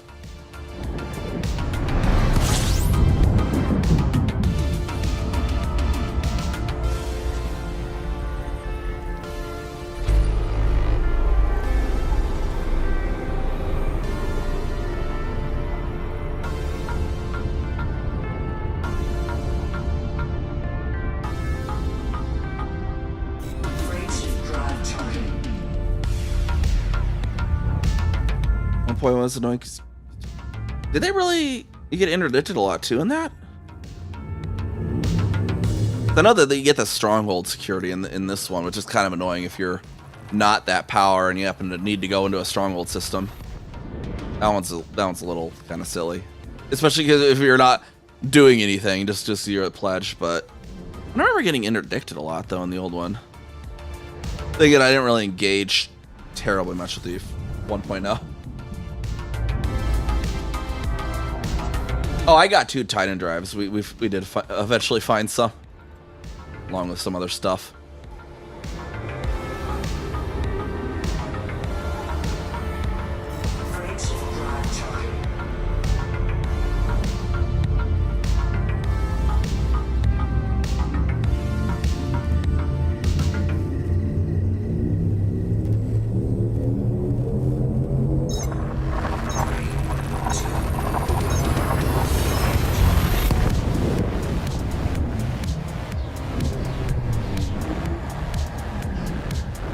Yeah, but yeah, definitely building that exploration course here. I like my, you know, I'm Imperial, so I like my luxurious exploration ships. I rocked an Orca for the longest time. From, actually no, not shortly after Distant Worlds 2. Because it was like right after Distant Worlds 2, I started the first celebration of early astronomy. And it was during the first CA that I switched from an Aspects to an Orca. And then I rocked that pretty much up until the Mandalay came out. And now I'm like, oh yeah, Corsair, that's so perfect for me. Oh yeah, yeah, I bet that does help. Yeah, this one didn't exactly have the best sensors, but it was my Titan diver in the war, so I was like, yeah, maybe it'll get the job done.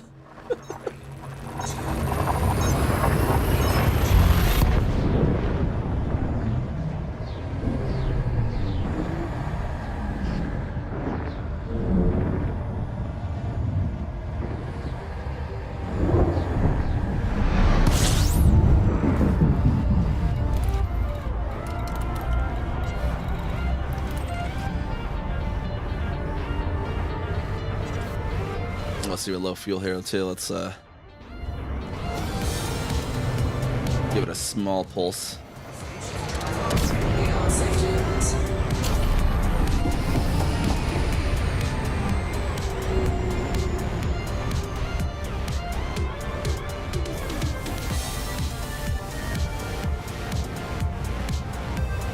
Yeah, now mainly we just gotta fly around and do some more engineering.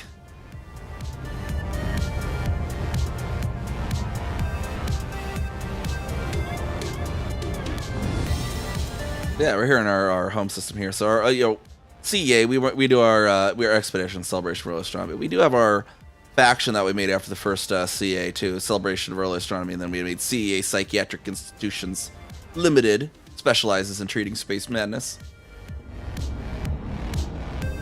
It's our little tongue-in-cheek little BGS faction that we've created.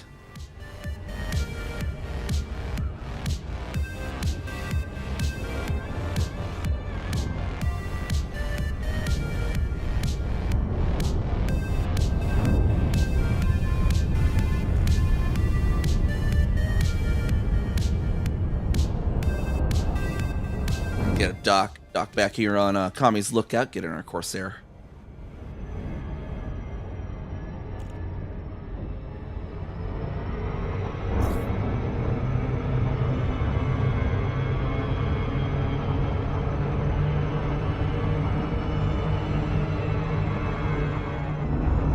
And revert the build slightly too, because we did a few changes to have it get collector limpets.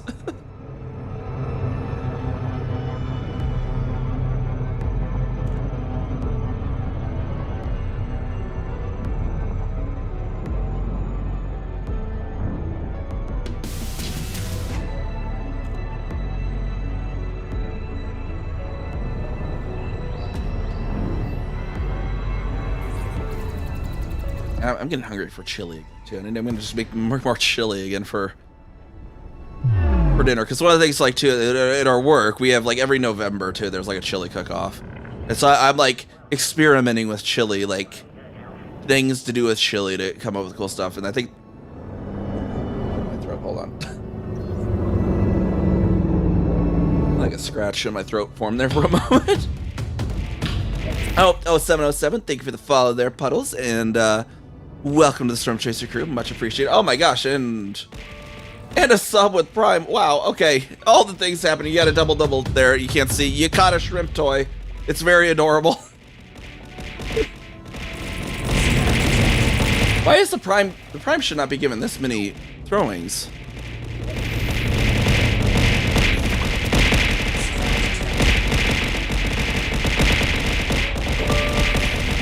I think I programmed something wrong here in my...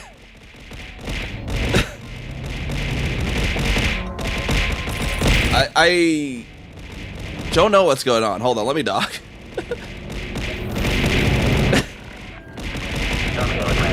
The Twitch integrated throwing system doing something really weird, I think. Let me put the lurk bait above the... There, you can see what you catch at least while that's going on. What was that about? I think it treated the Prime like a T3 or something, I think, is what happened. No, that's fine, Puddles.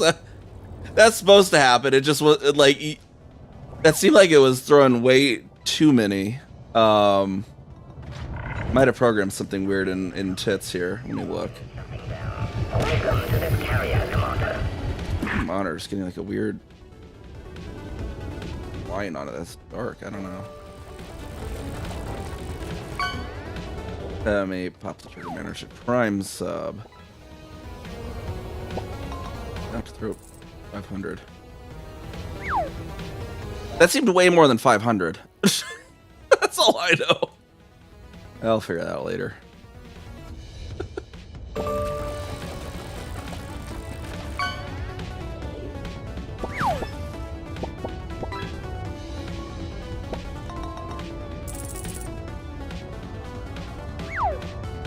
There we go. Anyways, much appreciated. Always for the comedy of that. But what was I talking about? Oh, the chili. Yeah, I just like I just like I was sure it was just canned chili for now, just to see what the alterations do to it. You know, as a base, so I don't have to make homemade chili every single time. But one thing I found that's been really altering the flavor in a really good way: maple syrup, like genuine maple syrup. Get a good bit of that in there, and you get a mapley kind of flavor underneath. Oh, it's so good. All right, so I need to sell off the limpets.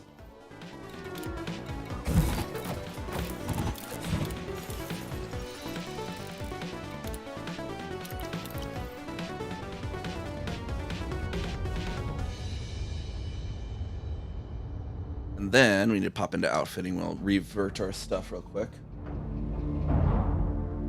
Make sure I recall.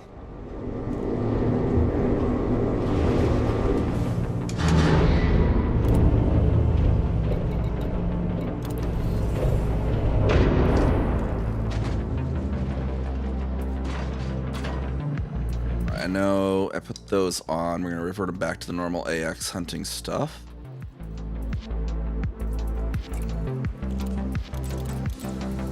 And then it was... Oh, that's not empty yet. Go empty that, actually.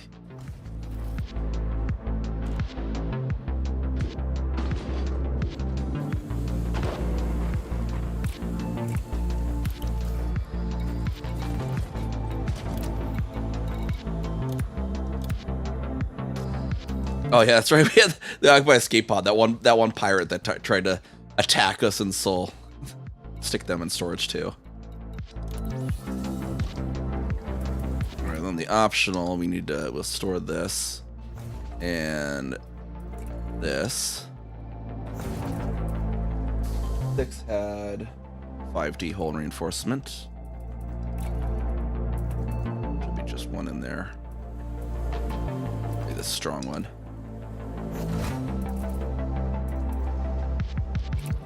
And then the 3. 3D hull reinforcement. It'll be the strong one. And the weapons, we had shards.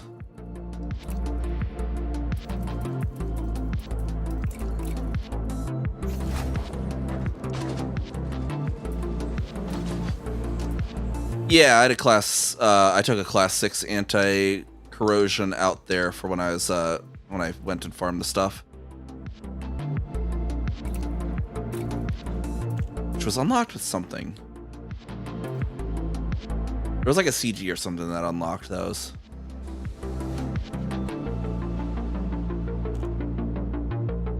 I can't remember if you can still get them though. I can't remember if they were an unlock that you can still get or not, or if it was a one-time thing. I'm trying to remember. Let me look.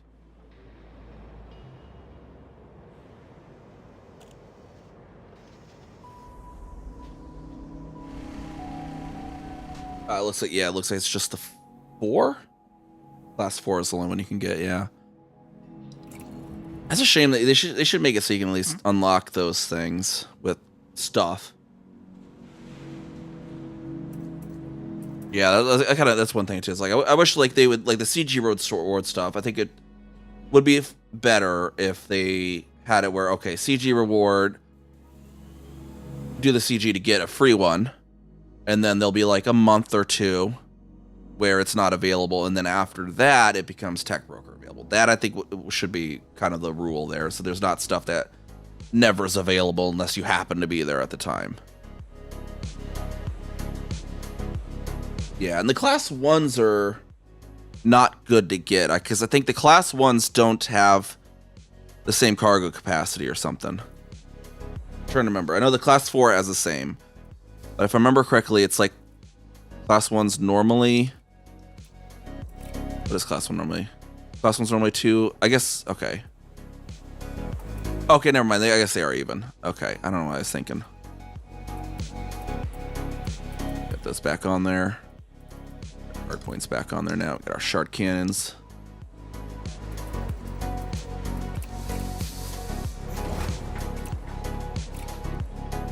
Which CG was that? I'm trying to remember which CG that actually was.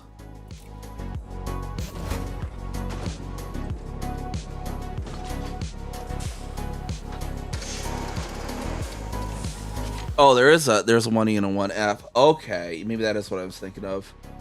That was like one of them doesn't only stores one cargo or something.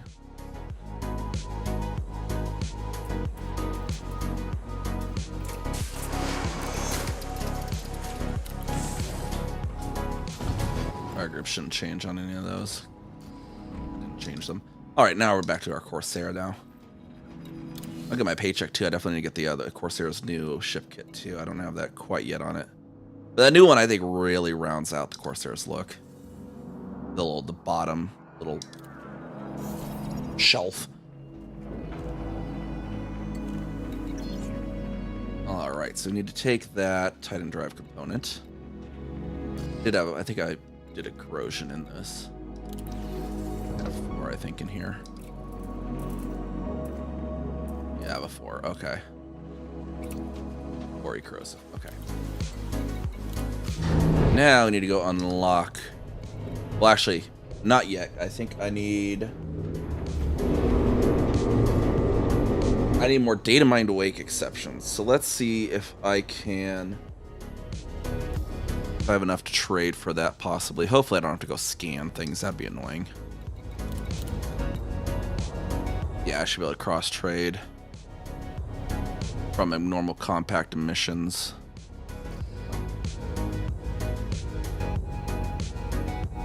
Well, I'll take one of the drive components with me.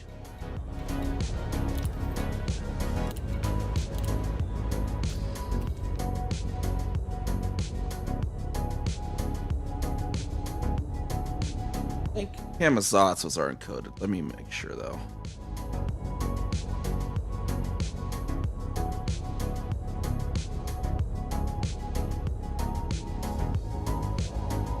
Yeah, Kamazots are encoded.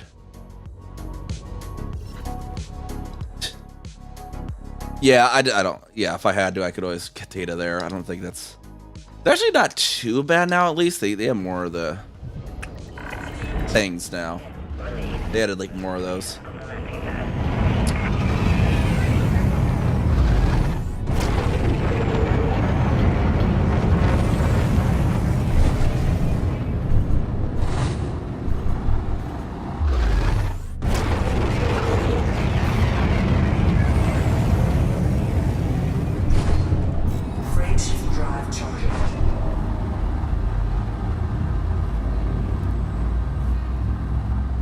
Dr. Bounty Hunting Residence? I kind of. So I usually will actually use the defense events at installations, satellites, etc.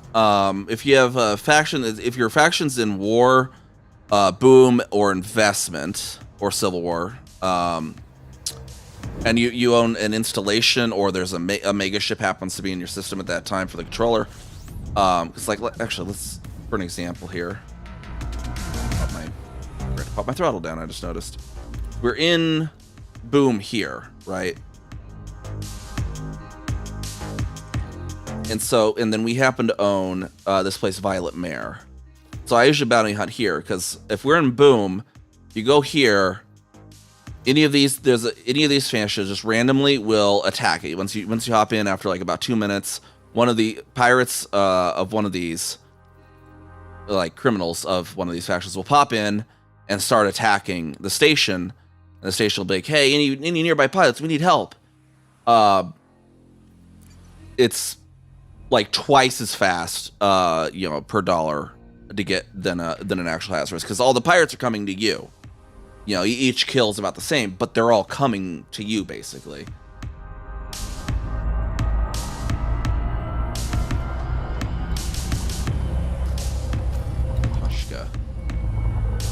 Oh. It's been there forever. Okay, stations. Stania. But that's how I get a lot of my bounties. So I'm doing like the BGS with my colonies, getting them in place. This is gonna be the fun one. I'm gonna do on my expedition trip after I get my 2 Bernard's Loop colonies up, which I'm gonna do by basically getting 8 million a day from one of those for like 3 days, flying them out to Bernard's Loop. The 2 systems, and then turning those in, because we actually just recently, as of last night, actually finished our colony in the first system with crystalline shards to be colonized. I finished that just actually last night out in Bernard's Loop area. Out here, right around here. There it is. Nope, it's next to that one. I like bookmarks for the other systems nearby. That's the refinery nearby. But yeah, here we go. 2 mass GO 53510 plus 0954550. Here, this is this is my colony that I did. I was surprised nobody else actually, because there's a bunch of people colonizing out there in Barnes. I was surprised people didn't like actually like look and be like, oh, this is crystalline shards, let's get it. But we have ruthenium on B1B and tellurium on B2B, or it might be the other way around. But we have ruthenium and tellurium in this system, and it's the only system so far to be populated with crystalline shards. So I'm liking that for my bragging rights.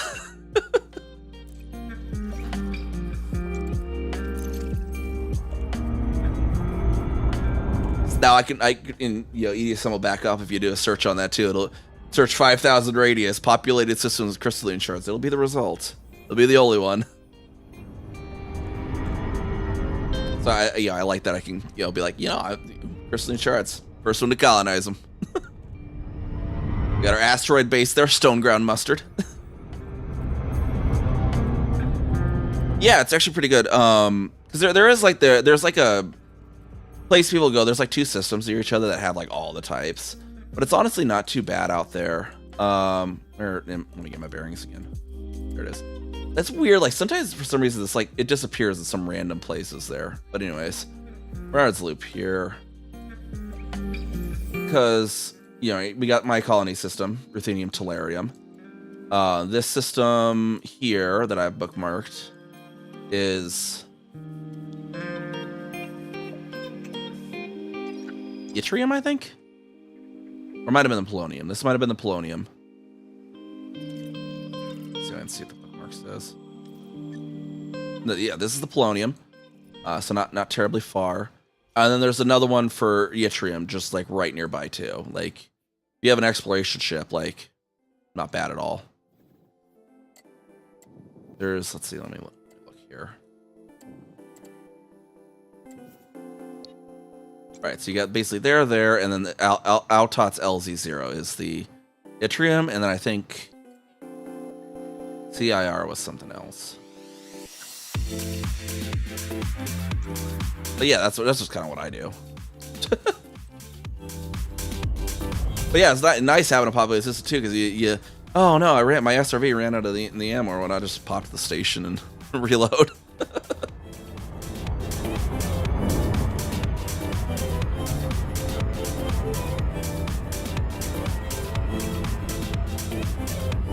Yeah, like if 36601 and the other 2 are like within 400, yeah.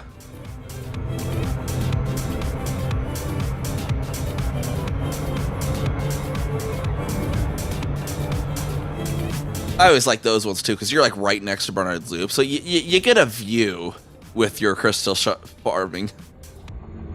At least, I like to, and from that system I call Bernard's Loop the Great Crab, because it's from the one I colonize, it's like directly next to it, and so Bernard's Loop looks like this giant crab in the sky, because like the one end of the loop looks like a big old pincher. It's really cool. I like it's the Bernard's crab. Because it's like, let's be fair, if Earth was in that position in the galaxy, it wouldn't be Bernard's Loop, it'd be the Crab Nebula. So it looks so much like a crab. Approval granted. You are cleared to step down on landing pad 3-3. And then I just get hungry.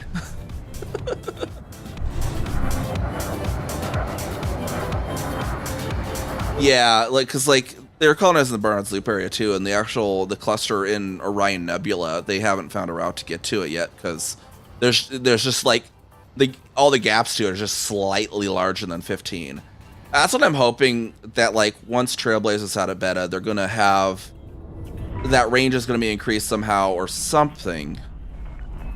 And the thing that I've kind of talked about that I think would be the most reasonable compromise to having that 15 light year range, but also be able to make it reach anywhere, is have it start at 15 light years, and then, you know, have an if-then system where it's like, okay, if all systems within 15 light years are colonized or are, you know, invalid, increase to 20, and then basically keep running that loop. If all systems within 20 light years that are possible to populate are populated, increase to 25, 30, 35, 40, etc., until there is a system that is reachable.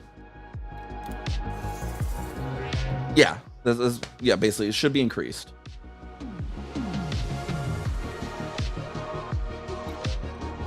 But at the very least, something like the help get across gas, like have that system check. Is there something? Can you colonize another system within 15 from this? No, increase it, but it'll also encourage to. That way, people develop, you know, chains or whatever as needed. Get places.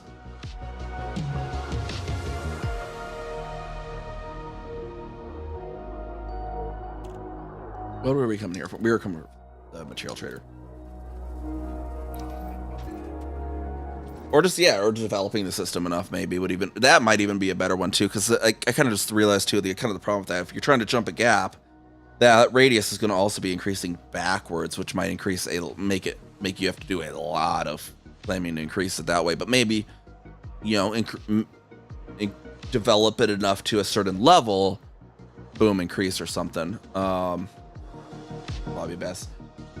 Some sort of solution to make it more than 15 would be good. There's just places now that it's just, it'd be cool to colonize, but it's impossible to get to them with the current system. And I needed, what was it? Where did I put that information?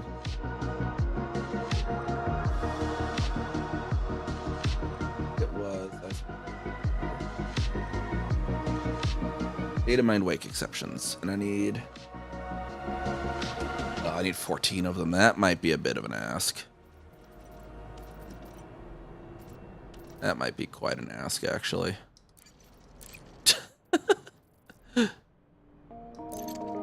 We'll just cannibalize everything. We just need one now. Can I get one? Is there any way to get one? Well, maybe we can get just one thing of them from Jameson's or something.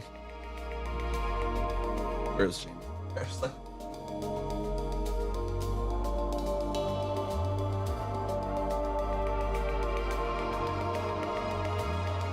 Yep, 120.99.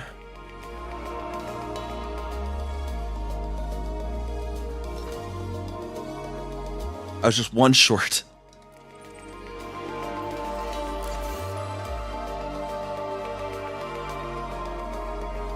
Oh, I might have. Yeah, good point. Actually, totally forgot about those things. I might actually have some that have some spare stuff in them. I don't know why I'm going in the hangar to do this, but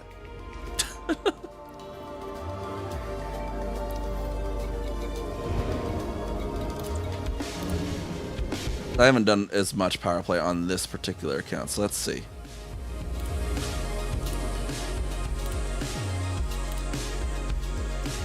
I apparently just didn't claim those at all, apparently. Let's see if that does anything. I don't know if there... I should have looked to see if there's data mine wake exceptions in that before actually claiming them, shouldn't I have? Let's see. 13... 1. Okay, so... Oh, wait, no, I need 2 of these things. I needed 14 more, not 14 total. Yeah, we'll still go to Jameson's.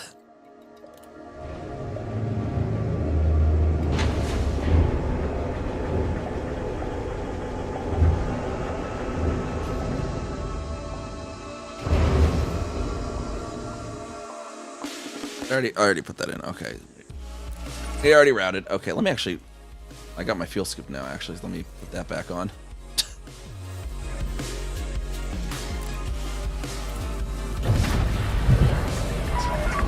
Ship released. You may proceed when ready. Yeah, I haven't done most... I haven't done as much power play on this account as my other one.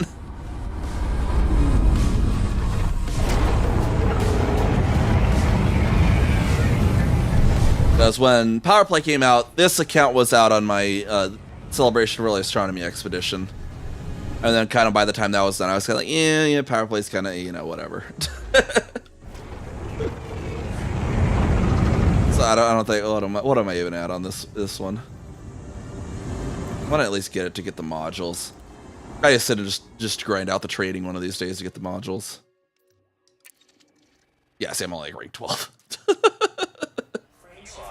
I think I'm like rank 60 on the other account. I just haven't engaged in it all that hardcore. Plus, I have a lot of BGS to manage and stuff too. That's the other thing. It's like there's always something more important to do.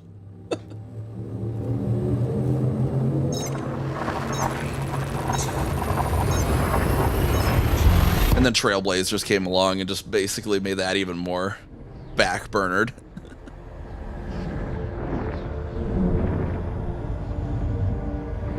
Grab a soda, actually. Pop it in the kitchen real quick.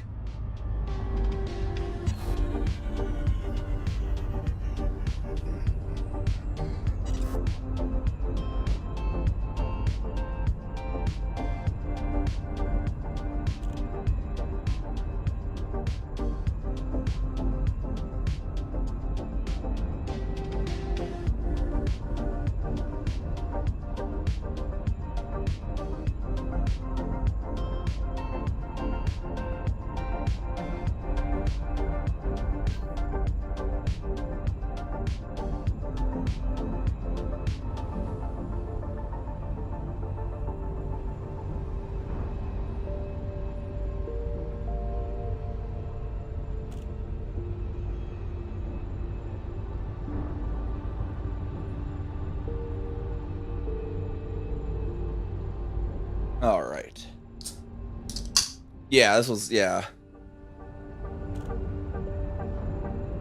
More like secondary main that I'm streaming with. Try to play him. I usually play him about equally. This was just a newer account.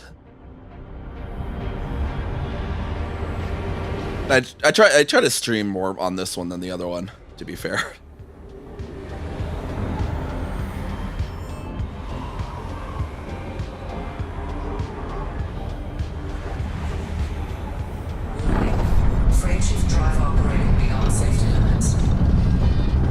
And like part of it too is I kind of, when I first started VTubing, I kind of fell in that VTubing trap. It's like, well, I gotta, you know, I can't reveal my, you know, my past identities. I gotta fully roleplay as the Thunderstorm and blah blah blah. And so I was like fully going in like, oh, I'm a new elite commander-ish and blah blah blah, and you know, new account here or whatever. Well, that's why I said I was a new player. I just said, you know, new account, but. And then I was like, yeah, screw it. You know, kind of eventually, like, not for me. The whole whatever they call, the VTubers call that, kayfabe, yeah, not for me. Otherwise, you can go deeper in the kayfabe or whatever it's called if they want, but not my thing. I just got the Thunderstorm theme because I'm a trained storm chaser.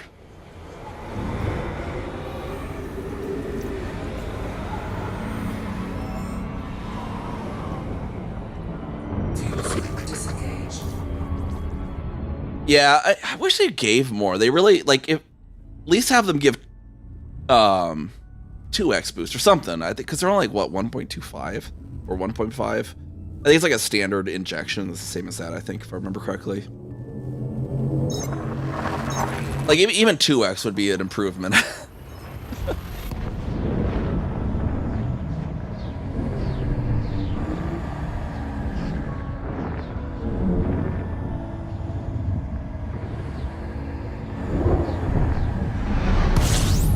just boost, get them to match the neutrons, just straight up and all the way, imagine the new white dwarf highway.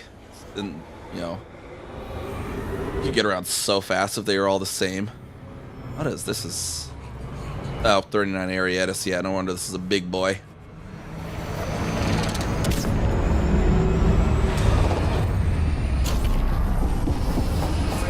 I need to build another station, 68 Pegasi too. We have one of our colony chains. We went down to Algenib. 68 Pegasi was one of the ones who did. It's a super giant too. Fun to make a station next to that thing on top of the one that's already there. But yeah.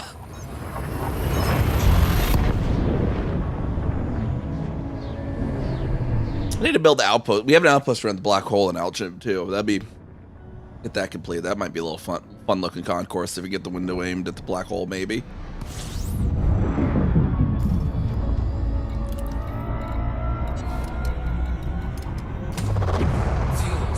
Alright, we're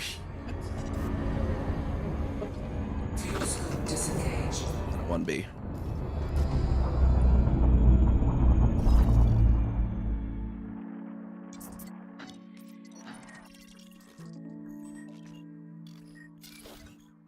Oh, I had it bookmarked. No wonder. Why did I even have to look? I went and looked it up when I had a bookmark.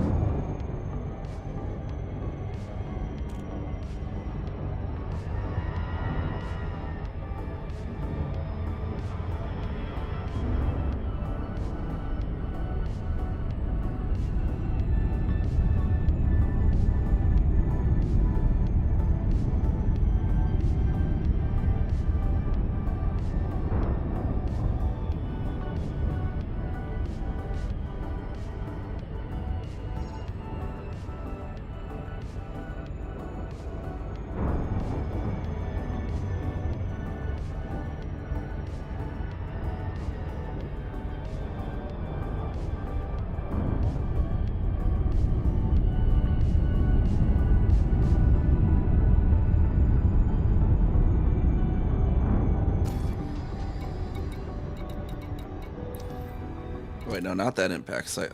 It's moving. Stop moving. Go. There we go. There we go. Now we can go down there. Orbital flight engaged.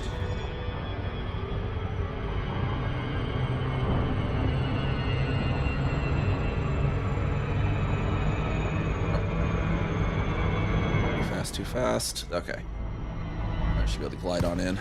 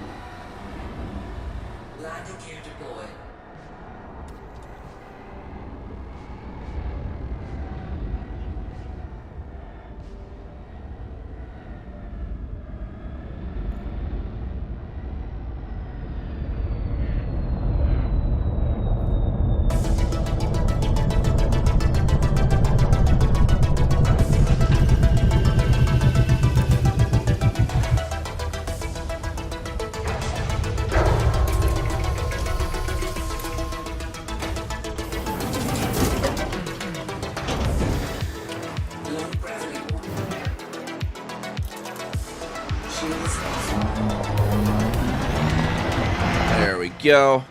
Let's see what we can get a scan on these things.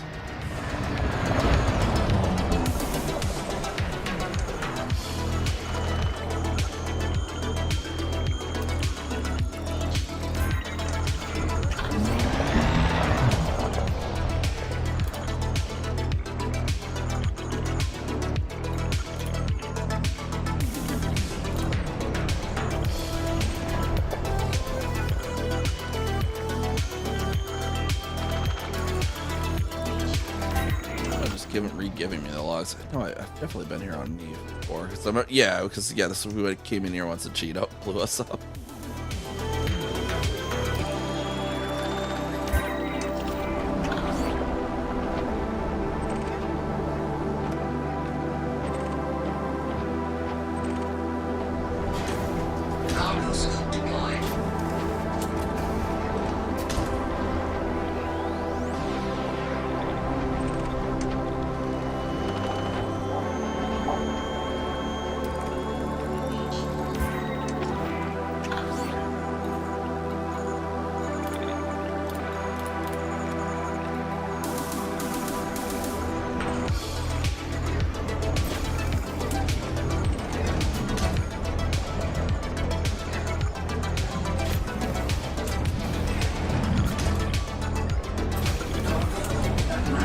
All the commodities, at least.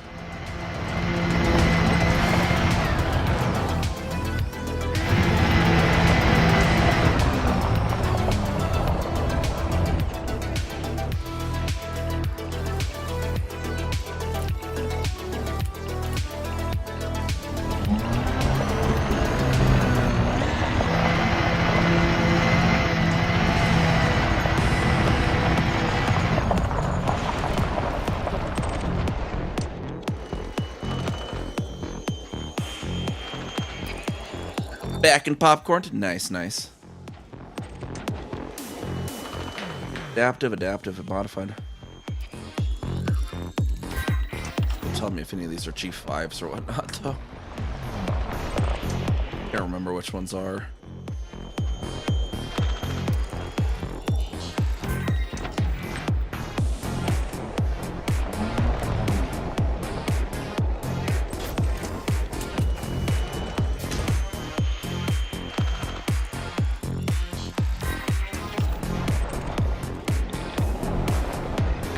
Bio waste?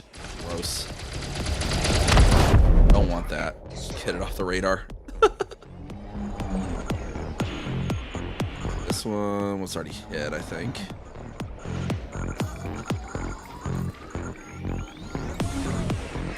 There's another one over this way, right?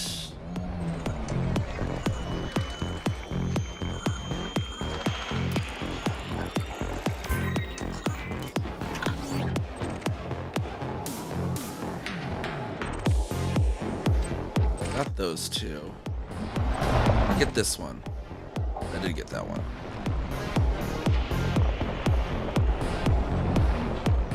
They're 9? Okay.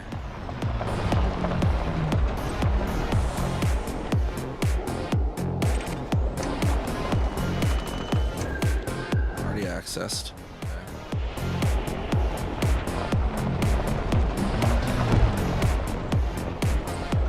Got that one.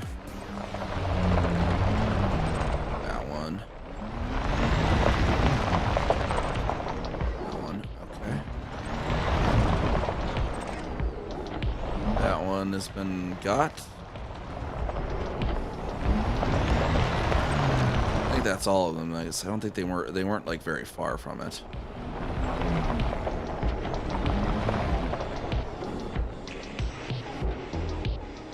One, 2, 3, 4, 5, and there was like a six, I think. 6 of them, I think.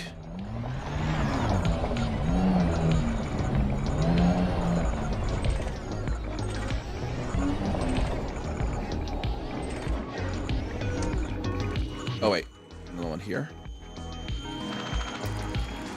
Hiding like in the rock.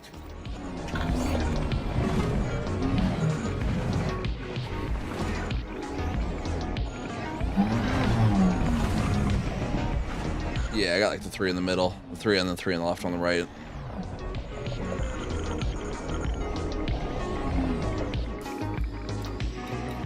give us here for encoded then. Oh, that gives us a lot of adaptive encryptors capture. Wow. That could definitely, those could be traded over. Do like one more run of this then.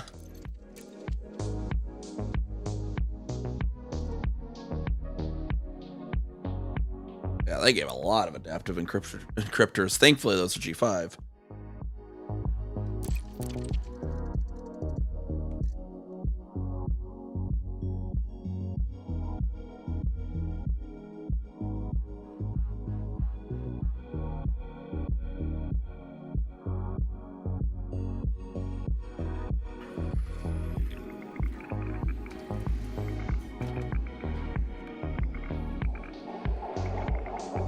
All right, here we go. Oh, chat bug. There we go.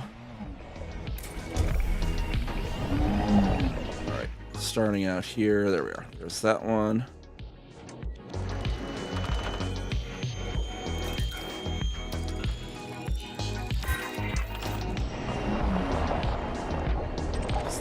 These 4 here.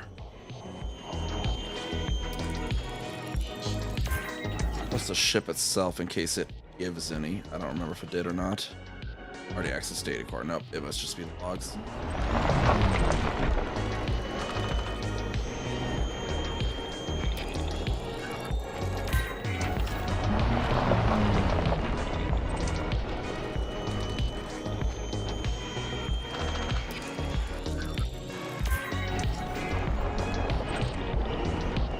Ooh, beryllium.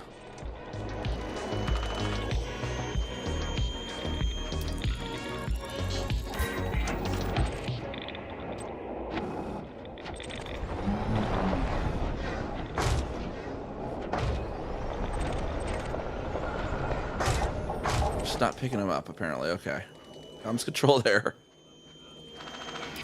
Cargo might be full still. Or actually it might. That might be why.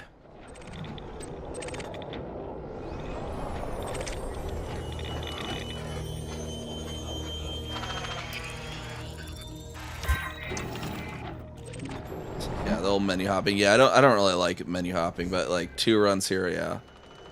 But if it's like more than 2 in a row, I'm just like, whatever. Like when I go to the Guardian sites, I should just fly to different Guardian sites. More immersive. I like trying to retain immersion as much as I can. I know, like during the Titan Thorgoid Titan War too, like a lot of the streamers, they'd be like, okay, I need to go reload my ship. You know, we're down the Titan, and okay, so we self-destruct. It's like, like, it just, you know, not very immersive. But, so I'd always fly out.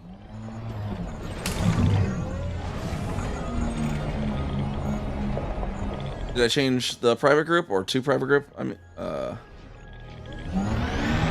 nah, yeah, there's no players here though, so it's a new instance. I think that was all of them again. Maybe. I think I got all. Got that. I got the ones in the middle. Oh, I got the 4 there. Did I get this one? Yeah, I think that's all of them. Okay.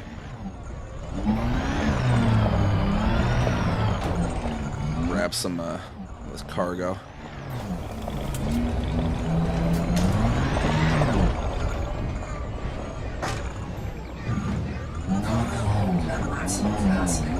Oh, delayed cargo bug. I don't know what causes that. I think it's just server stuff, where it doesn't scoop it and then it waits like a little bit before actually implementing it or whatever.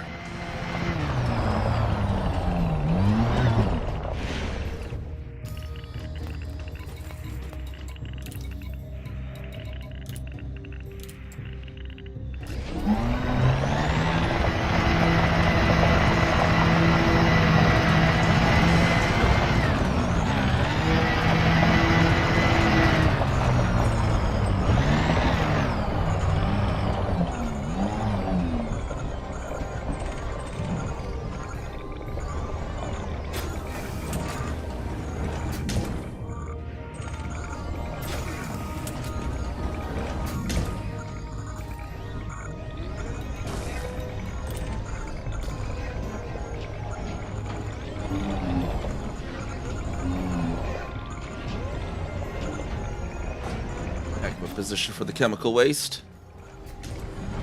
There we go. A little rock crawling.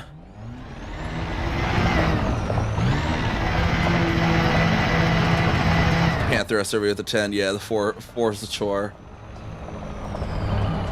Oh man, I remember before the Scorpion came out, it was 2, and they had they had a CG to go collect Guardian stuff, like on the ground at Guardian Ruins, and it was before they fixed the limpets to be able to grab that stuff. Oh man, you only get 2 at a time. It was so bad.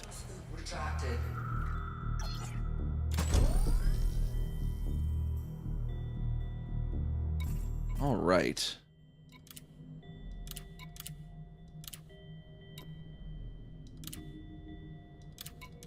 Get all our logs here. Which one's number 1? That's 2, that's 3. One's there. And queue these up. Hey there, kiddo. Now, I know I said I'd be coming home soon, but they asked me to do something important. And I couldn't say no. I wanted to be there, believe me, but sometimes you have to make sacrifices.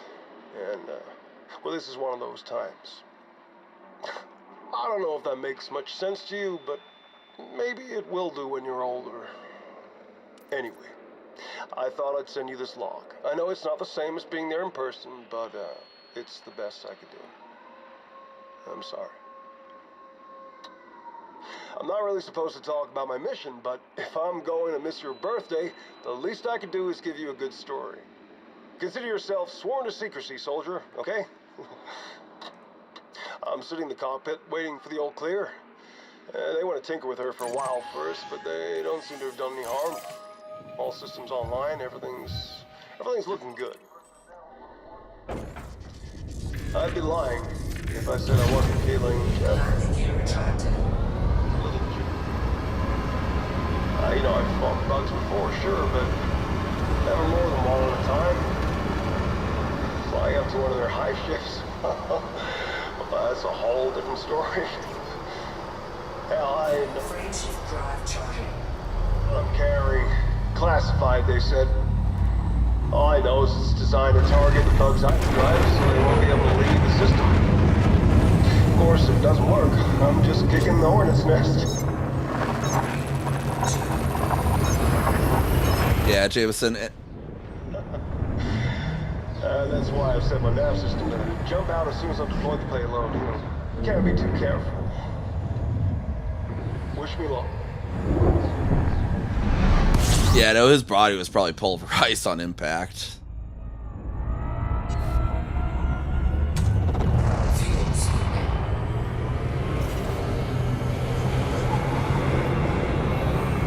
Playing the second log or no? No, I didn't play it. That and if anyone you know doesn't already know, you know, for a little trivia, the person who voice acted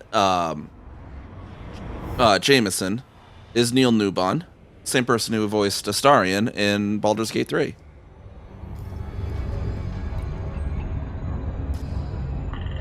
Frameshift drive charging.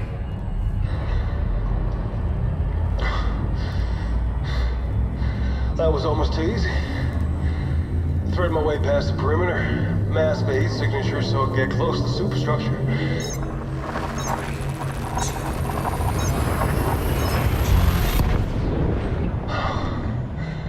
I tell you, I've never seen a hive ship up close before. Doubt many people have. It was amazing, kiddo. Really. Makes you realize just how smart they are, how advanced. I admit it.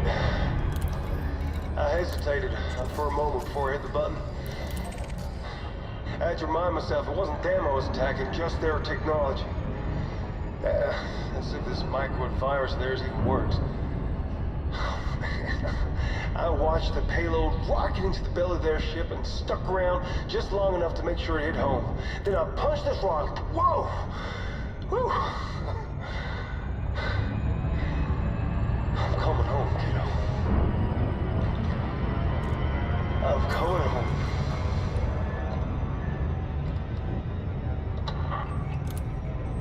Yeah, I gotta treat the shields when you hit the ground as kind of a bit of hand wavium, like, too, especially because then also note like the when was he actually?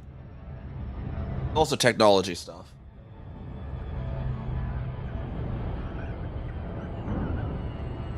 Trying to remember the year of the setting in the timeline.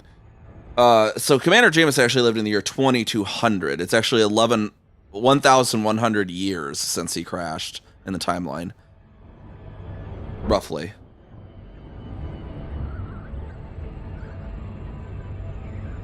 So, two, maybe combat shields back then didn't do anything for a collision.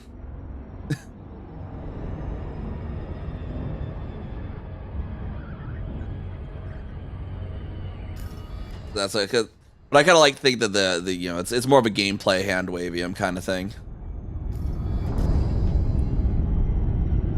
At least if I think I'd be right.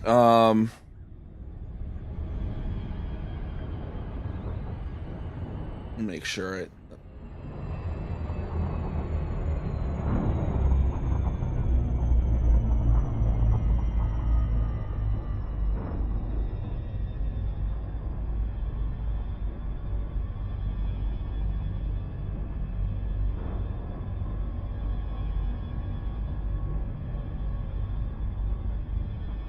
Yeah, timeline could be a little bit wonky on some stuff.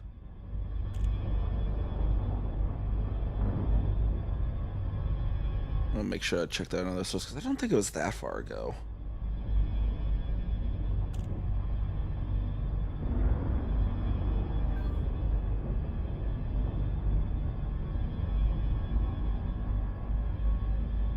Okay, that's right. Never mind. They zoomed it up, I think, a little bit on the correct timeline though.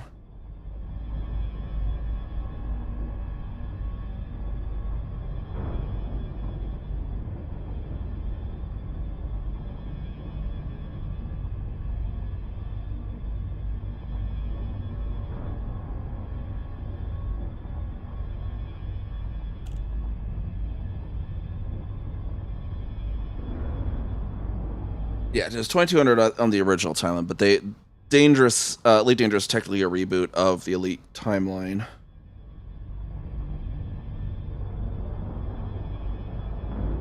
Okay, yeah, on the revised timeline, he's 3100. Okay, so it's only about 300 years ago, but technology still progresses.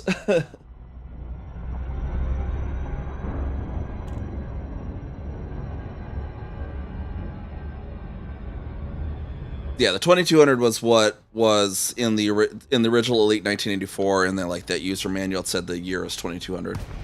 But to make the lore fit a little better with Elite Dangerous, they altered the dates on stuff.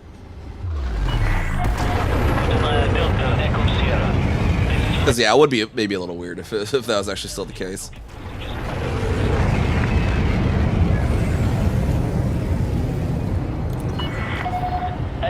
Because Jameson was the player character in Elite 1984 game.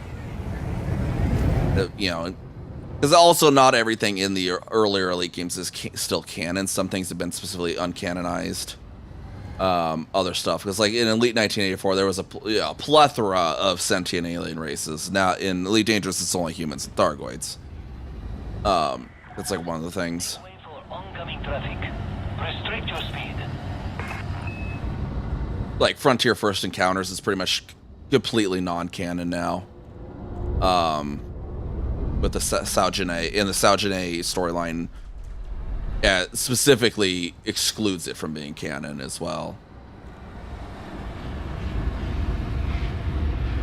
Which actually, you know, that's my colony I was talking about earlier out in Tumas. We're right next door to that Azimuth, that old abandoned Azimuth facility, Fort Ash.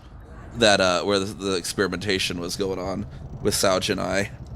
I noticed that there. I was like, oh, there's this invalid system next to I looked up. I was like, oh, it's that system.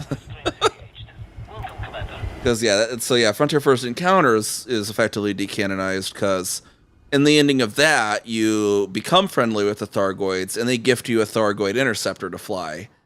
Well, in the Sao Janai, the logs there at Fort Ash and whatnot, they're trying to see if they can get humans to fly those ships because no one ever has been able to, and so that specifically excludes the possibility of Frontier First Encounters being canon.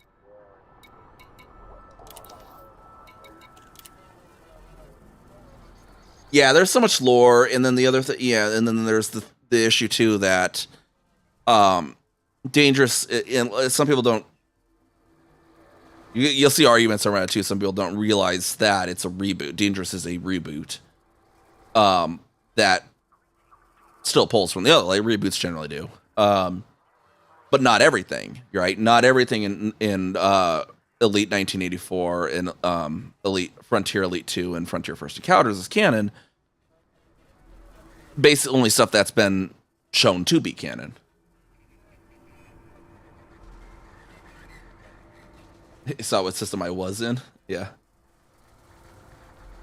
Oh, I needed to actually material trade for those two. First. Come on.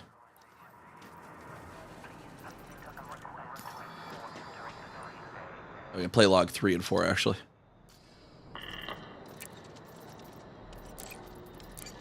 We're supposed to target the hyperdrives. That's what they told me, just the hyperdrive, so we'd be safe again. So we could live without fear. Well, it did a hell of a lot more than that. There was sensors on the payload so I could monitor the reaction and make sure it activated properly. I'm staring at the data now. The weapon is lethal. They knew what it could do. They knew what it could do, and they used it anyway. How many have we killed? Thousands? Millions? God forgive us.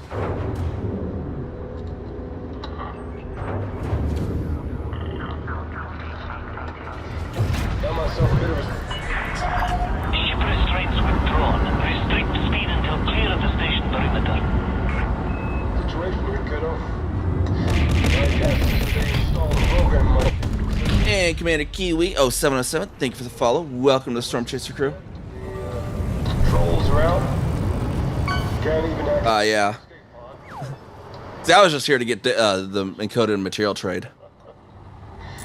And there is nothing I can do about it. We need to inspect your ship, Commander.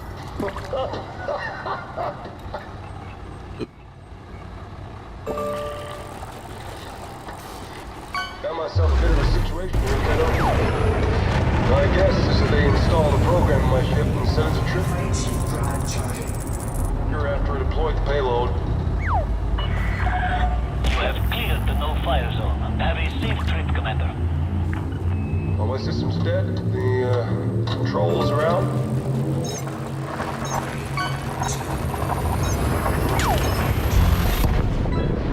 Can't even access the escape pod. And the ship is on a collision course. And there is nothing I can do about it. We need to inspect your ship, Commander. How did I fall for a ruse like that? Oh, God. I'm at least partly to blame. Gotten old, careless. I should have 20 years ago.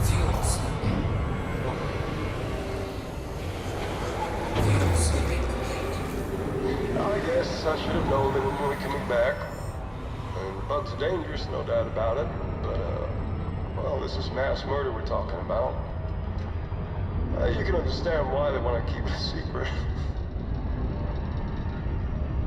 I know some men wouldn't want to admit they've killed thousands of sentient beings. I guess the guys back at base think they're doing me a favor by burying me out here in the black.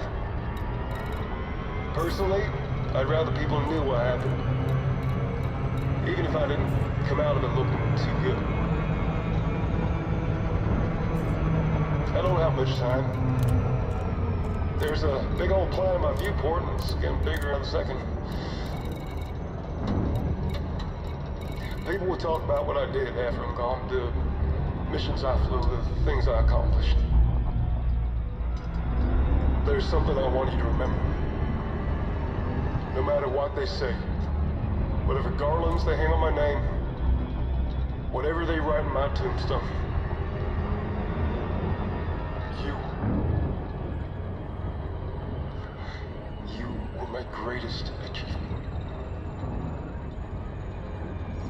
I love you, son. Is Odyssey performance better after since last update? Yes. Did it restart replaying this? Yeah, it's been much better performance. Definitely. Oh, there was the stutter bug. Yeah, no, that's been fixed. I don't know what caused it, but yeah, they definitely fixed that. That was annoying. Yeah. And you know, now that I listen to those logs in Puddles too, I think the combat shield, you know, they said the program also locked them out of like the escape pod and everything. They took down the shields too, probably. That's probably the simplest explanation of it. Program took the shields down.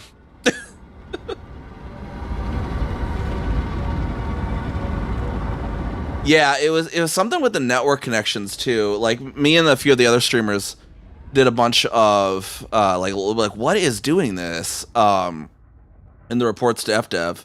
So I noticed it was doing some weird, like it was like if you I have like MSI Afterburner, and when it would happen, it was the weirdest thing. It was like, imagine on like a graph you had like two different slopes, right? Well, the frame rate was bouncing up and down between these two slopes. Like it would just go up and down, and as it go, the max and the minimum were separating further apart.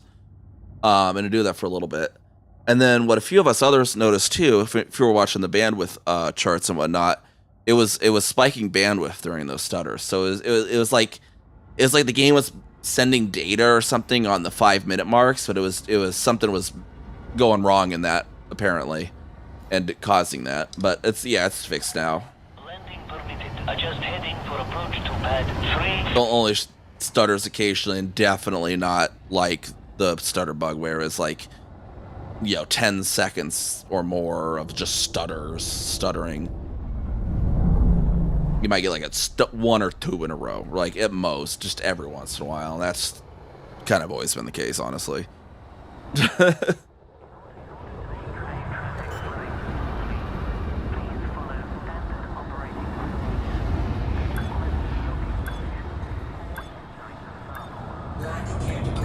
Yeah, that was the thing with the stutter bug too. Like it didn't matter what you were running the game on, you got stutters. Like, it didn't matter what your GPU was. It didn't matter if you're on Windows or Linux. Like everyone was getting stutters.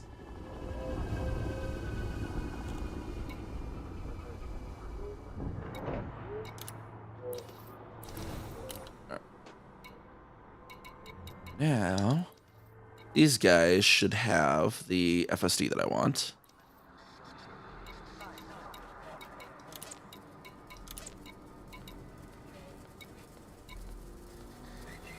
Engineer FSD SCO V1 class SCO V1. Okay, cool. There we go. Unlock that core module.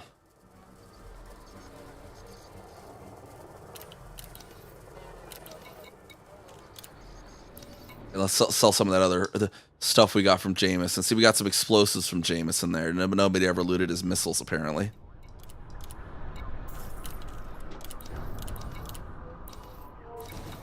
Why did Jameson take 2 tons of beryllium into a Thargoid hive battle?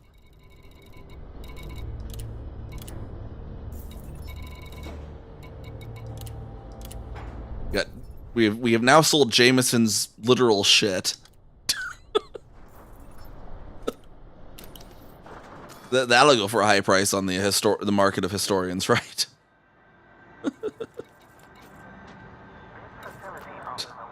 Like, just imagine that, Laura. Like, hey, this is biowaste. Like, oh, why are you selling that? So, this was found near Commander Jameson's crash site. They're like, oh, historians would love this.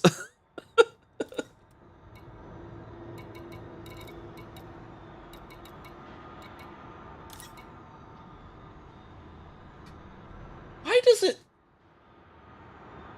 I keep adding that as a permitted term, and it keeps just ignoring the fact that I put LMFAO as a permitted term. I don't know what's auto moderator half the time. Yeah, no, and then you get the pawn shop guys coming in like, best I can do is 3 credits.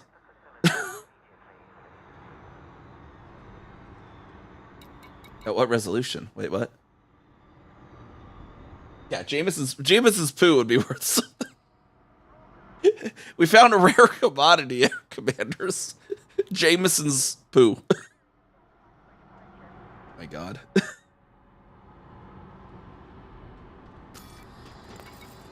That's our jump range down this thing. 4851. Nice. Now we just get the mass manager on that. And I think, what was it, Kuhn? That Elvira was in? Yeah. Okay.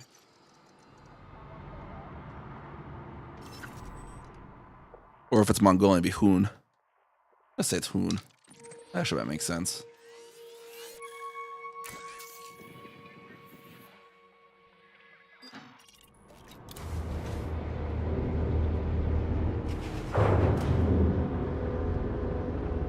At least I hope that's their aspect ratio. Can you imagine? Ship released. Restrict speed until clear of the station perimeter. Just imagine trying to game on an actual 16:9 resolution. Like what would you even possibly be able to run on that? Probably that, yeah, like 1920 by 1080 is popular. 16:9. 4K is also a 16:9.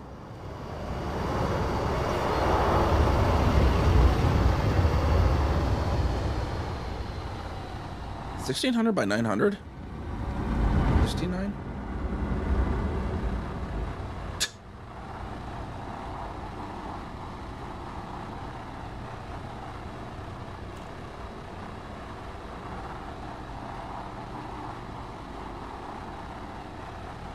Oh yeah, it would be 69, duh. Yeah, just take the 2 zeros. I can't math today, yeah.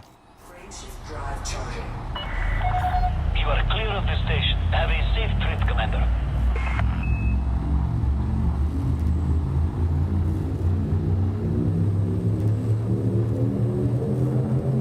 Yeah, 180 on a 1600-900. That's probably you know, pretty easy to get, I'd imagine.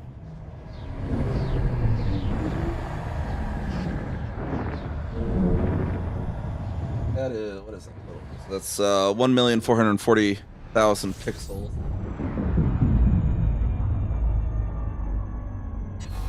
System scan complete. Yeah, 633,000 less than 1080p. Why?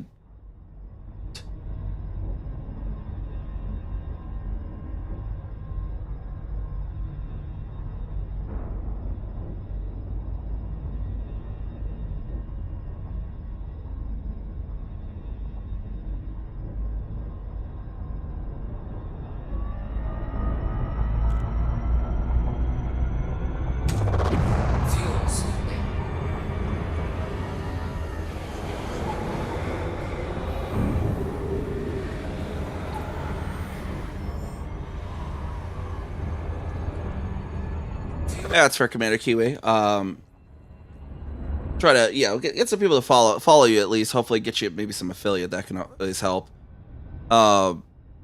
Usually heads up though, most streamers probably would frown on just entering and saying that though. But yeah, try to at least hopefully get you some like affiliate or something, whatnot. Let people know about that.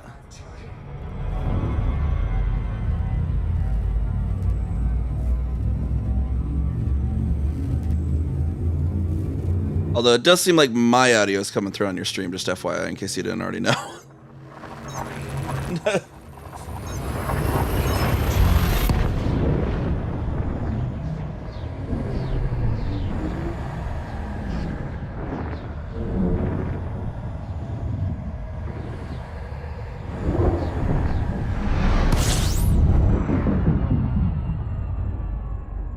Yeah, I can hear myself through your stream. Just FYI.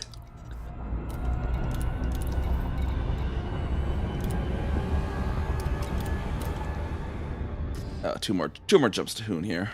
Frameshift drive charging. Yep, no worries. Yes, OBS and all that can be complicated, to say the least. To learn, you know, it's a learning experience of its own.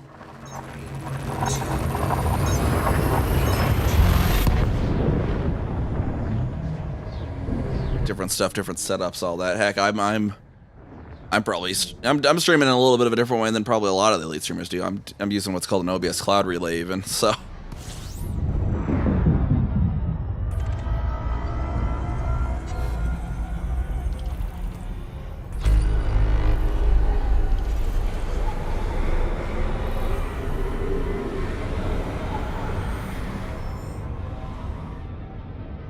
Stream when you hoon, yeah.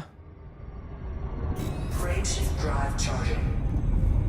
Well, actually, you know, getting affiliates not actually going to be that much of a big deal here soon, because Twitch has announced they're working on getting monetization just to everyone. So it's also that too. So the Elite Dangerous community is usually pretty cool and helpful.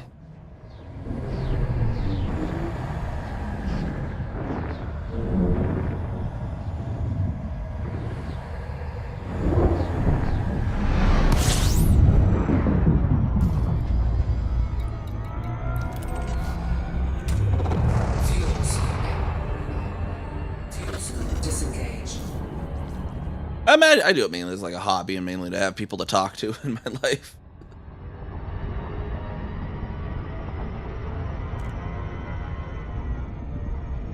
All right, let's get we're gonna get the experimental on this bad boy of a frame shift drive.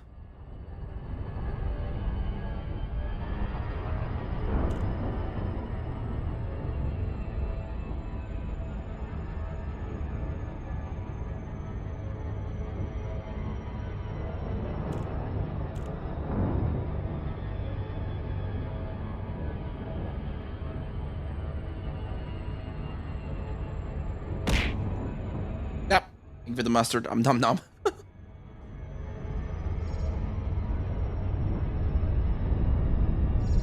definitely need to get food soon myself, though.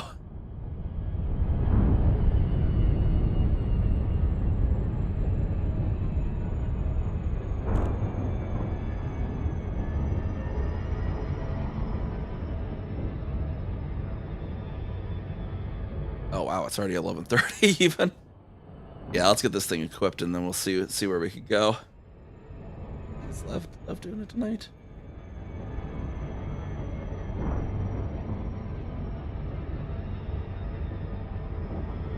Can you throw stuff on what, Kiwis? I don't know, they probably don't have the tool.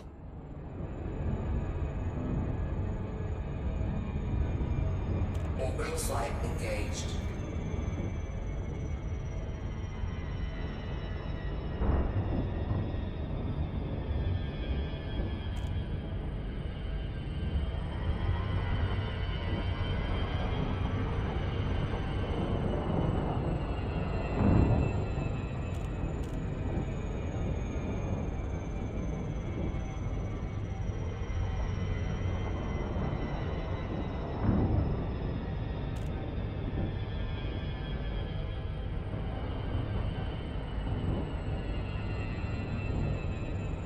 Oh yeah, Karina, yeah, as a voice, definitely. You know, you gotta get Marina Sirtis in there as the voice.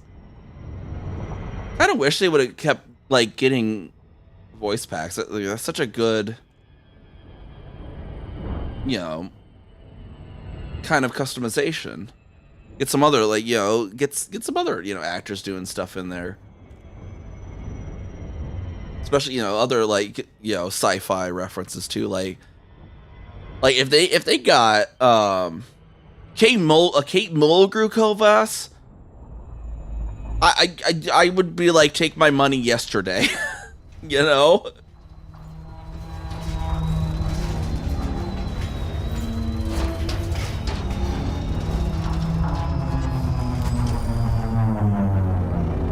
Especially with the start to Kate Mulgrew or John Delancey, like in any of the be so much Sierra flight control. Such a good way for a Frontier to make money, and it'd be like, I mean, I guess to be fair, you know, it's supposed you got to pay the voice actor, but like, I think especially if you got like either, you know, Kate Mulgrew or John Delancey, you know, Patrick Stewart, yeah, you could make a whole crap ton of money. Like Sigourney Weaver would be a great one too. Like, you get like, you know, some, you know, fairly big names and then some sort of sci-fi reference people would love. Like, Clearance granted. Proceed to landing pad 0. Like, yeah, if there was a Sigourney Weaver one, I would have paid for that yesterday too.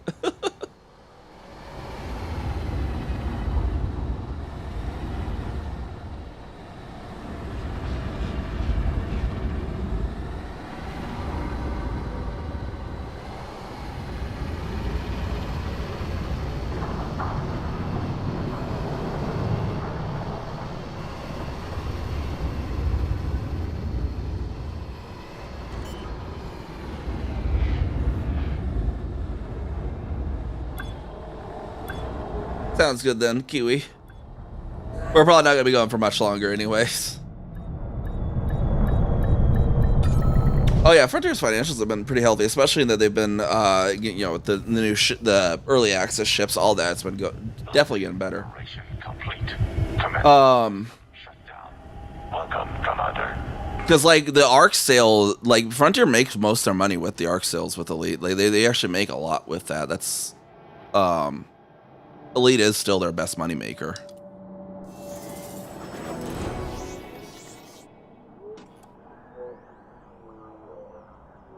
Oh yeah, they're definitely doing a lot in it now. They a lot too. They kept trying some other things and they kept flopping. So I think they realized, you know, the potential they have in Elite too. Like you can actually, because all their financial reports are public, because they are a publicly traded company.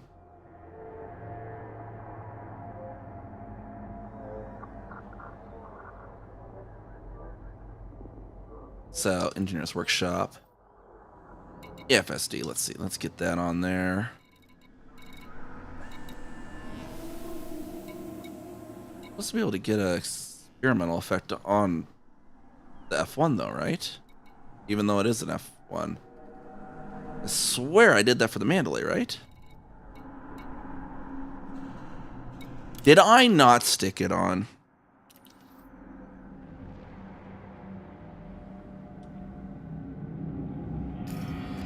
I didn't stick it on, did I? I forget you have to go into outfitting and put it on, and I totally...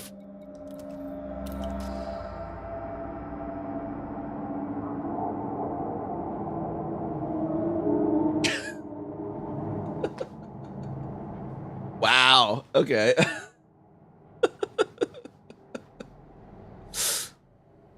Where did I leave that thing? What was the name of the system I grabbed that from?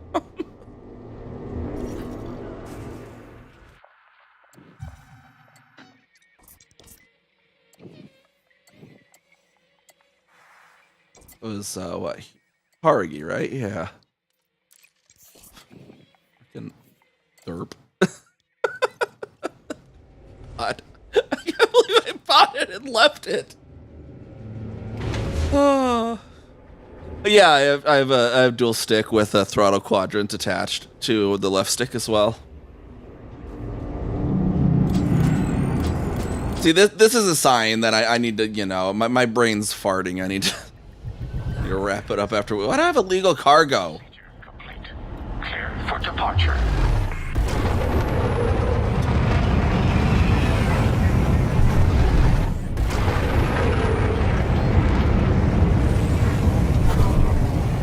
We're getting out of the fire zone here. I don't care about this illegal cargo.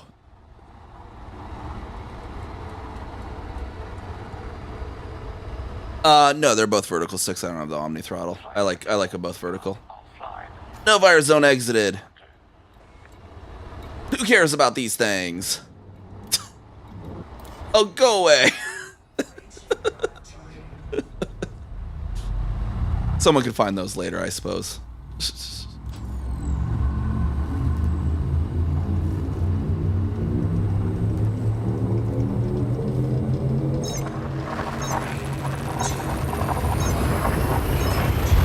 Yeah, no.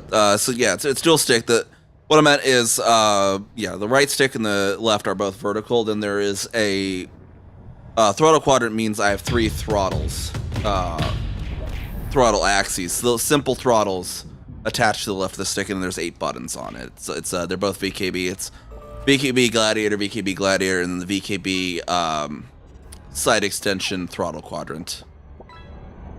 And 0707 Foxy Dawn Guard, welcome to the Storm Chaser crew. Glad to have you. You caught a trout. We'll see what else you catch.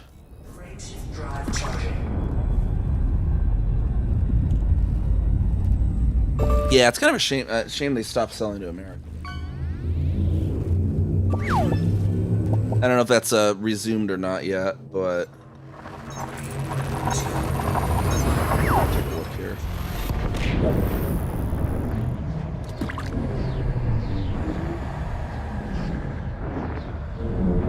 Okay, they reopened, but you're responsible for the tariffs. Kind of really sucks because it's 45%.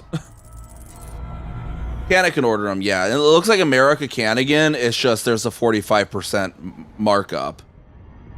So, you know, your $100, what was before your $100 stick or whatever, you know, if you were gonna grip, you know, well, 75, but for sake of easy math, you buy $100 stuff VKB, you're actually gonna have to pay $145.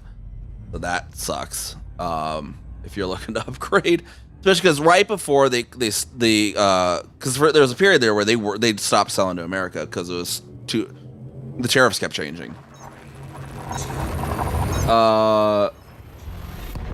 And 350 wouldn't be that much. That'd be if it was 100%, I think. 350 though would be $507. Yeah.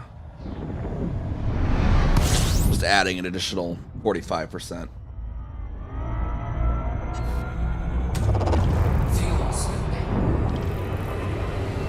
Which, you know, really sucks because right before they stopped, I was looking into upgrading my main stick to a VKB gunfighter with the extension because I'm a bit unusual for most space sim pilots. I fly, instead of flying left stick and right stick, I'm actually flying center stick and left stick.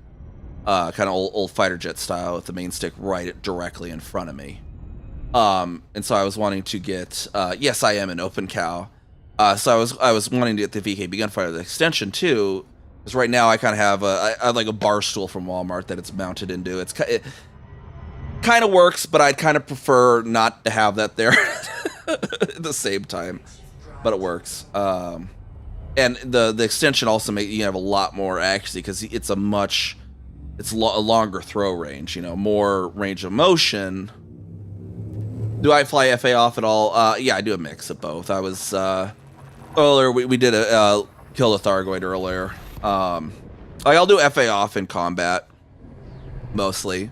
A lot of other stuff, it's like, yeah, whatever. I just want convenience.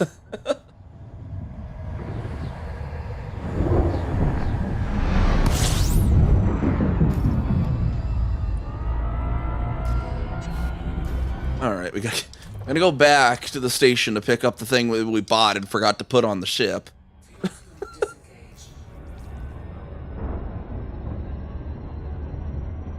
Yeah, Cal, we were in open earlier in Seoul and watching some lovely salt happen in system chat.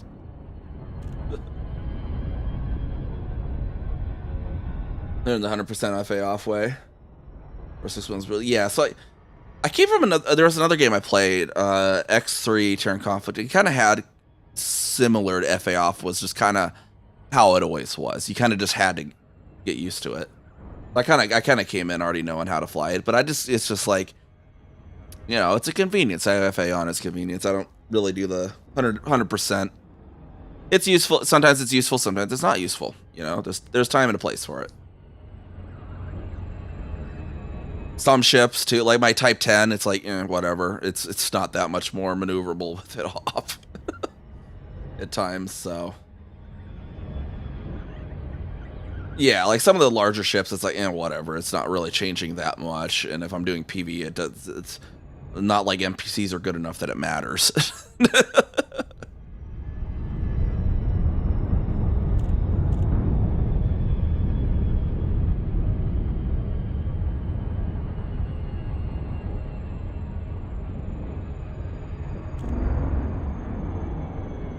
Yeah, and it's good as a nice like stabilize button. Like, oh god, I'm just spinning so weirdly that I don't know which way is gonna get me out of it. Just hit the stabilize, you know, pop it there for a moment. It should definitely happen in a fighter. Delta Echo Sierra. This is an independent star system commander. Request docking permission prior to touching down. Request approved. Adjust heading for approach to pad 3-3.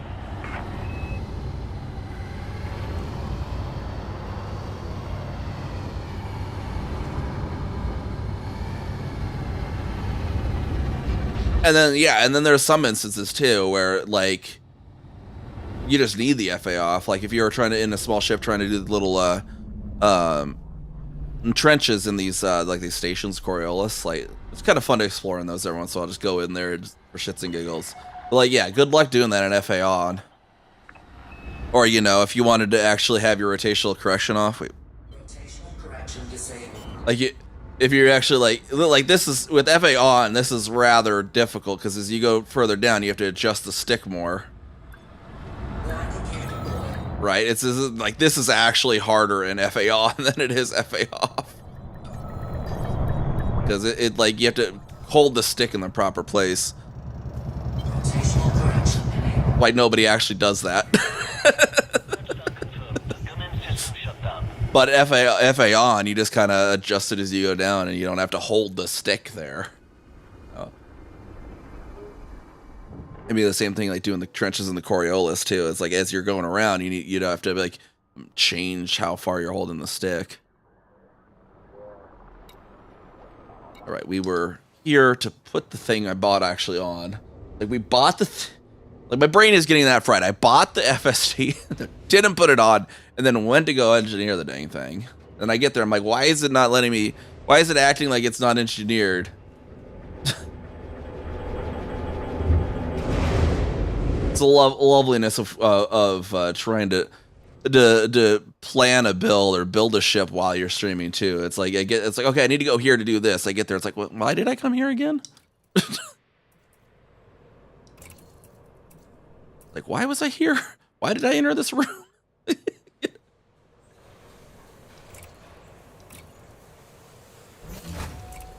I think that other one was just a it's just a regular FA. Well, don't need to store that one.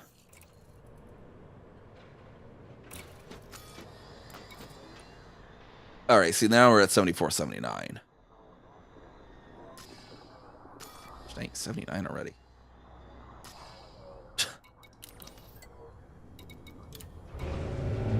Yeah, the humor of watch this VTuber try to engineer a ship and fail. Fail to remember a minor equipment.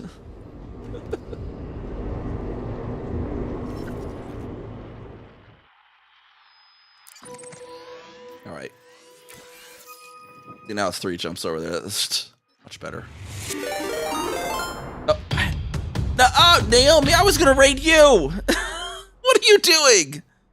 And lycanthropias. Oh my gosh. Okay, we get a shout out here for. Well, okay, that fired on Lycan.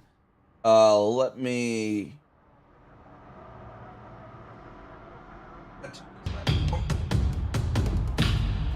That do a? I don't have an SO, do I? I need to get an SO. Once the lycanthropia one, but both lovely Elite Dangerous streamers. Go and check them out. Both lovely. Naomi Nova's a lovely Elite Dangerous streamer. She does. What were you getting up to? Actually, I don't know. I don't know what you usually do, Naomi.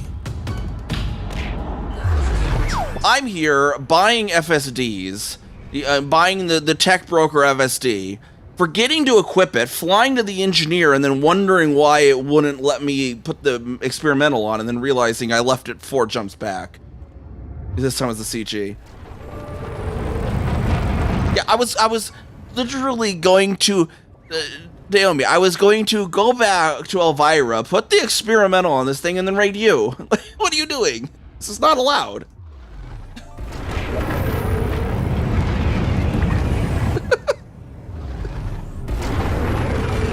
I can go for a little bit longer, though.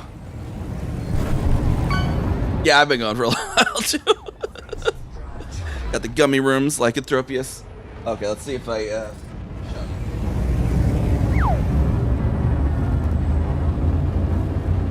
Y'all rated so close to each other, you broke my Stream Deck's little shout out button too.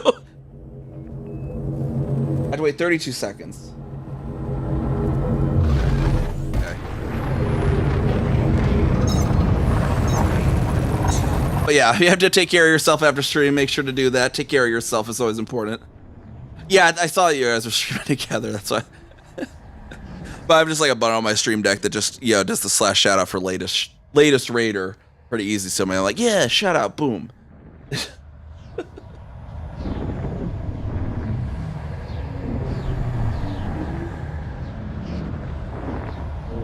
I don't really have anything. Well, I mean, I have the internet service providers. The third tech this week, because the internet has been horrendously unreliable this past week. It's causing streams to drop out and stuff too. Right now I'm using an OBS Cloud Relay to get around that.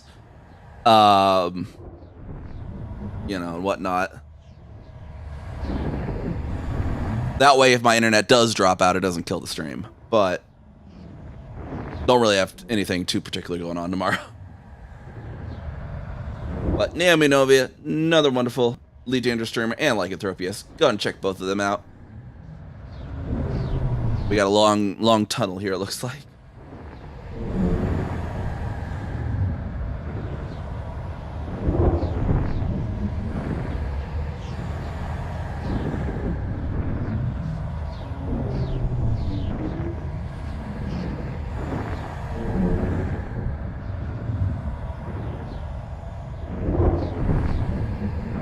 Once we get out of the Braben tunnel. Praise Braben. All hail Braben. It's not working, Chad. It's not working. What are we gonna do?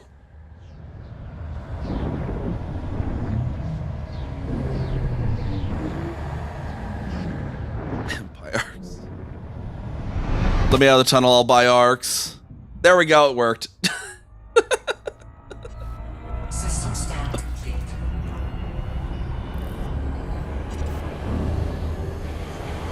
Buy arcs in a few days. Once I get the paycheck, I need to get the new ship kit on this Corsair, the one that looks actually really good on it. Frameshift drive charging.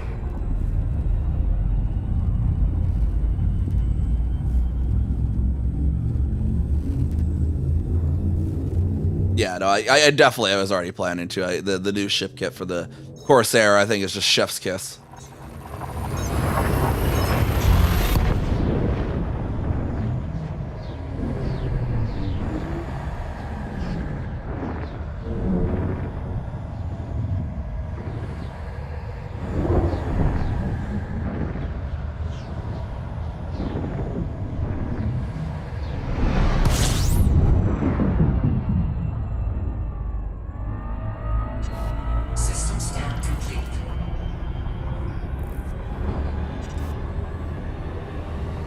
Yeah, there really isn't many people streaming Elite tonight, is there?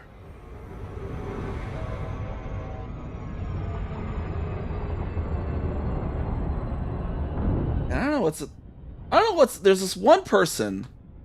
I don't know if you've seen him, Naomi. Not there's this person that is in the Elite category and has been for like the past over 2 weeks now, and they're on just a screen of just this AI generated picture, and just they're not actually doing anything. They're just sitting on the screen of AI generated picture for like 18 days now. Drive charging. It's Maverick something or other.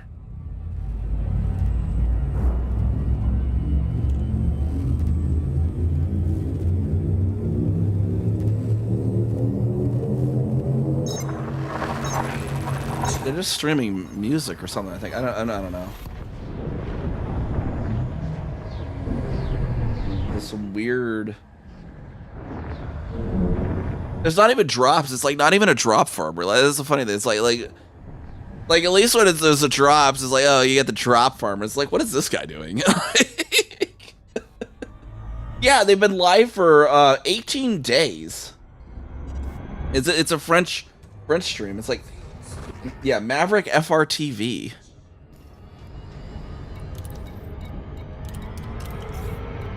It's like, what you doing, brother? Oh, we got a commander in instance here. That's interesting. And Master Chief. We found Master Chief, everyone. Let me concentrate here, just in case they're someone gonna try to pull me. I don't know. Are they friendly or no? Oh, they've become a triangle. But they're still way back at the star.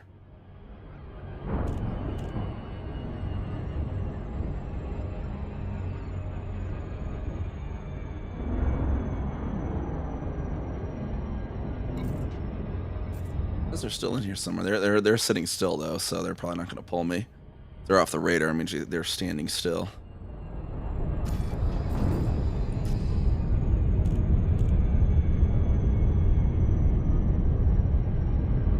The shield's engineered now? No. They're actually going to be engineered to be weaker. They're just bump shields. Basically, that's what I do with the exploration ships, is just bump shield them. Give a little prevention on the little bumps you get when your landing gear is down. It's like even if you're usually real careful to set down light, sometimes it just gives a little bit bump, whatever damage. It's kind of annoying.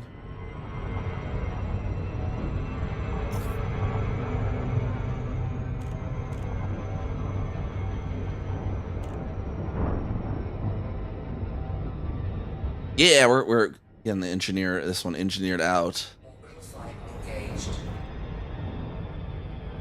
I think I wonder if on my Kessica build if I did actually have the pre-engineered F5A SCO or if I didn't. I have to look. Might have to get the pre-engineered one on Kessica as well. If not the case, I have the spare Titan drive component now, so yeah, pretty much just paper. Like honestly, if it wasn't for the little tiny landing damages you can get, I would just straight up not have a shield. But you kind of just need it, otherwise you'll just keep damaging yourself little by little every time you land, just because of that little stuff.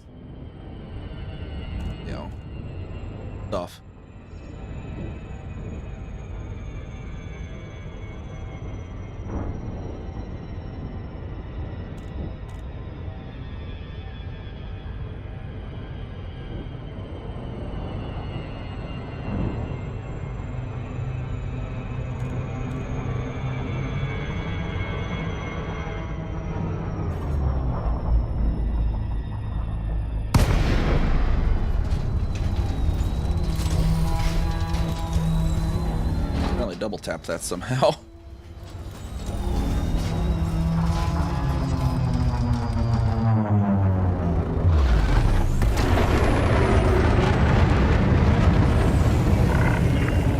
Gutamea, Delta, Echo, Sierra, flight control online. What's funny is the engineer bases, they pronounce it Gutamea, but then all the other like the bases, like when you go to an orbital station, they pronounce it Gutamaya. What's up with that?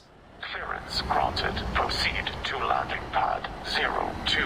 But like that's the thing I love about the Corsair too, like because like Gudamayan in its lore, their ships are supposed to be art, like and the fact that some people either love it or hate it with the Corsair is just like evidence that FDev designed it correctly as a Gudamaya. It's a freaking weird modern art, kind of thing going on here, and you either love it or you hate it. Like like the Clipper and the Cutter, like they look like a Boeing. Let's be fair, like they look like a freaking modern day Boeing.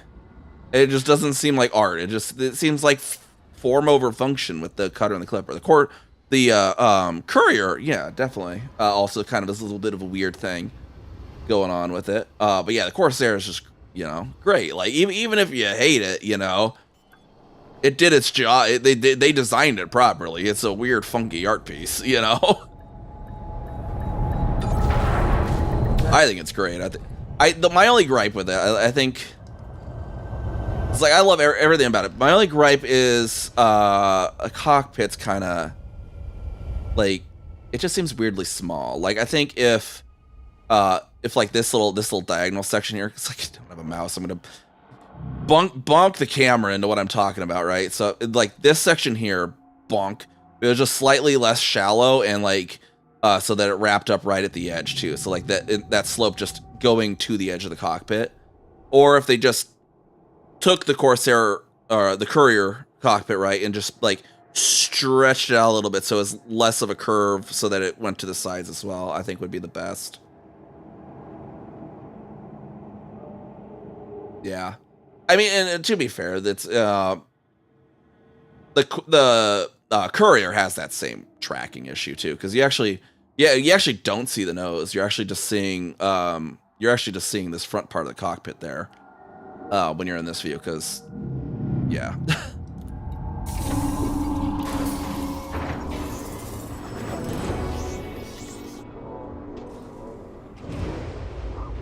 Courier is like, you're able to do the Courier really often though. I think it's like a shorter boost, but you can do it more often, I think, or something. Is that generally how you can engineer the Courier? The Courier is, you can get insane shields on a Courier though for a small ship.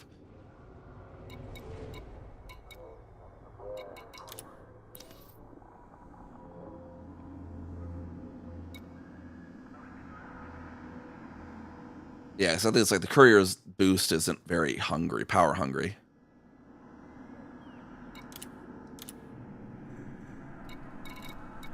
Yeah, it doesn't necessarily hoon well. Yeah, definitely. Experimental effect. We want the mass manager on this.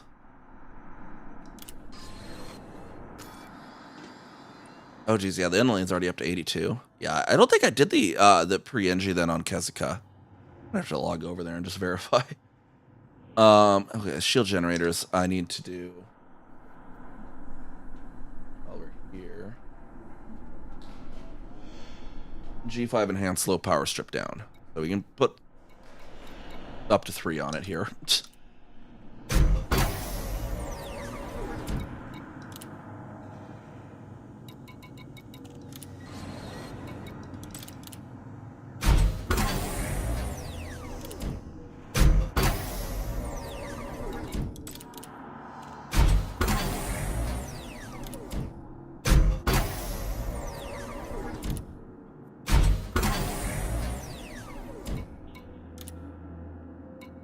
And engines, I know I definitely want to only do 2. I only do 2 with her at the moment, but might as well do 2 while I'm here. So I just want G5 dirty strip down.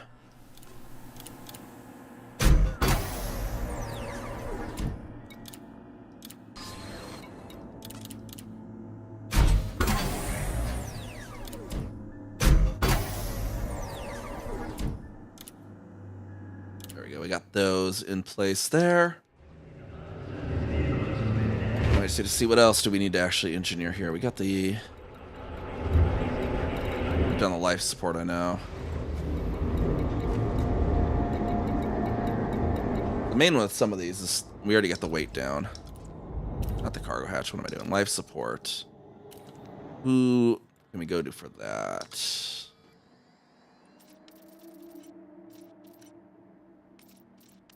I should have that actually pinned from Etienne, so I should be able to just go anywhere for some of these.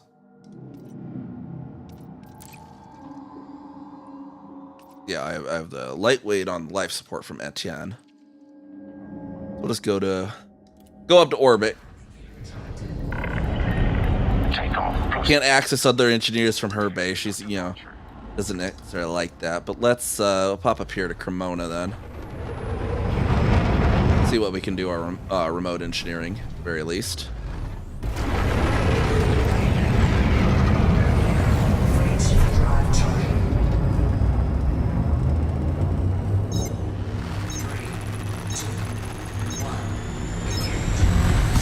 I kind of wish for, like, now that they have it as a predictable number, like G5's always 5, whatever. Like there should, I wish there was a button like, if you have enough, just fully engineer this grade, or engineer as far as you can with what I have button, right? That would be great. Like, if you walk in with enough materials to go all the way to G5, can I just have a G5 button? Now, it's like it's not a roll system anymore.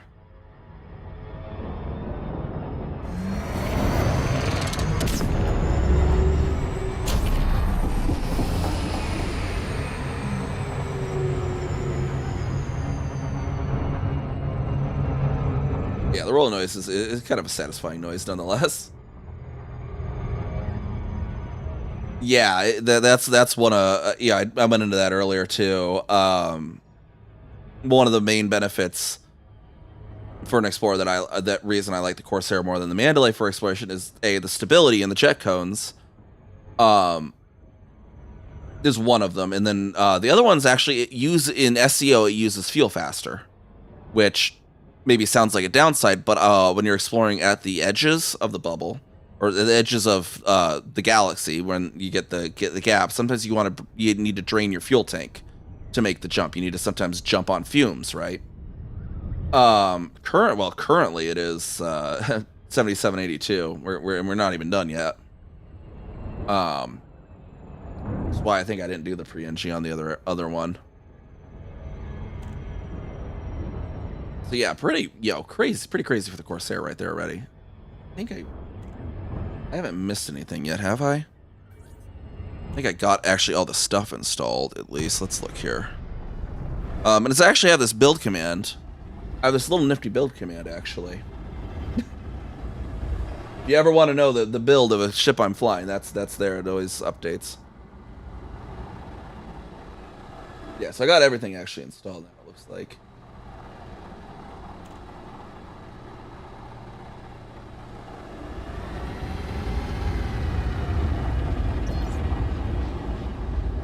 Oh, is the Mark V even higher? Yeah, that's right, that's even higher. Honestly, weirdly, I don't think the Mark V is as bad as the Mandalay. Something's weird about how the Mandalay does it too.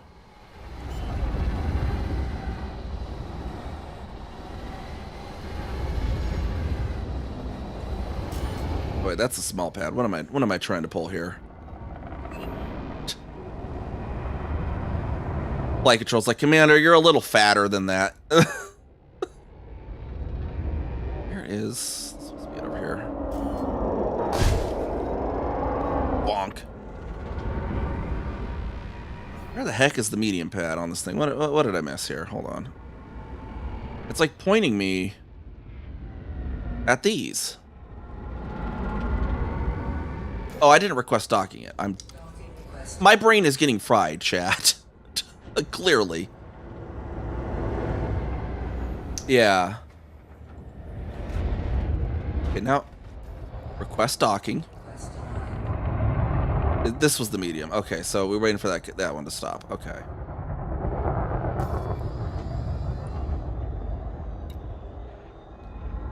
Yeah. Yeah, for some reason, I have cone boost with a Cobra before, and it didn't even seem as bad as the Mandalay, but maybe it's just I haven't done it as much. But, like, I went into earlier, too, there was one of the elite community, they did, like, a charity relay stream. And it was right when the Mandalay came out, and one of the things that one of the streamers was doing was a race to Colonia.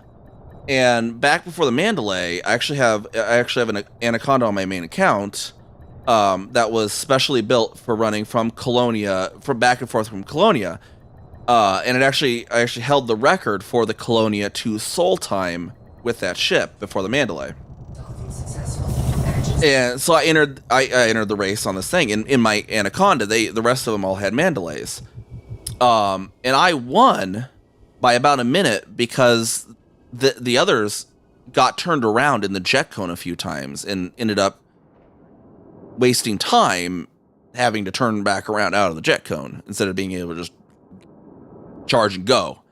So I ended up actually, despite them having a little bit better jump range than me, and the all that and the Super Cruise, because this was before the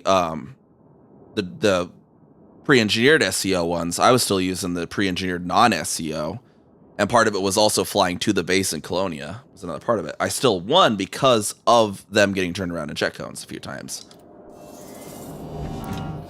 And so that's one, and I neutron highway a lot because I try to get to destinations a little bit faster. So that's one of the benefits I like on it too.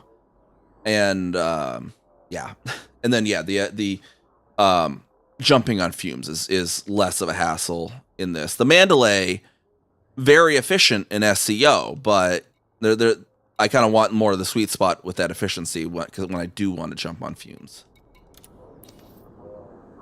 Here's something funny done. What? All right, there we go. Now we got all our other stuff that I should be able to do. Get this all the way up to there. Visit Sache, but neglected to visit Colonia a few years ago. Interesting. I do fair, they're kind of in separate directions still, but. Oh, okay, we're out. We'll definitely need more of that.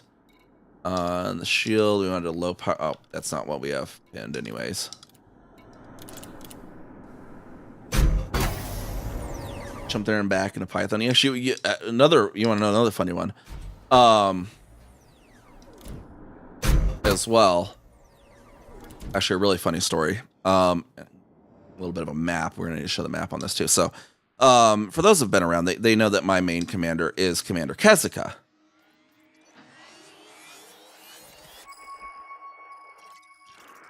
You got Jack Station here, right? Well, look who mapped that planet. That's my main commander. And the funny story of how I got this was right after I started playing the game. I started playing on November 17th, I think it was. November 17th or so, 2018. Well, mapping tags came out on December 7th, 2018. When I got this mapping tag, I had played the game for all of like 2 weeks. But the funny story is, because what it was is I was playing a lot of Guild Wars before, and so I was like, there's a system called Asura. I want to go map that up, basically. So I had this silly goal to go map this, which is why I'm on that as well. Because I'm just weird nerd like that. And so I didn't even have engineers unlocked yet. Like I straight up hadn't even unlocked Felicity at this point. And I had a Type 6 Explorer, and I spent like 3 or 4 days going to Colonia, getting out there, and I reached I don't know the name of the star system at the moment, but I reached a neutron. I was about 3,000 light years from Colonia and died. And this was 22 hours before the server downtime. I went to the Discord squadron that I was in at the time, Sinbad Regime, and I was like, how do I get to Colonia in the next 22 hours? No engineering. And they're like, Ask Explorer, this build, 35 light years. Good luck. I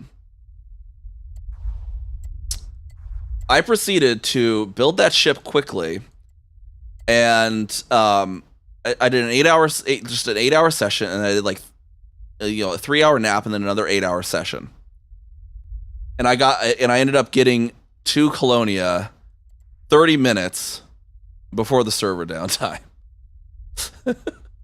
And then, and I was there. I mapped Asura, and then what I did is I jumped over to Colonia to turn in that data. And I went, oh, hey, Colonia 4 is not mapped. Mapped it real quick, jumped back over to Asura and turned it in. So yeah, I got first mapping tag on Jax before I even unlocked Felicity.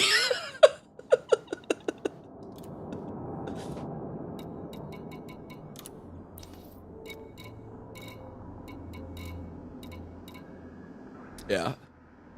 And that was like the first instance of Sinbad Regime being like, realizing that I just would get really crazy driven at times and stuff like that. That was like the first instance. The second instance was in Distant Worlds 2. So my birthday's April 5th, right? And then Distant Worlds wrapped up it was like 2 or 3 weeks after April 5th. And what I did was at the end of Distant Worlds 2, I was like, well, I want to reach Beagle Point on my birthday. So on my birthday, I flew out to Beagle Point. And then I'm like, okay, well, cool. Well, I got to Beagle Point, I'm flying back to the bubble. And so I flew like all the way back. I was just like, there was stuff I wanted to do in the bubble. So I like zoomed back to the bubble in like just like 2 days. And then the lake came up in Distant Worlds 2 to go to Beagle Point, and then they announced, oh, hey, if you get to Beagle Point between this date and this date, you get this decal. And I was like, I got there like a week before, and they're like, and part of their announcement was, well, if you're there a little bit after the cutoff, feel free to put in a ticket with FDev, and they'll still give it to you as long as it's within a few weeks after the cutoff. And so I messaged, I was like, well, what if it's within a few weeks before the cutoff? I was there a week early. And they're like, nope, too bad. Shit out of luck. Sucks to be you. And so then presumed the rage-fueled 11-hour race to Beagle Point. Just to be like, because I just probably like, fine, I'll be there in 11 hours. And they're like and at that time the record was like 10 hours. And they're like the record's like 10 hours, or you probably won't be there that fast. I'm like, you know what? Now I'm gonna show you. So yeah, and I set a timer. It was 11 hours and 47 minutes. And the funniest part was the other one of the other people in Sinbad. That morning they woke up. They started like 3,000 light years away that morning, and I was still in the bubble. I showed up to Beagle Point 5 minutes after them. And they're like, "The f is wrong with you?" And I was like, "Rage." It's like, I was so annoyed. It's like, really? Like 5 days early. And no, that's not allowed to, for your little exception on your, but if you show up 2 weeks late, that's fine. I was so mad.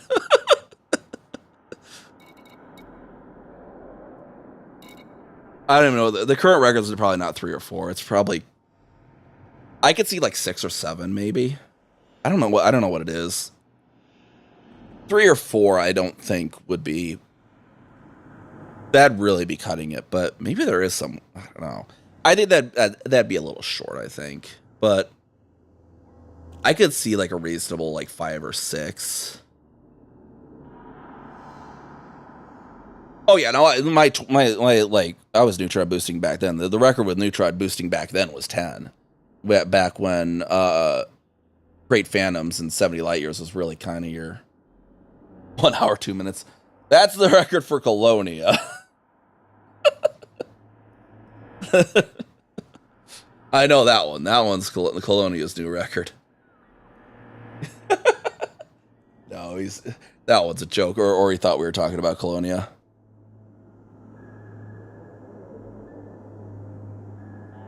This back before the man delay, I had the Colonia to Seoul direction at an hour 14. It was hour 14, 17 seconds, I think it was.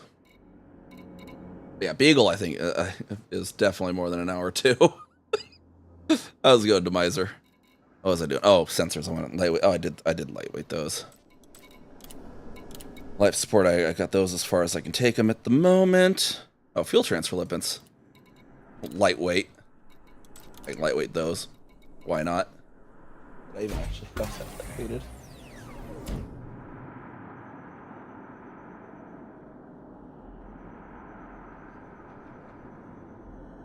Okay.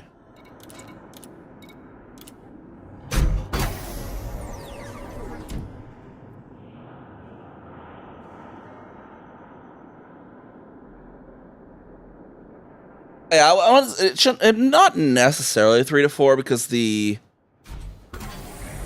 have the part of the reason the Colonia takes a little bit is there is a 1,000 light year rate.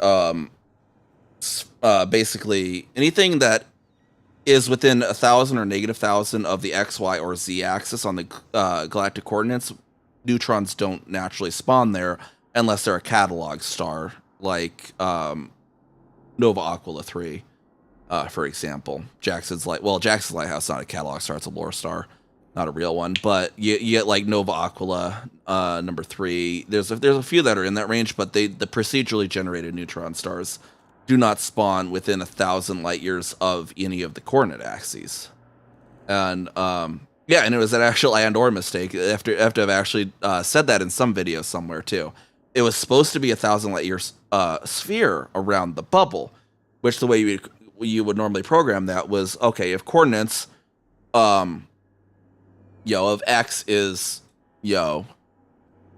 less than or between 1,000, or Y is it'd be and. So yeah, if X is within 1,000 of 0, and Y is within 1,000 of 0, and Z is within 1,000 of 0, was what should have happened. They programmed it as or instead, which instead makes it a giant, basically cross across the entire galaxy. And they said at the point, by the time they discovered it, it was too late to basically rerun it, because the actual Stellar Forge took like I think it like took a few weeks to run, like to generate all the seeds for the region, because it's like a layer of procedural generation seeds. You get like these sectors, and then those generate seeds in that sector, and there's a whole video on how it works. It's really crazy. And the fact that they figured out how to in Excel too. Like, you actually watch the video. They had basically built, and it's shown on the video, like the system map, because when they were figuring out, okay, what would make sensible systems and whatnot, like they had basically this in Excel, in Microsoft Excel. They like a copy of the system map, and it would actually look roughly like this, not quite as zoom in and stuff, but the layout was the same. It was really crazy. It's like, dang. Like, I need your Excel skills. But yeah, no, the Stellar Forge is, you know, insane tech. But yeah, part of the Colonia, the lag on the, like, because if that 1,000 light year thing wasn't there, the Colonia record would probably be closer to 45 minutes.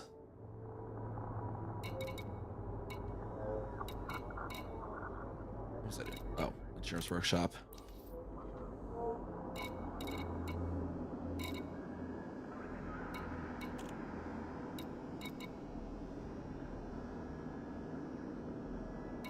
Got that down.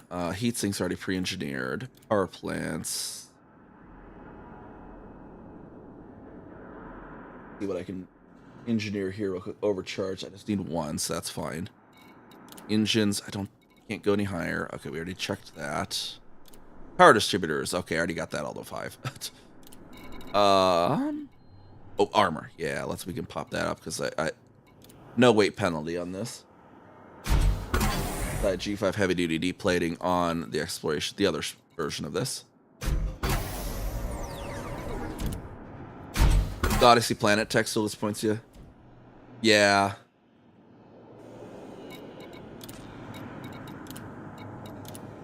It's like a middle ground, I think, was what I would have preferred. Like the Horizon, like kind of the issue I had with the Horizon's tech is it was a little unrealistic. Whereas the Odyssey is realistic. It sometimes forgoes a little bit of coolness, sometimes get it to have some, also like generate like another layer on there. Where it's like, okay, generate the planet, and then have now we have another layer that, okay, we want some landmarks here, like a big mountain here, and then it'll go and generate that or something, kind of thing. I think would have been the optimal.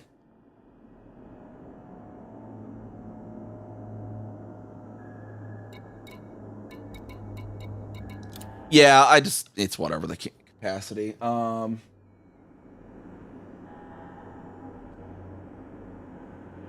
Yeah, I don't care to min-max quite that much. Because I think that would maybe give me like 0.2 light years or something. It'd probably be something ridiculously small at that point. Okay, we got most of the stuff on there.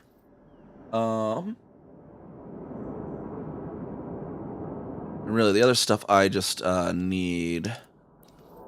What did I need for the lightweight still? Yeah, G4 protolite alloys, conductives, and protolite alloys. All right, let's I can do a junk haul. I think I have a junk ship. Let me, if I already have that set up, we'll pop back there. We'll go and try and get some protolite alloys at least. Then we can at least finish those off, I think. Yeah.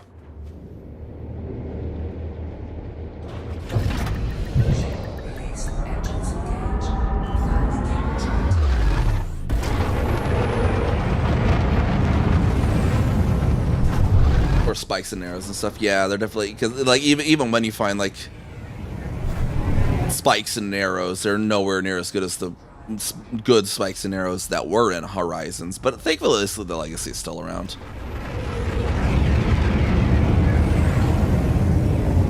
Oh yeah, the comets that were planned and never really made it around to existing. That would have been really cool. And like the data for the comets is still there. You can actually still target comets. They just don't have anything. Like you can drop out on a comet. Like it's there. There's still their procedural generation addresses and stuff. And I don't remember because there's like the procgen name for Halley's Comet is still known. And you can go to it, but there's just nothing in the instance. But it orbits like Halley's Comet would, and it is there. So maybe someday they'll add them properly, you know. Maybe they'll have the tech like, okay, Comet, go generate this little ice ball there or whatever. That'd be kind of cool.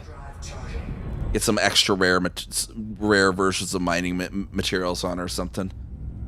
You have to like do it with a mining SRV. That'd be really cool, you know. Like you need to get like the super ultra void opals, you know, some sort of that kind of thing. That you can get mining a comet.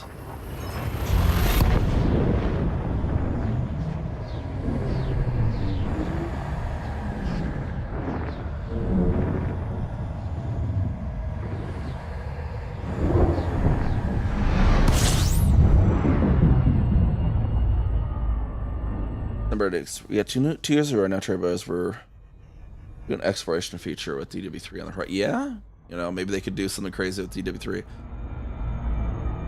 Then DW3 got the whole. They did the chain out to Bernard's Loop, which is, you know, how I got those colonies out there. You know, and part of that. Small racing ship, yeah. Hope they come up with some more smalls too. The Panther is definitely going to help with Trailblazers.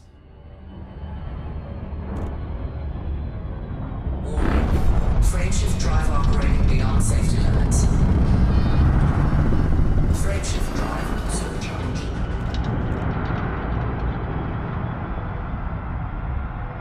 I think a good quality of life bug fix, like feature update would be great too. Like instead of doing a feature update, be like, okay, we're gonna like really like get a bunch of feedback. Like, what are the things that have been waiting for a while? Because there's still so many like different bugs that are just kind of just been sitting.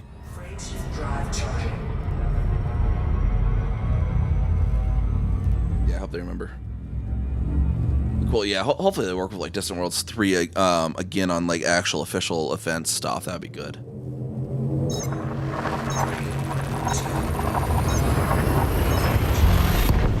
So yeah, you get a whole bunch of weird bugs. And then like, I know one that's recently been annoyed. Like after Odyssey came out, there was like the issue where you'd get the missions to go salvage like a chip from a satellite crash site. And you'd carve off the red plate and it would fall into it instead of fall off of it. Well, that bug's back. It started having that happen again recently. It's so annoying. They relog and hope it doesn't. Yeah, and just roll the dice. Is it gonna fall inside the hole this time? Oh, yep, it did again. Relog. I don't even take those missions anymore. And I kind of wish they would amp up the Odyssey AI difficulty, right? Like during the Odyssey beta, they had the actual like the NPCs at the Odyssey bases were on some whole other shit. Like they were actually intelligent. Like I wish they would bring that back. Like actually make them like make them dangerous and not actual complete buffoons. Like the NPCs at Odyssey bases are just so dumb. Like.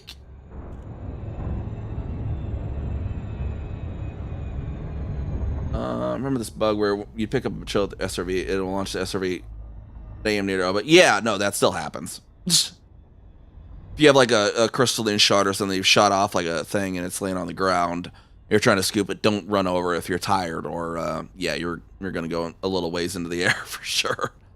What were we doing here? We were doing something here, I forgot. Oh yeah, let's see if I have a chunk ship for protolite alloys. It's not terribly bad, and like it still does it, and it's annoying because it's like, oh, I lost the material, but you'll get launched like a little bit in there. It's not terrible though. It's I remember like it used to happen in like Horizons, and you'd get launched like 3 kilometers into the air. Now it's like you'll get launched like 300 feet maybe if you're lucky. Like it's not bad. It's just it's kind of like yeah. whenever I'm like material gathering crystal shards, I'll show when that happens. I'll show like, oh, but that one fought back, you know, because.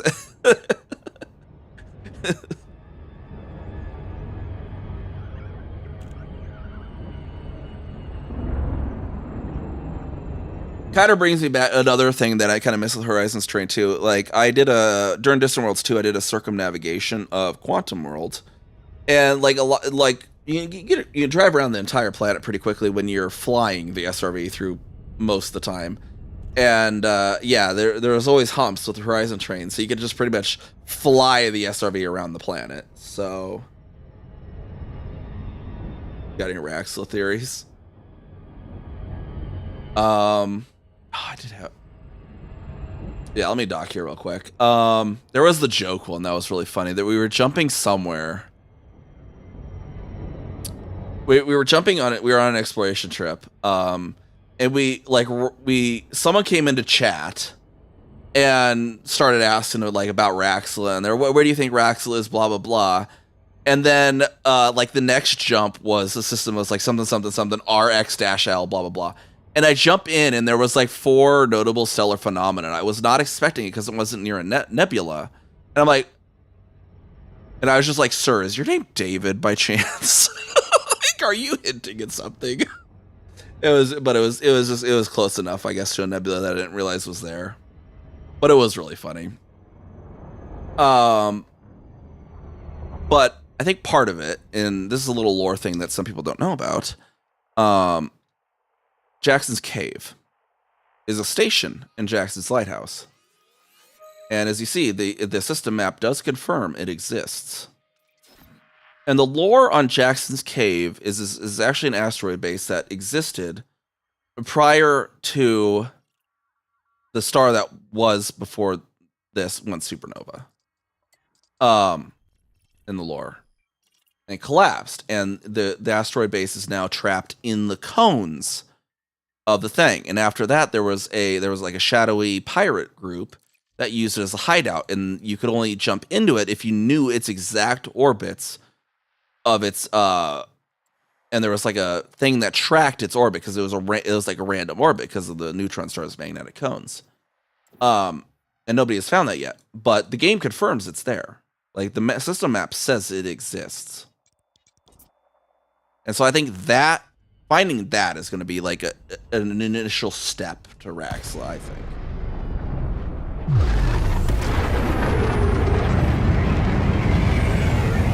Oh, you don't mind the... Well, if you would like, Kiwi, I have... I am dual streaming on YouTube. And there aren't ads. There should not be ads at the same time over there. If that ever happens, you can pop into the YouTube to see, be like,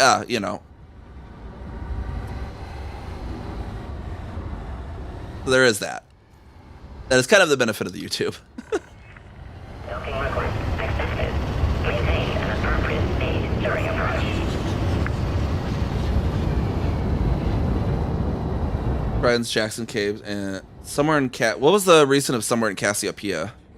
Offhand.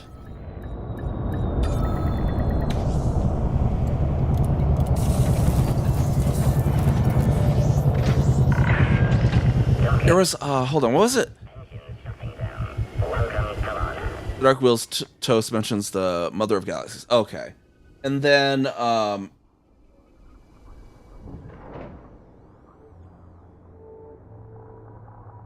was the other one?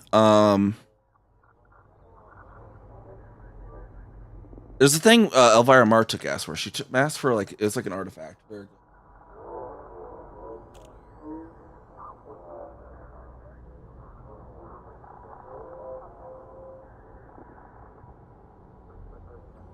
The Soontil relics, yeah, wasn't it? There was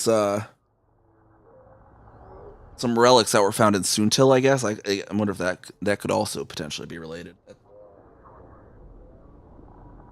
But Titan also kind of makes sense too, because apparently there was like in the lore there was like an alien artifact that was found on Mars, I think, at some point in the Elite lore.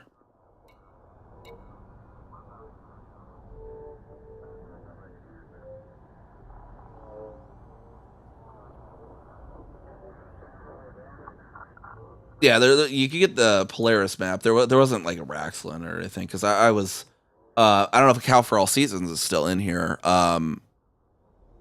listening. I know because when that bug was happening, I went up to Cal's carrier, who he had jumped his carrier up next to Polaris, so you could do that by system map.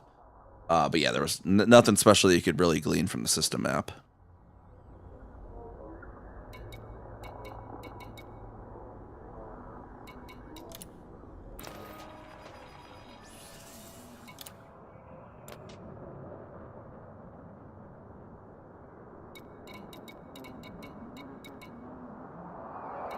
The collectors on this, right? Cargo. Yeah, collectors. Okay. All right, and I need the protolite alloys. I think was what it was.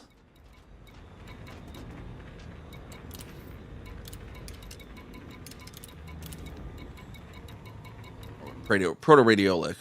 Right. Yeah. Okay. Proto-radiolic. Where do I get?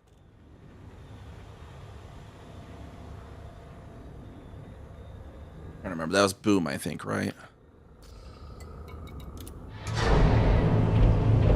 You're an economic boom. Okay, and I want to go somewhere that's not federal or imperial.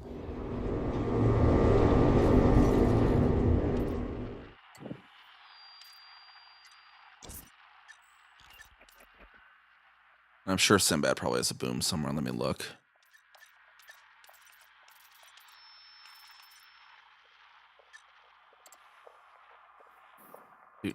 Where's... They're independent. They're nearby. Dang, Sinbad, where's your boom?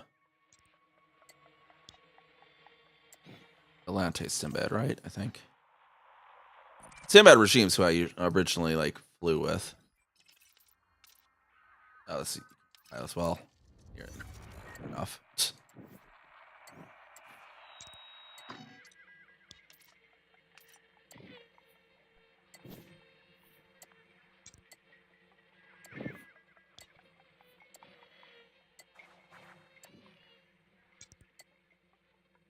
That's Empire, that's...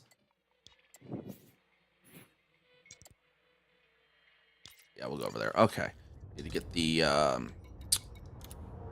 limpets on here, though.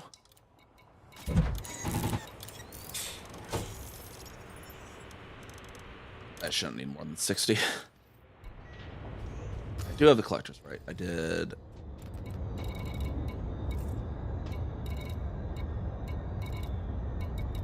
Yeah, okay, good.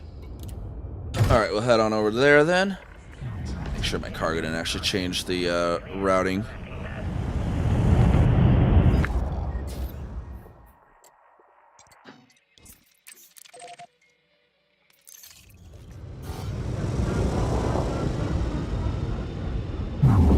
I missed a few here. Okay, the spin foil. Wait, is my...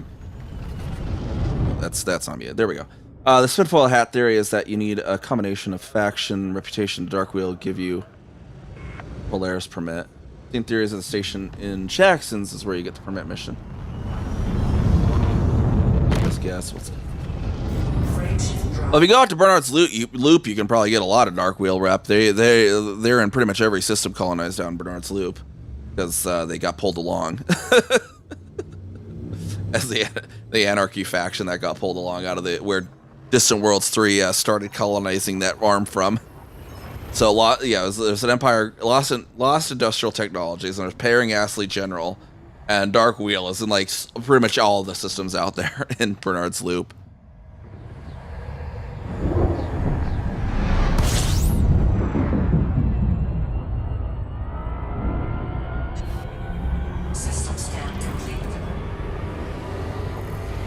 Someone wants to try to expand Dark Wheel different systems.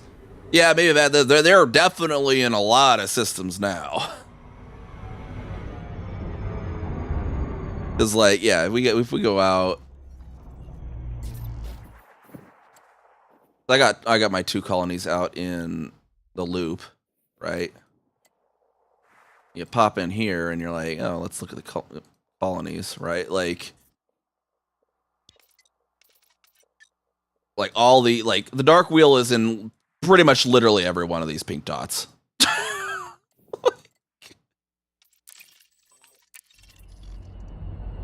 Frameshift drive charging.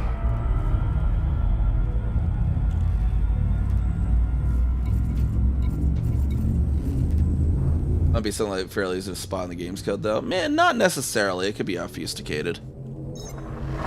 Code obfuscation is a thing. Plus, the data miners can only go so far. But again, technically, data mining is against the terms of service, as one of the former elite partners found out recently.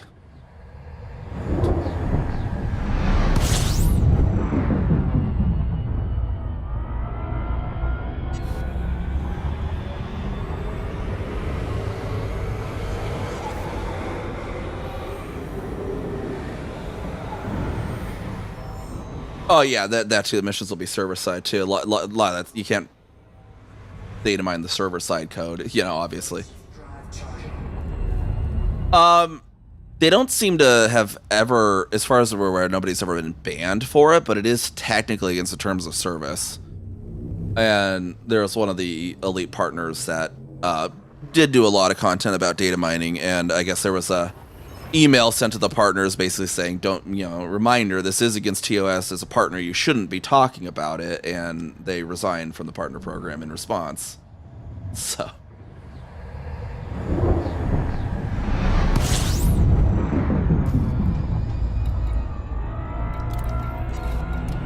as pretty much the rest of the partners basically revealed.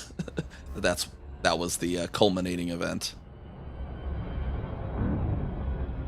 We were coming here looking for signals. That's right. Okay, we gotta go in here for the. We gotta see if we can find high grade emissions. Wow, a lot of signals here. Ooh, man. There's not high grade emissions in this nonsense. I don't know what to say.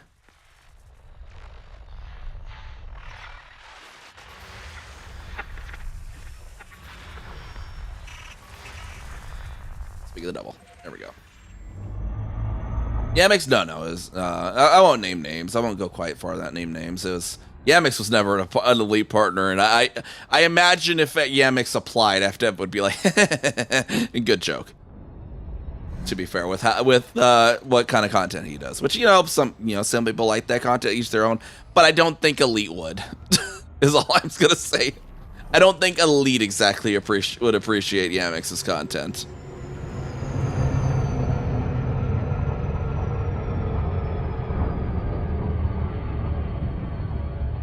Yeah, there's that too, Puddles, technically.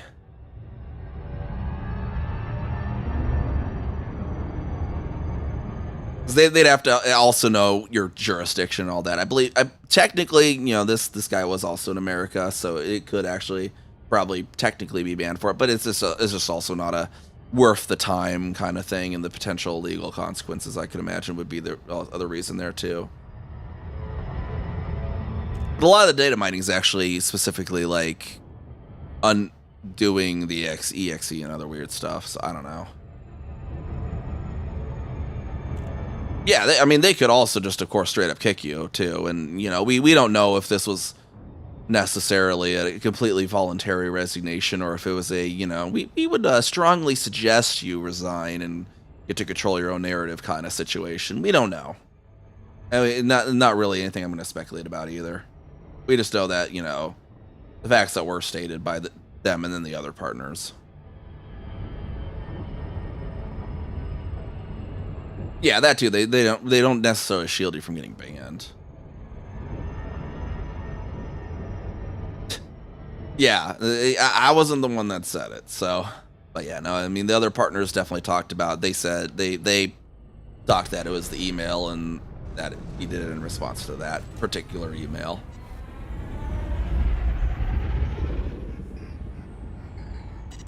So there have been instances of it? Okay.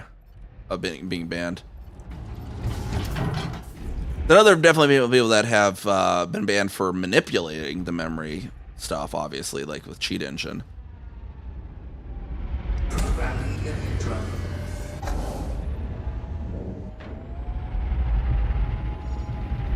I just have one collector. Oh, jeez. I forgot. Yeah, this isn't necessarily normally a junk haul ship. this is the radiolics. Proto-heat radiators. That's not proto-radiolic alloys. Oh, we'll fill up on these, I guess, at least.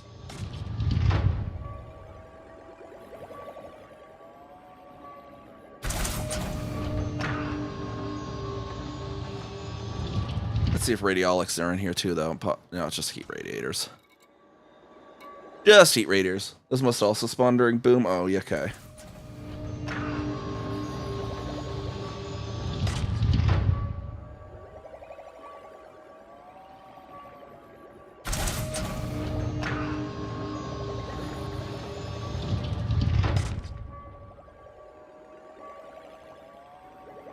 Great. Okay, we might have to go to another boom, but we'll salvage these for now.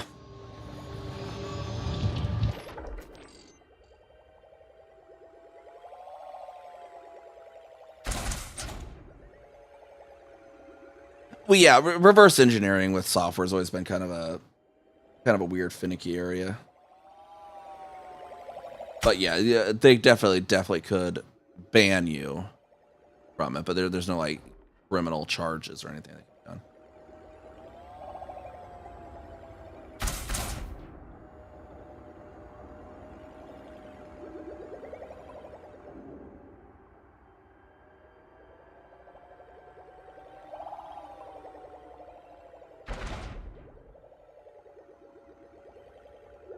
Gonna do some flying, okay.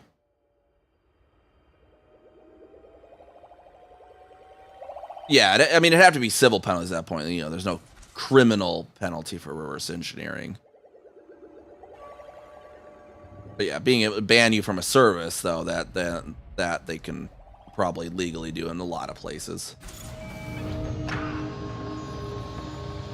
But again, I'm not a lawyer. For that, you better call Saul.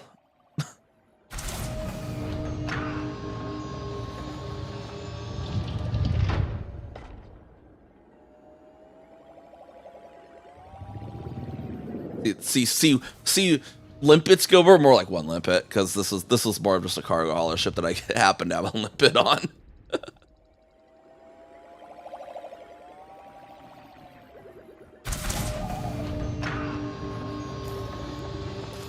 What are we at on the materials here? The proto. Or 55-100. So yeah, it'll catch up quick. We can get further into the cloud here as well. I could probably even manually scoop some of these if I can get a bead on one of them.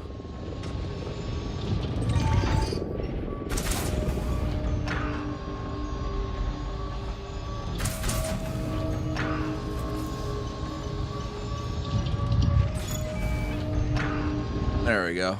See, now we got two limpets. One's weirdly bigger than the other, but, you know, it gets the job done. And one steals from the bigger one every once in a while.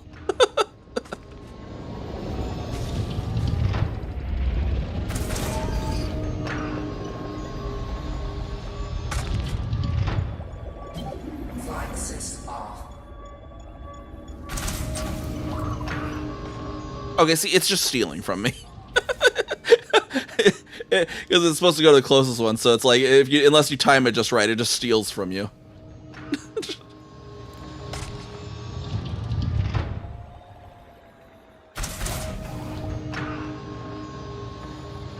So, see if we can find a, like, proto-radiolic alloy signal source after this.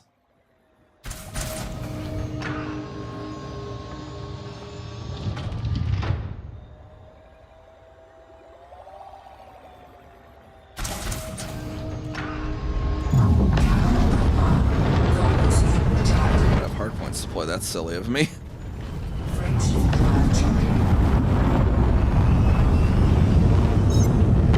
Alright, see if we can find another boom source. Maybe we'll have the proto-radiolics that we're actually looking for. Oi, Palongi, how's it going?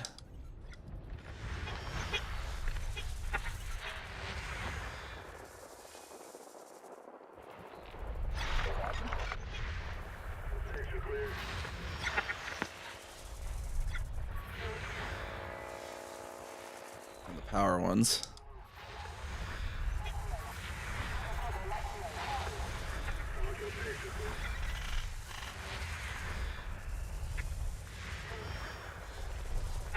Doing good. I'm doing good. How are you doing?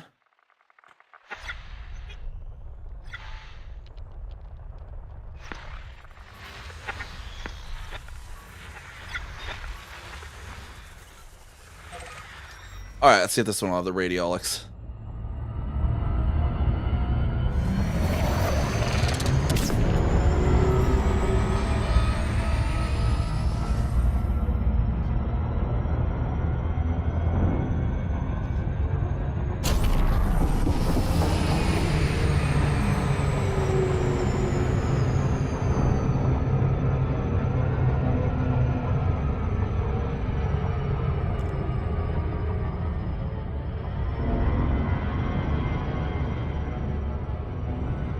Chilling in the crock pot, though.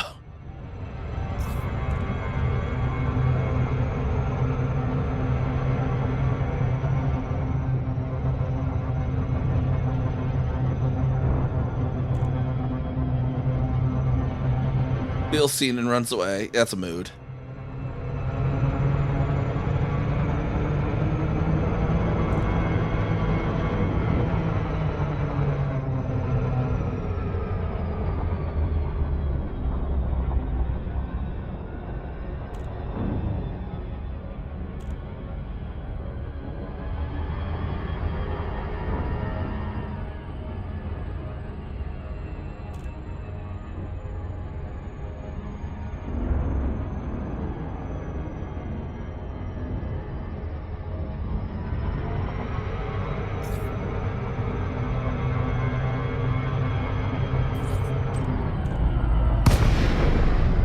What do we got here? Here we go. Here's the proto light alloys. Well, we got and radiolics in here. Cool. We'll actually fill up both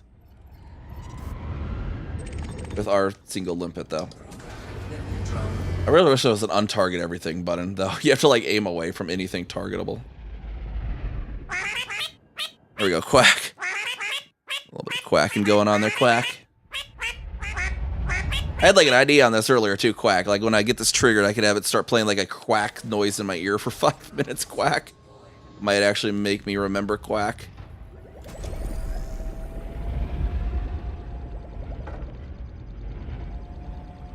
You want an untagged?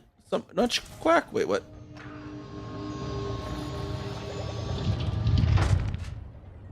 Untagged Quack.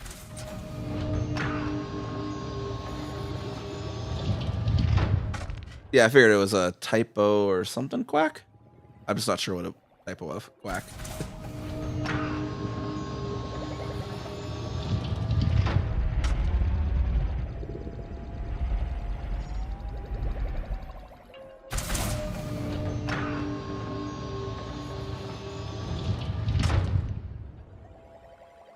So baddie typo Quack.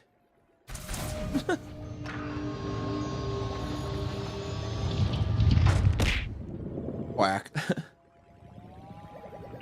God, I think I found the Reddit account of an infamous former elite streamer too. Quack. Here we go. Barrel roll. We got to barrel roll this whole thing. I don't know where the up back was. We'll just barrel roll for a bit. Quack. It was so funny. I mean, people that I won't name again. We don't need to bring that drone back up. But there was someone like last year in the elite who just blew their shit in a Discord, Quack, because like someone asked them what after they typoed a whole bunch of shit, Quack, and they like went off like, I'm not your English teacher, Quack, and went off, and then like went on stream and threatened another lead streamer, Quack, and that whole shit, Quack. We won't delve back into bring that back up. But I think I found their Reddit account because there was someone on the Elite Dangerous subreddit that like did the same thing, Quack. What was it? They were talking about the Type 7 versus the Type 8, Quack, and how the Type 7 couldn't fit on a quacking large pad or medium pad, Quack. And someone was like, oh yeah, well, it's because the landing gear or whatever, the engines don't fold down on the Type 7, making it less tall. And Quack, and this guy's like, well, less tall? What do you mean shorter? Like, you obviously don't understand kindergarten grade English, Quack. And like, he's like, blocked or whatever. And the person's like, well, sorry, maybe, English isn't my native or whatever. He's like, well, you should learn English, blocked or whatever. And it's just like, I'm just sitting here like, is this just like the Reddit account of that guy? Like, what? It's like that 2 nickels movie. It's like, you know, if I had a nickel for every time that someone absolutely went apeshit over a minor English issue in the elite community, I'd have 2 nickels, which isn't a lot, but it's strange that happened twice, Quack. And it just like made me wonder if this was like that guy's actual Reddit account. Because it was like such the same way of like losing your shit. Like, it just so much sounded like them. The only difference was this guy could actually type, Quack. Whereas the original guy could not type to save their life, which was kind of the issue, Quack. Gonna turn off flight comp button.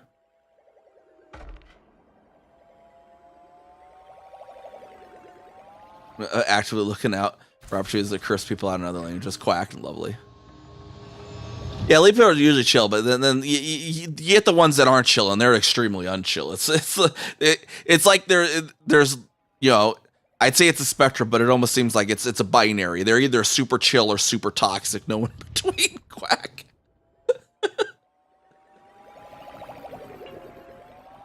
But I see another silly Redditors are sometimes so dumb too. Like this is me speaking too. That runs one of the largest subreddits on the site, Quack. But like, there's sometimes there was something silly because sometimes I get this like silliness. I have like a dystopian satire comment too. Something trigger that on my mind. Like a comment will be like some sort of sarcastic comment, and like some hidden dystopian satire writer section of my brain will trigger. Quack. This happened the other day. Someone was on Reddit. They were complaining about the prices for bread or something at the local Kroger brand grocery store, right? Quack. And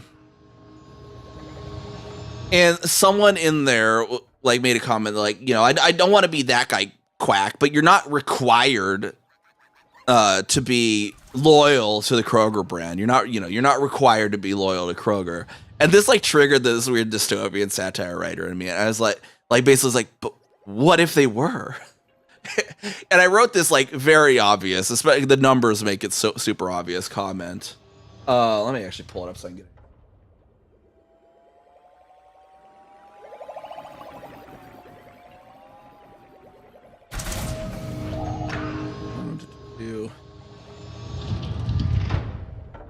Yeah, so yeah, let me pull this up here. Parent. Yeah, this guy said, "Oh, trying not to be that person, but there are other stores to shop at. You don't have to exclusively shop at Kroger brand." And yeah, my mind was like, "But what if they were required to?" And I wrote this. I was like, "No can do. My local agency of shopper affairs assigned my housing district to Kroger store number 765 for all our grocery needs. Shopping elsewhere would be a violation of statute 42.420.69, prohibition of unfair grocery market acquisitions, which carries a minimum sentence of life in prison. I ain't risking that." And they're just probably like, "That doesn't exist. You're stupid," basically. And I'm like, how could you not tell that was satire? like, did you not see the fucking... Yeah, exactly. Statute 42.420.69. Really? You think that's a real statute? And I replied, it's like, it was obviously dystopian satire. They're like, oh, and then they deleted their original comment, be like, "You're stupid." But I was like, really? Like, you really think that there's actually a law 42.420.69? Like,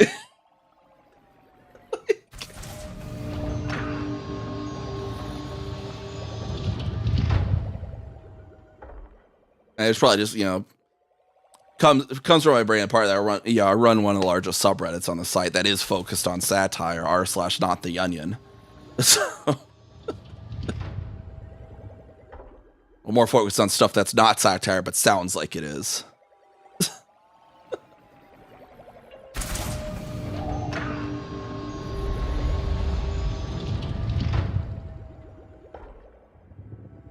Man, still scooping. Where is this?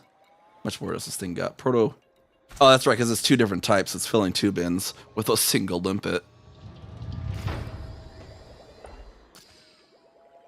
Go, limpet! I believe in you. You can do this.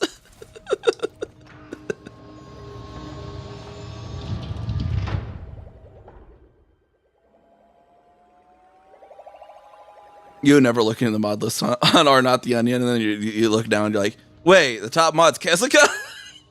Yeah, pretty much. Created that thing back in 2011. See, that's where all my content creator luck went into, is that thing.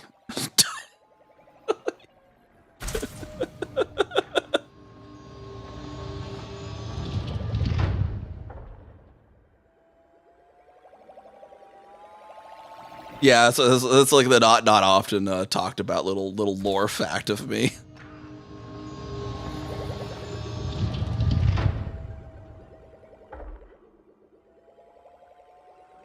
Yeah, co-created it with a guy that got sued by Glenn Beck once for satire.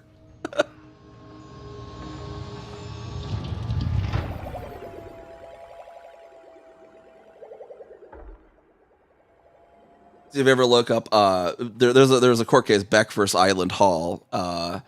Isaac Island Hall was the person that I co-founded Not the Onion with, and yeah, Beck sued him in international court for the a satire site that was making fun of Glenn Beck. Yeah, the new limpet system, they'll go through the ship. It's kind of weird, but it does make it more efficient, and you don't necessarily notice it too much unless you're an external cam. It is I kind of wish they would still fly around it, but yeah, sometimes they just kind of go through the ship now.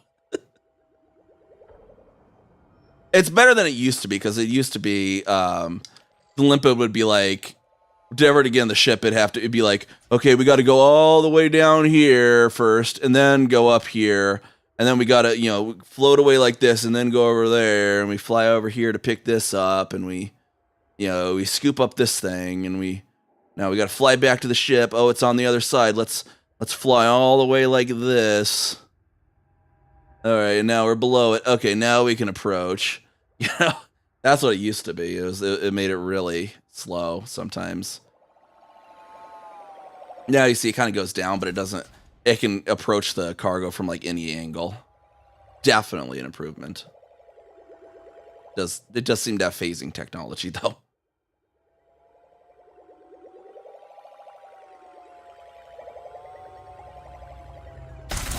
Yeah, the free cam's definitely a thing. Don't do it. For some reason, don't do this when you have a VR headset on, unless you enjoy motion sickness.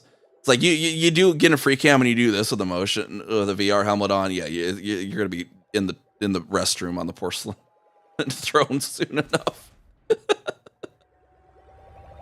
Bowing to it.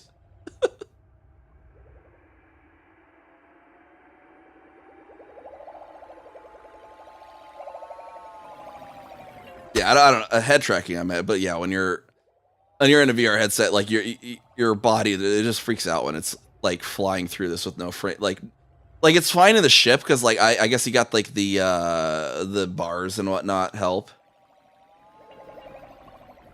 Yeah, definitely seeing your buttons is hard in VR, especially when I'm trying to type a system name here. This is my VR because like my keyboard's kind of straddling in the 2 bar stools I have for my like joysticks for my left and center, and so it's kind of off to the side, and so I can't really touch type with it properly. So I'm like, okay, I need to go to this system. No, I need to go to Kelton, and I'm like, no, like, it's whatever. I'm in VR. I can't properly touch type with the keyboard over like to the side. What's the objective of this game? It's a sandbox, so there's whatever you want the objective really to be. You could go like I'm preparing for an exploration trip, go out, discover planets, and stuff like that. Right now, so I'm preparing that. I'm scooping up some stuff. There's radialic alloys and protolite alloys, which I think I got enough of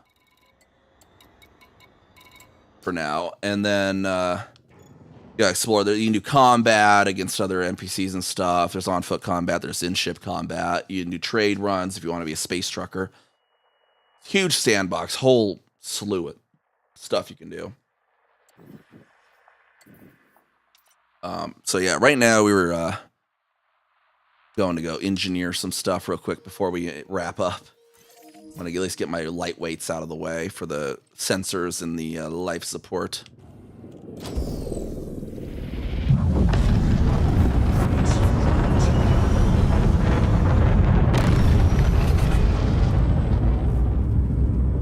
Now we jump over here to Waradia.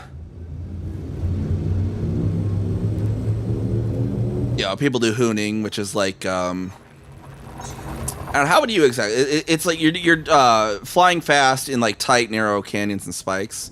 I think it's like hooning generally, right? Having fun flying the ships around in dangerously close to the ground.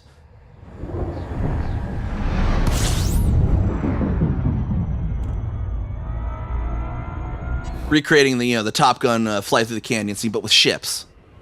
Spaceships, kind of thing. Heading to my carrier. Yeah, I'm heading over to my carrier. And where the Corsair was. And then we're gonna pop those engineerings on there at least. And then I gotta get the chili start cooking. Some canned chili, but whatever. Some maple syrup in it too, because I was talking earlier. We every November at work we have this chili cook-off. So I'm just kind of experimenting using just some canned chili.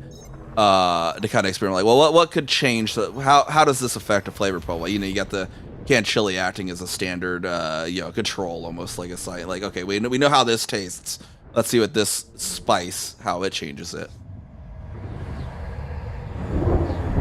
Oh yeah, I definitely like for the actual contest make proper, chili from scratch. But I'm trying to be like, okay, what kind of cool thing, like, because I want to, like, I've tried. One that I found that I'm really like maple syrup, like genuine maple syrup in it, like it really complements well.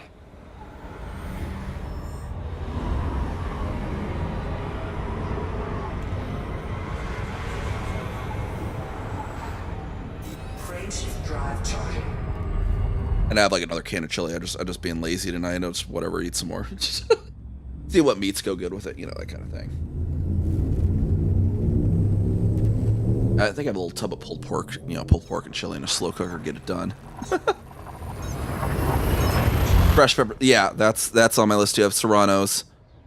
Went really well. Chili.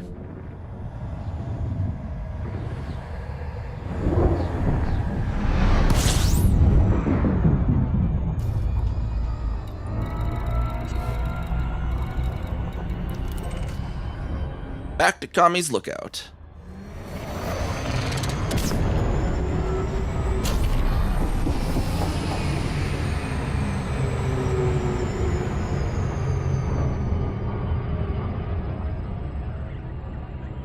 Track I use one profile slightly. Precision mode creepies with head tracking. Yeah, I've never really done like that. Actual head tracking.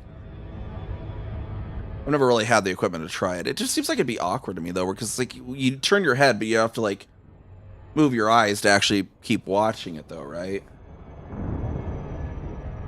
I mean, maybe I could try, because I think, is TrackIR compatible with Apple ARKit by any chance? Like what I use for my actual model tracking is Apple ARKit on an iPhone.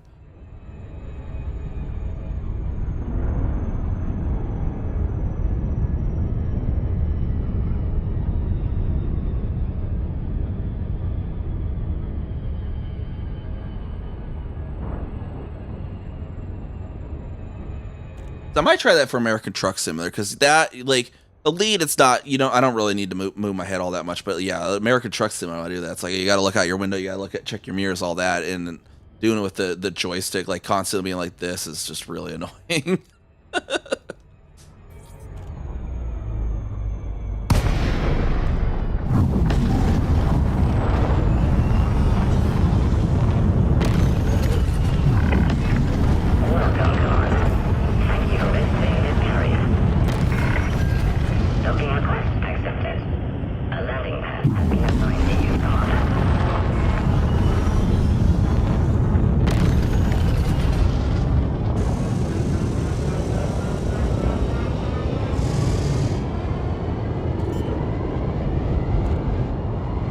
Look at that. We had just enough fuel for our trip.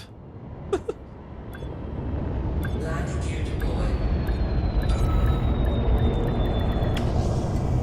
That's planning right there, guys, even though there was no planning involved.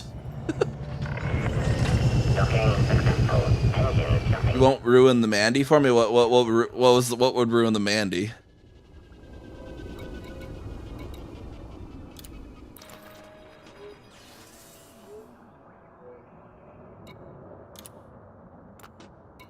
I mean, I'm glad FDev didn't do the same thing as the Mamba with the Mandalay's cockpit, because if you want me to ruin the Mamba, the radar's crooked.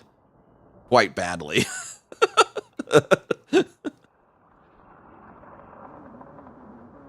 It's horrible. What is it? I want to cause the chaos of you can't unsee it kind of thing. Where's our Mandalay? Oh, why is it 5 minutes away? Oh, it's in the Stronghold area. Well, in 5 minutes I can look at it, I guess. Oh, I have cargo. Hold on, I need to take that out of there.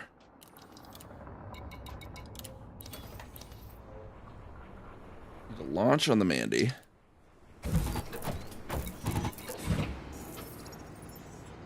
And zoom out the radar? Okay.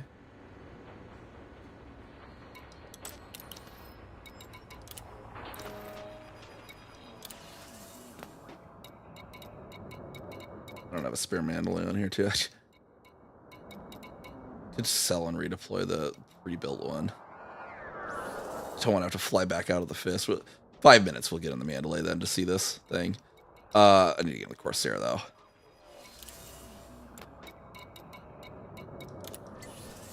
I took the cargo off. What are you talking about? I sold the limpets, didn't I? No, I didn't. Okay, I'm brain fried, I guess. Okay.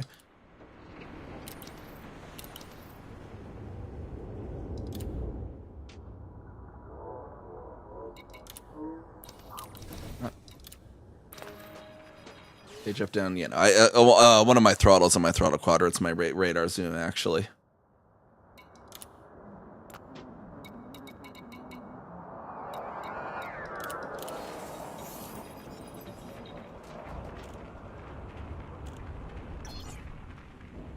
My thinking about meat needs more Adderall? No, I am notoriously always thinking about food. That's why the Elite Dangerous calls me the Mustard Queen.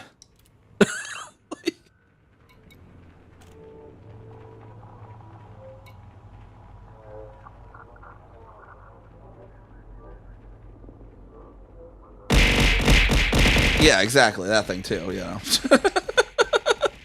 All the mustard. No.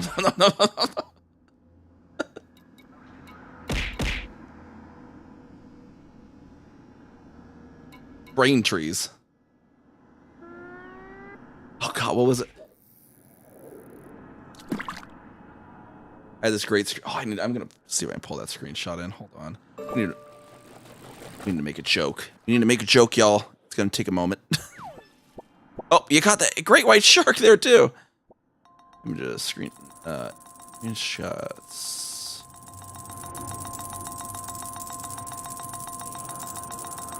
Speaking of brain trees, it reminded me I wanted to do this on stream and I never got around to it.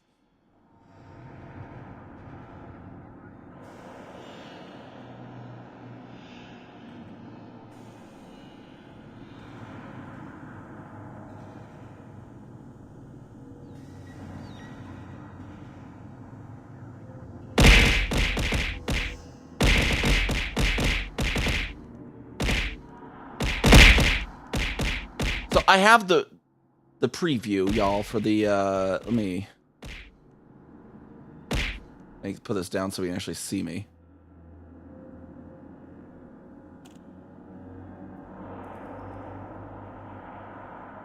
Where's the elite from? Hold on.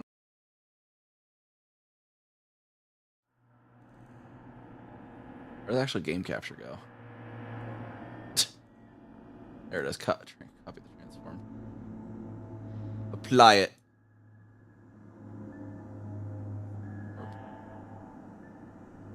There we go. We got our preview of the upcoming ship, the Gudamaya, a Lithid Imperial Nautiloid, and this is the view from the bridge. For some reason, the crew is really excited about landing at those brain trees over there, though. Not sure why.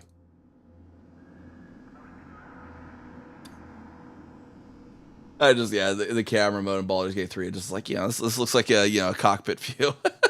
And there's like something weirdly elite about this terrain too. It like really looks like, but with the added fog, take the fog out of there, it looks like elite terrain. Like there's like the shape of the mountains and stuff is like the same kind of shape like the spiky mountains and stuff get in Elite. That's what made me think of that. Like it's really weirdly elite terrain.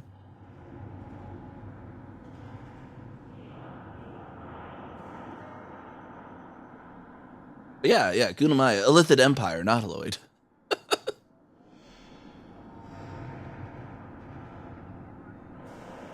You can pay the crew in brain trees.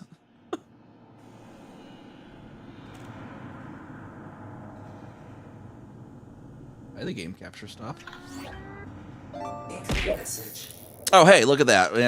We had just enough time to get in our Mandalay to see what we need to ruin here for everyone.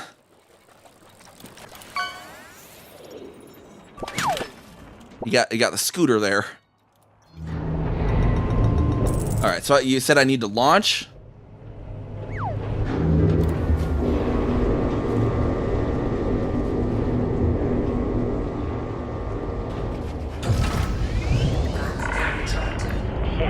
And you said zoom out the radar, right? Like this?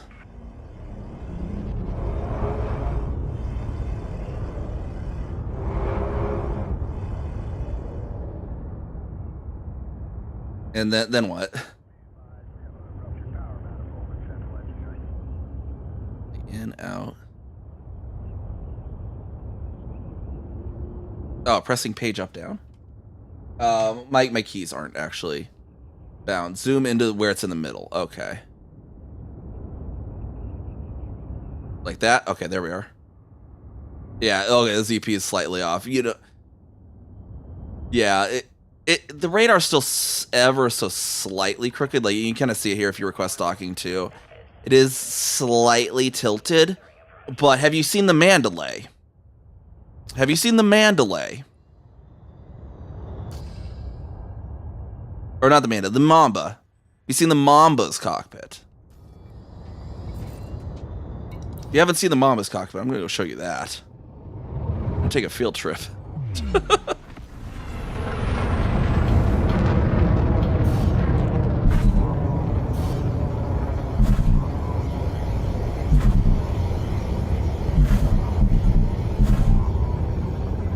Yeah, so it's like, yeah, it's slightly unaligned with the ZP logo, which is whatever. But that's nothing compared to the Mamba's issue with the radar.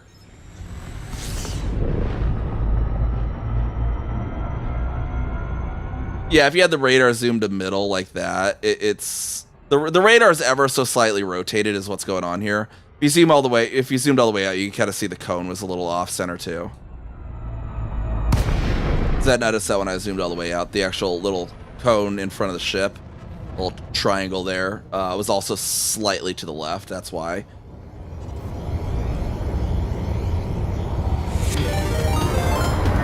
And Loop of Shame, what's going on? How's it going? What were you getting up to today? That sounds like an Elite Dangerous streamer right there, so I'm assuming that's what happened. Some Elite Dangerous, Loop of Shame. Definitely an Elite Dangerous term. But yeah, now we're about to,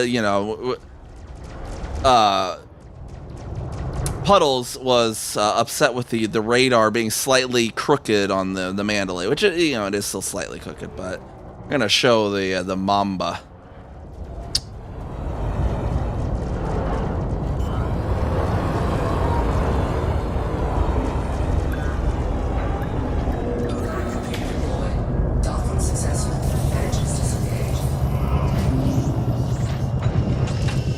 Buy a Mamba just for this.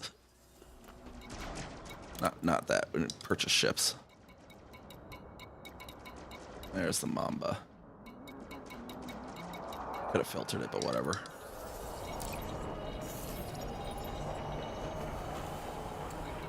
And this is kind of the same way we got to take off.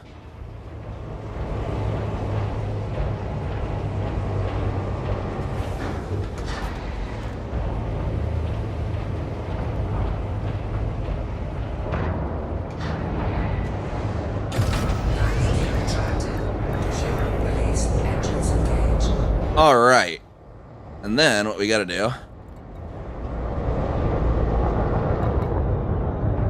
is request docking when it lets us. But if you do this to the middle as well, you can see it's also off center. But there's something even worse. Now take a look at how the proceed to landing pad thing is angled compared to the top of the dashboard there. Let's just try and get some light on that if I can align the sun with that properly. There we go. Actually, maybe it's a little more obvious there. Bottom of it.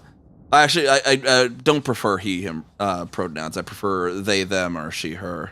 Just FYI. But yeah, there you go. That's thankfully the Mandalay fixed that at least. Because I like the Mamba, but I am a Chaos Gremlin, but even I can't stand that. Like I have a cutter that infamously gives most of the other elite streamers aneurysms. Because every single gimbal cannon on it has a different shot speed, so they all aim at different points. That I can handle. That, no. Like, 9 different cannon aim points? Yeah, perfectly fine. That, absolutely not. I don't know. It's... There's also, and I won't get in it, because I don't want... Well, I could get in it. Well, I don't have a Type 10 on this account, actually. There's another one in the Type 10. If you look straight up, one of the vent things is crooked. That's also always been broken.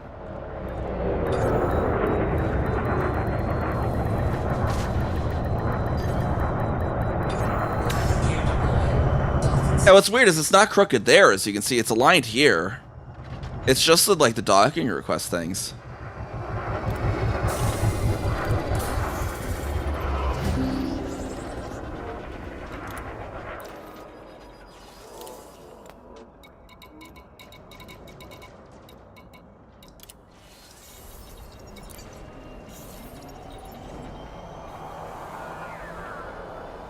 Right, as long as all the gimbals are. Well, what's funny, Knife, on the one that really infuriates Rain, one of the cannons is fixed, too.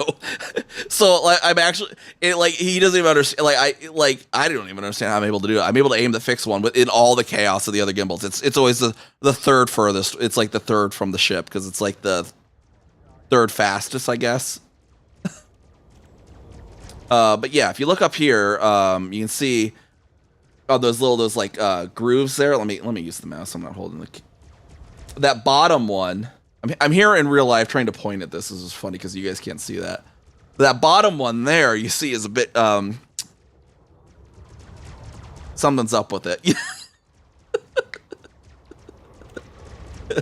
Thankfully, that one you don't usually see. Like the Mamba one's annoying because it's in the actual GUI. Like the Type 10, like how often are you really looking up at that thing? Like.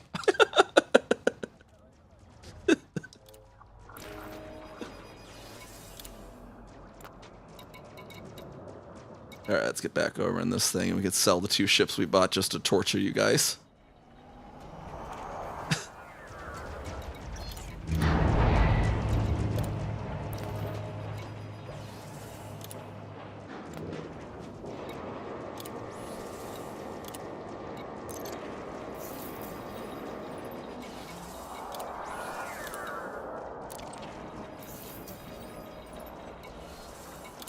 All right, now back to the original quest of engineering the Corsair.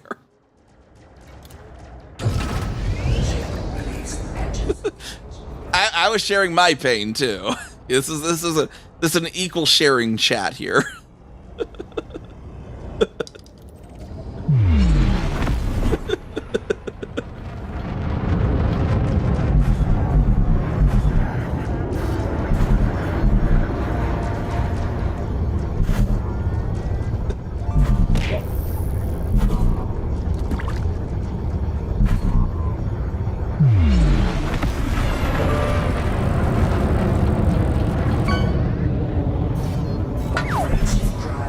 Can I need to take there's a can of chili I need to take and open it like that too.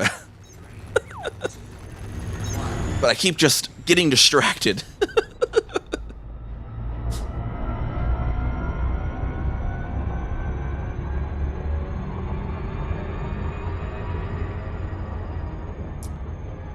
Hey, Puddles, do you want me to ruin the Corsair for you, too?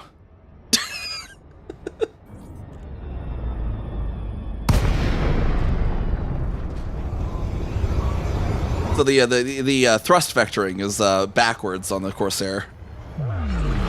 Hopefully they fixed it. The Mandalay came out with backwards thrust vectoring too, and they fixed it. But for some reason, people don't seem to be quite as known like about it with the Corsair.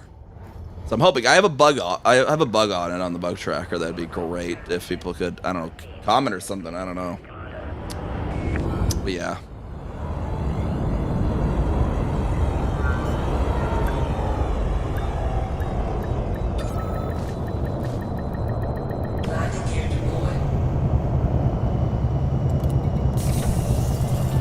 I don't know, I'm kind of cope headcanon in it too, that it's backwards because to help stop the drift with the on rails thing, because it could kind of work like that. Maybe that's why it doesn't pitch so well, is because it's doing inverted thrust vectoring to help it with the drift. I don't know. That's my cope.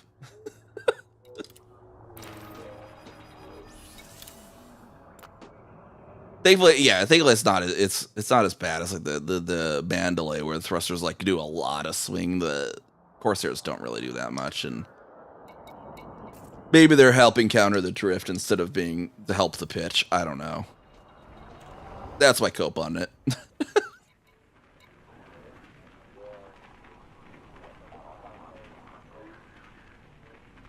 Yeah, so the kind of interesting that they did with the Corsair is it's very like its flight is very on rails, as they said, and what it is the its laterals are just super strong.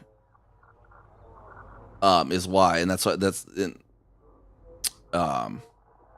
like you rotate it, and if you have the flight assist on, it'll just very quickly go back to flying on its vector compared to like any other ship. That's what that whole on rails thing is, and that's what I think like part of the, because they have the weird thing where like the class 7 and the class 6 thrusters could both achieve 600 meters per second, I think, but they cap out at that. I think it's they had it with the 7 to help it even be more better on rails. But yeah, we'll I kind of showed what I mean.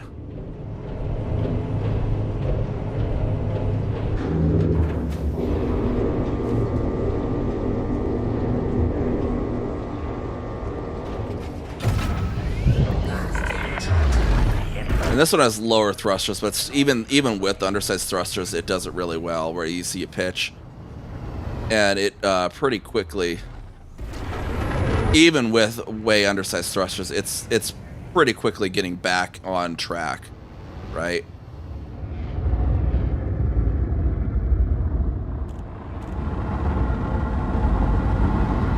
Like, it actually doesn't drift that much. You can see the kind of things, and it's already on track again. And like it's already on track again, and with a set like 7-8 thrusters, it basically doesn't drift at all. Is what that's all about. But yeah, the kind of the thing is like with the what I'm talking about, the thing of this going forward. But when you're pitching down, those nozzles should be going the other way. Because this way they would actually be fighting the pitch. But it's like technically that direction they'd be aiding these laterals, which would make it a little more, which effectively, if the thrust vectoring was doing it like this, right, it would slow down the pitch, but it would also reduce the slide. So maybe the thrust vectoring is intentional. I don't know. It's kind of weird, though. I think it's backwards.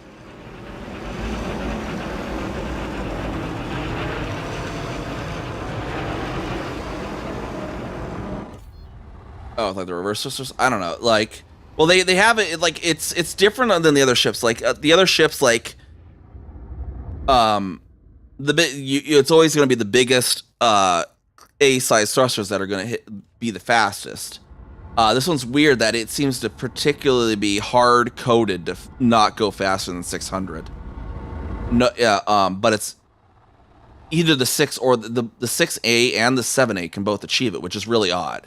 Like, there's no other ship where you can downsize the thrusters by 1 level and achieve the same speed. That's what's kind of weird about it.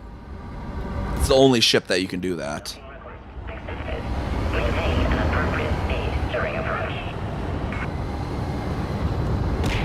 Yeah, the reverse if you have FA on will be slower, but that's kind of a different thing than.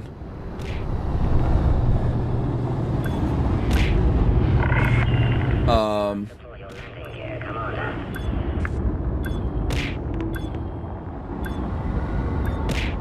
you in?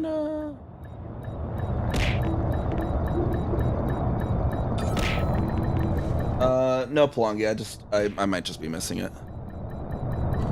Oh, what are you planning for? We're building an exploration course there. Yeah, sorry, I just kind of. I'm brain fried, not seeing a lot of chats. Is this should be my. Why is it not landing down?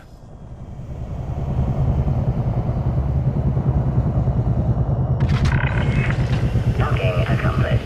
Ship is secure. Welcome to this carrier, Commander.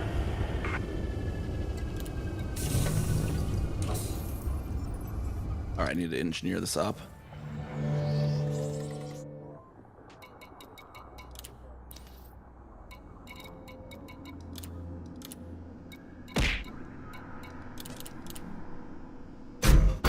I'm still low on conductive ceramics. Dang it, whatever. We'll just do the G4s, and then I'll go eat food.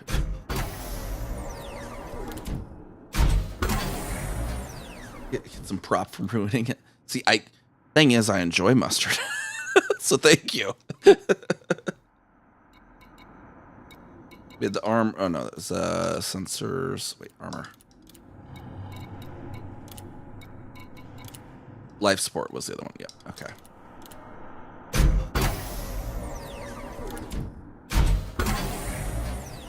Yes. I keep getting distracted like Anthropius. I am definitely gonna I've started to really need food, so I just wanted to get that at least done before I forget. Oh geez, and the ad break's happening right when I plan to end.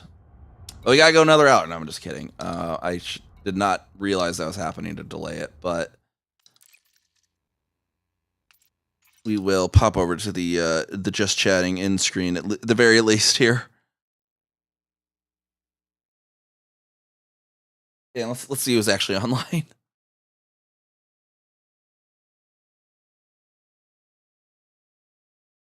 Online over here in Elite. Or just others that maybe normally play Elite but aren't in Elite, because that seems to be the case tonight. It seems a lot of... Oh, Questly. Yeah, I rated them.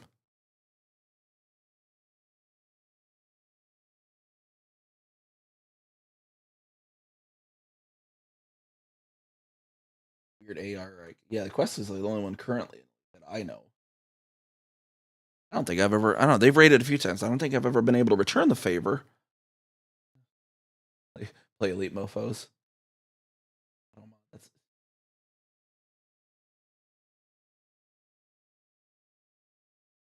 Anyways, yeah.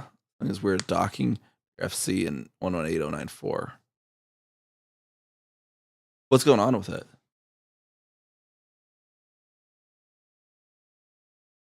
Neutrons for homemade mustard better than average mustard.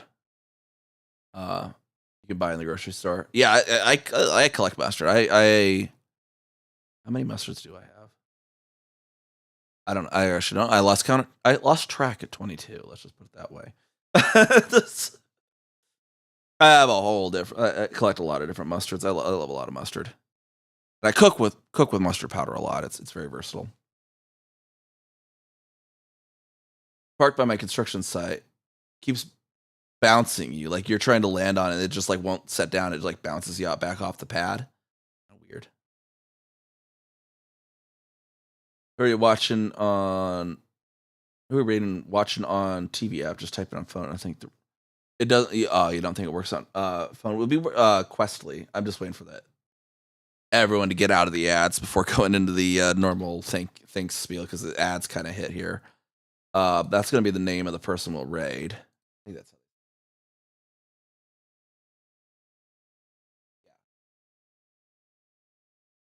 And the ads should be finishing up here in a moment for folks. But again, everyone, thank you for coming on by, letting me be part of your day. It's been a blast. We had some raids, extended us a little, and I fried my brain. But I got to get some food now. So we'll raid Questly. I don't think I've ever had the chance to raid them. They've raided me a few times. I don't think I've had the chance to return the favor. So I think I usually, our stream slots, before were that they always ended it to me. So we'll get that raid going. And everyone, thank you for coming on by. All the subs, all the follows, all that, much appreciated. And I got someone just popped in my YouTube chat too. That's so funny. But yeah, we're gonna head on over there into Questly and